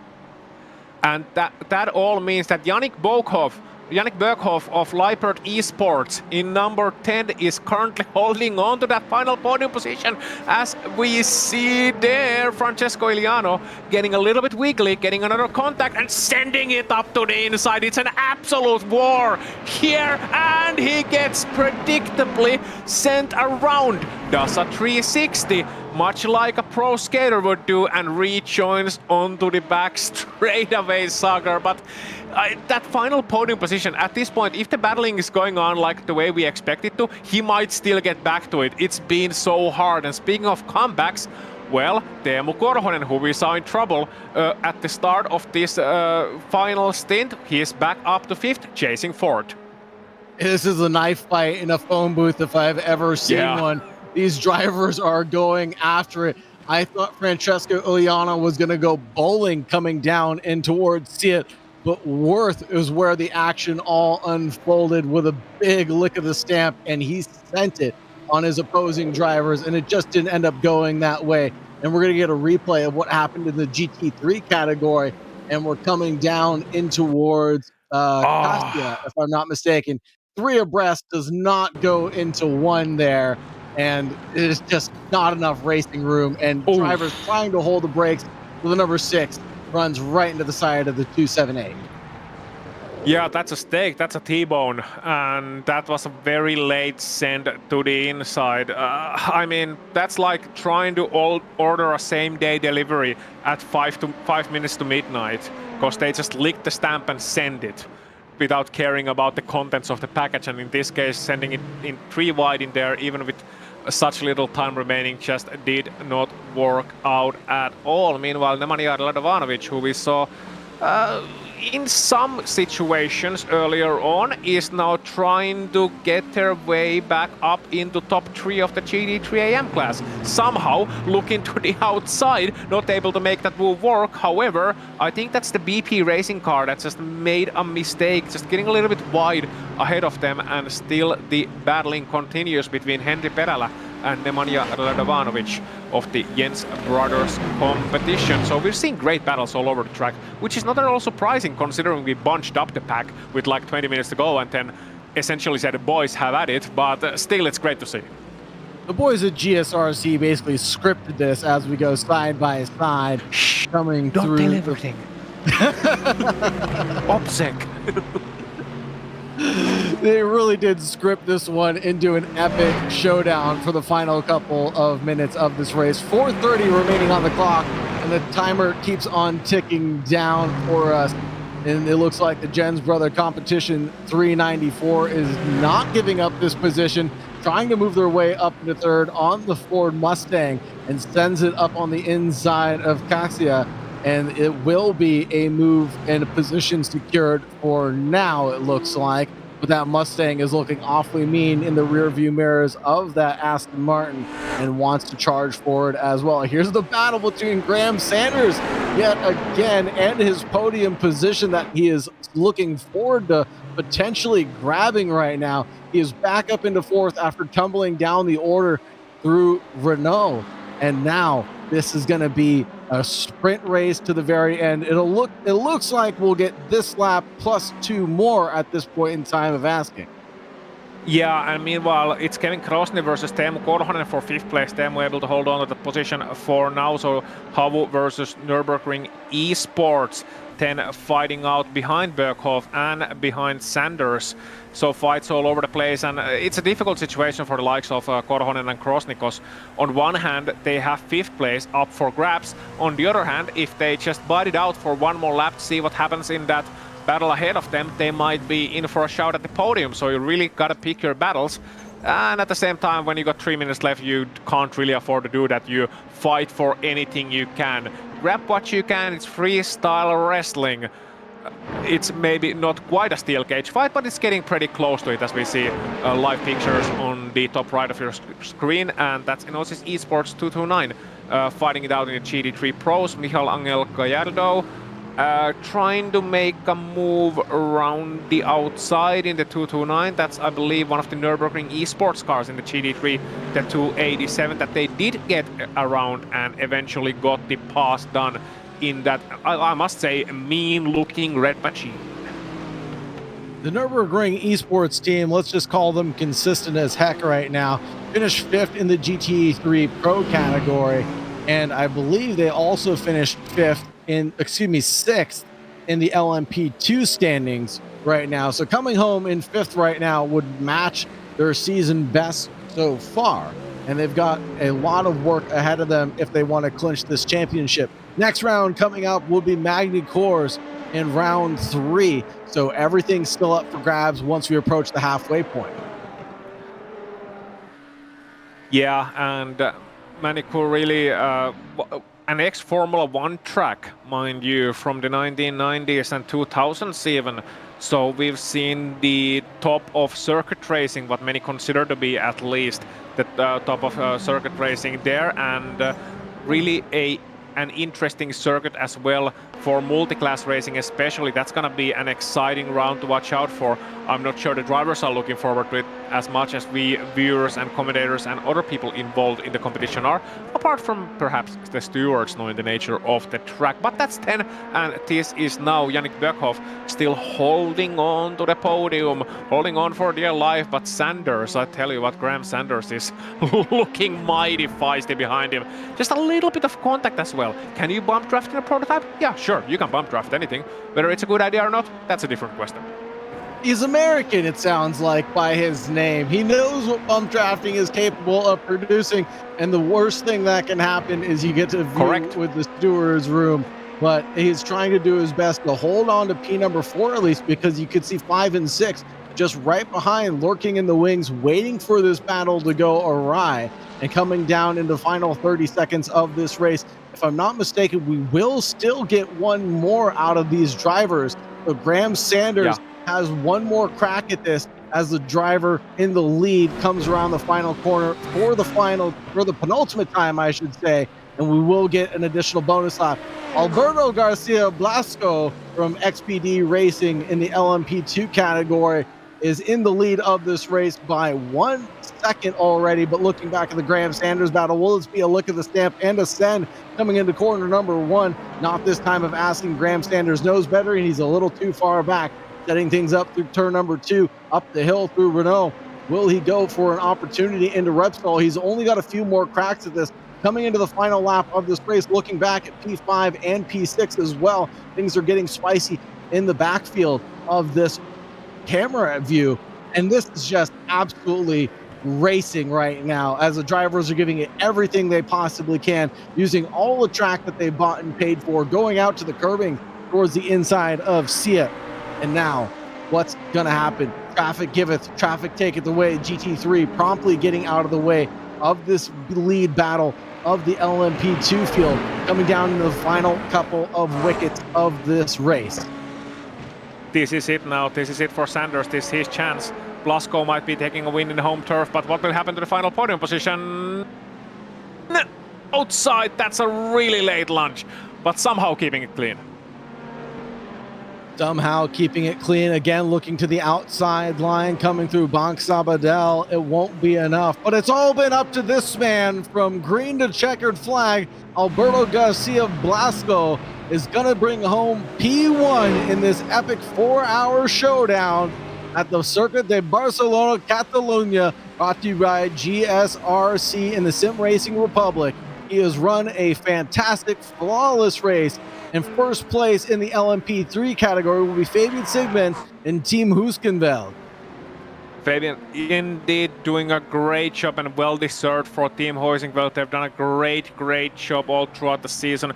And Sigmund, the man with over 9,000 iRating, gets a well-deserved victory, as does his, well, I would say teammate. They are in the same organization. They may be in different cars, but Niklas Hediger, certainly someone who is well known for around these circles, well known for Fabian Sigmund as well, and it's gonna be a double for Team Heusinkveld as he rounds out these final corners. It's gonna be the 2 German drivers for the 2 German cars here in Spain, and they have put their towel over the podium and laid their claim into the victory trophy. Amazing result for the team overall in both categories, running very well. And that was a 6th place finish for them in round number 1. So this is really going to shake up the standings.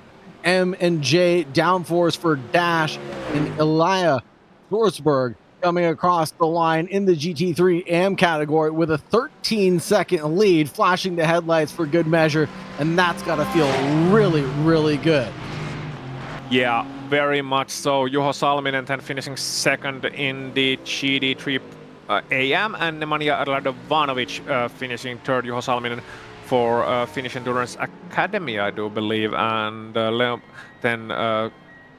then you had the Jens Brothers competition car finishing in third place in class, and we have full results for you as we await for them after the race, and we will begin with the LMP2 class, which saw fierce competition right up until the end.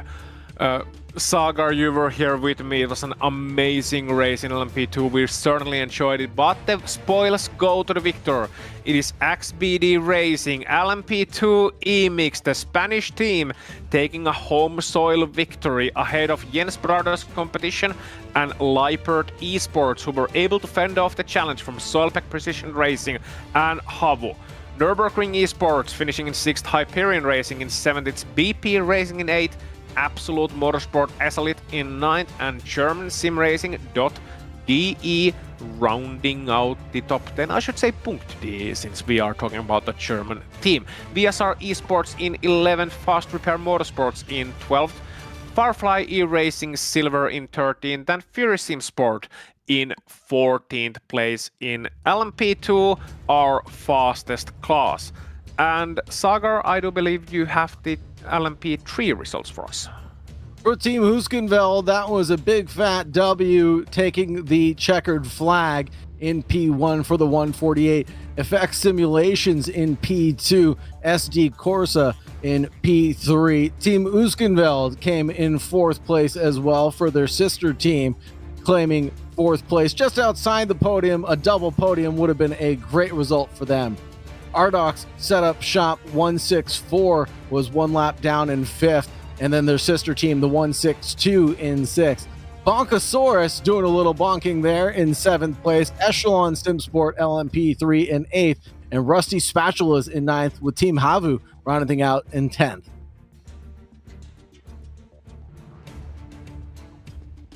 TSR Racing came home in 11th place, with Moradness finishing in 12th, down 133 laps, unfortunately, due to some issues. Yeah, that is meaning take unfortunately retired, but Team Hoisingveld in GT3 Pro, they did not retire. They will join their LMP3 squad in the victory lane with Frick Sim Racing in 2nd and XBD Racing GT3 E-Mix. A double podium also for that organization in 3rd place in GT3 Pro. You got Enosis Esports in 4th, Nürburgring Esports in 5th, Voracious in 6th, and Hyperion Racing in 7th. Fast Repair Motorsports 204 in 8th and 202 in 9th, and then you have German Sim Racing #Red, it has to be mentioned, #Red, in 10th place. Couple of more GT3 Pros still up, with Soilpack Precision Racing in 11th, GT Dynamics in 12th, iLiveries Vibe Sports Red in 13th, Delta Sport Sim Shop in 14th, you got Money Racing Black in 15th and 100 Force in 16th, and a couple of retirements, Fury Sim Sport, Stint 1 Motorsport SCC, and Negative Delta by SimGear.it classified as retired in 17th, 18th and 19th respectively. Coming up next, it'll be the GT3 Amateurs for M&J Downforce for Dash. They took the win in the number 311 Finnish Endurance Academy in the 377 in 2nd. Jen's Brother Competition rounds out the podium in 3rd.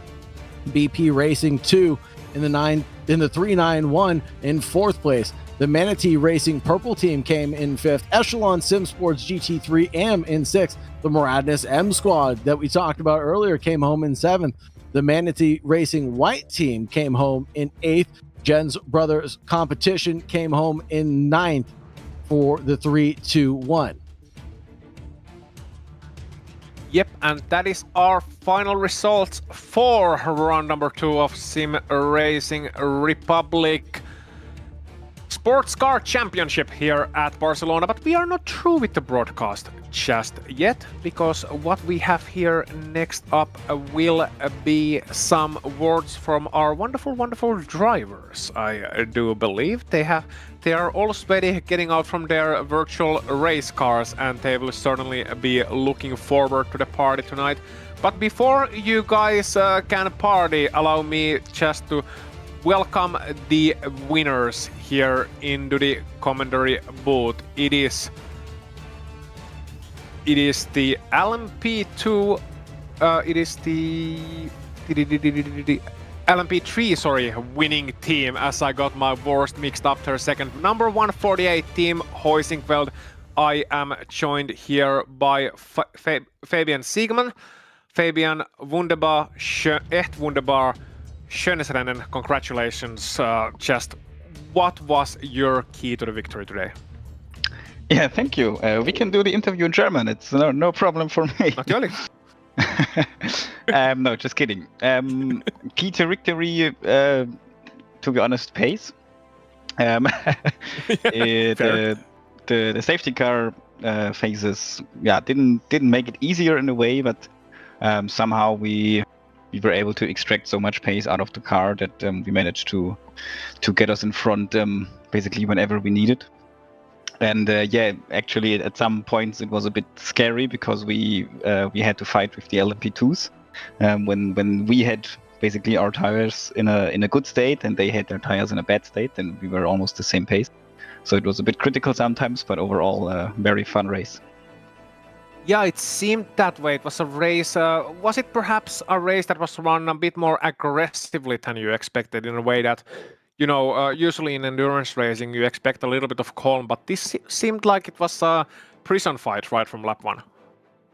Yeah, I think the first laps, or maybe even the first hour, was okay, but then once we got the first caution, I feel like then you always bring the field back together, and I think the Americans have a saying which is caution breeds caution, and that was the case today. So whenever at the restart of the very first caution, in the moment the lights went green, I saw behind me a GT3 flying above the track, so I knew, okay, it will be immediately another caution. And that makes it tough. And also the pace differences are not so large between the classes, so sometimes people tend to fight for their position across classes or something like that, and it's just extra spicy sometimes.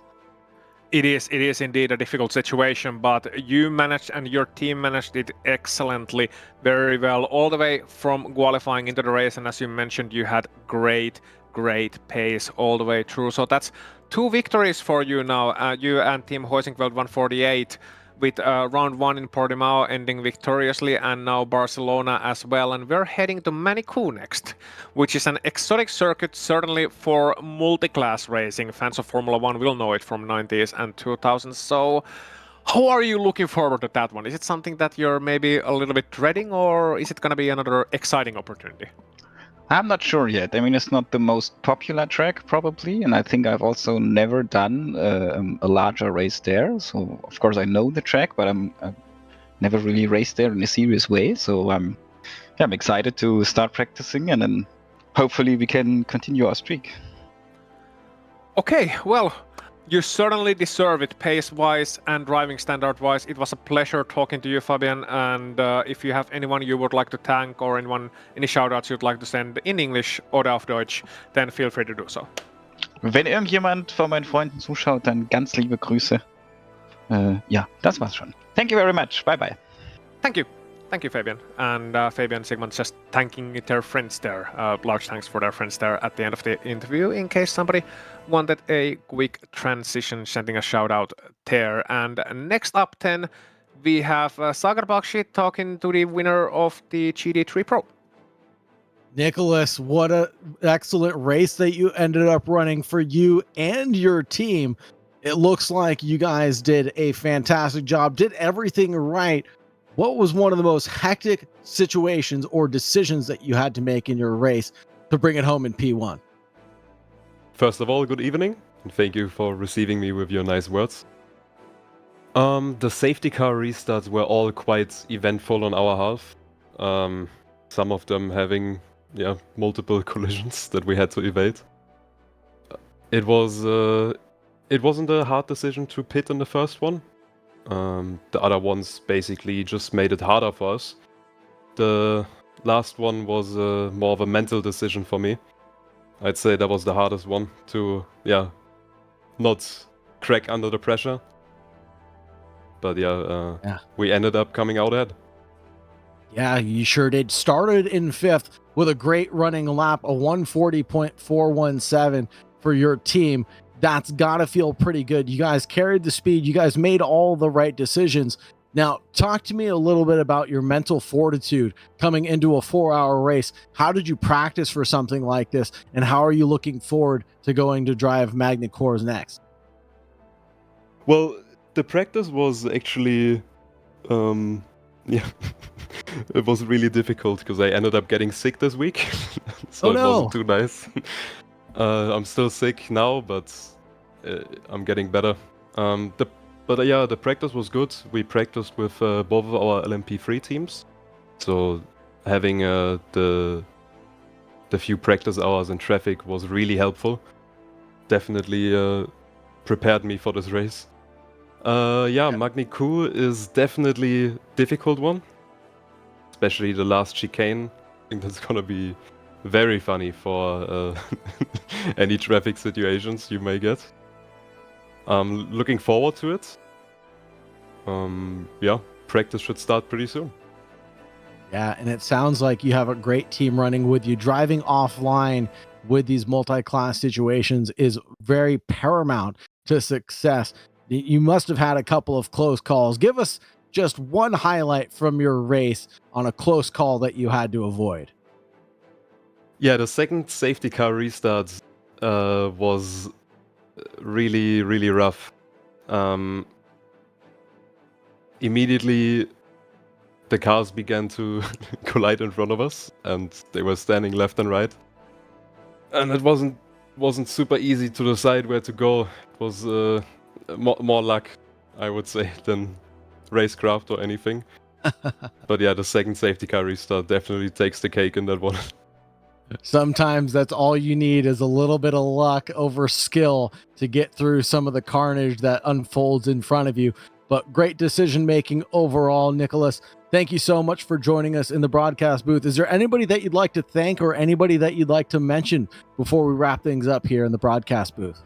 Yeah, actually there's someone. The team will know, the others probably not. But thank you, Ringo, for standing behind us and always being there for us. He's kind of like a mental coach to us. So yeah, thanks to Ringo. Fantastic. Thank you very much for joining us, sir. Really appreciate your time and participation in this championship. It would not be the same without all of the drivers being here. So thank you very much for showing up and showing out.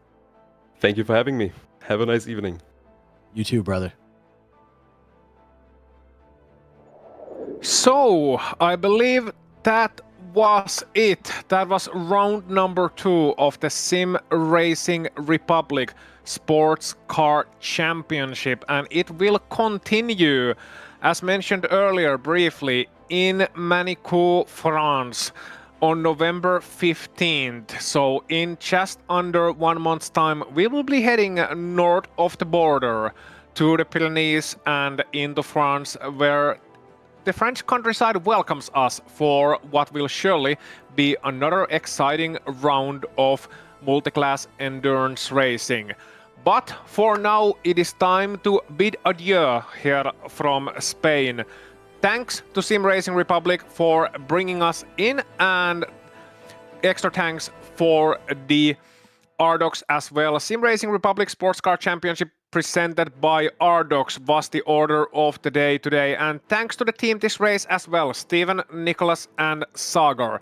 Doing the work of 10 men behind the scenes was Christian Duploy, using cameras provided by Dougie Beard. Make sure to check out our social media and website and merchandise store, and don't forget to subscribe to our YouTube channel as well, so you don't miss a moment here on Global Sim Racing channel. Check the screen right now for our upcoming races. You got a lot of beautiful action from Classic Lotus Grand Prix to Skip Barber Race Series to Grand Prix Legends to Majors Series as well. And until next time, race clean, race hard, and we'll see you on the track.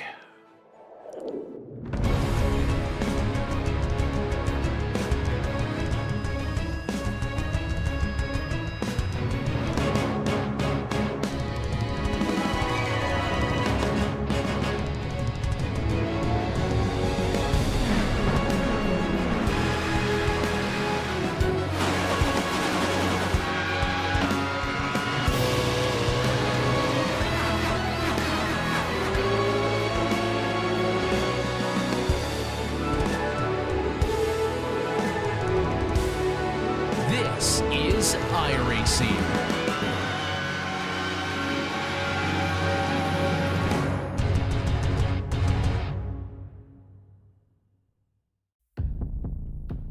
Every time you hit the track, every millisecond matters.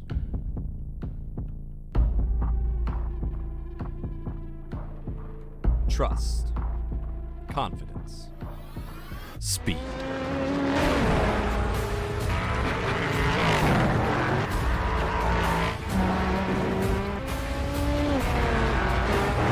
Built for every corner, every track. Built for you.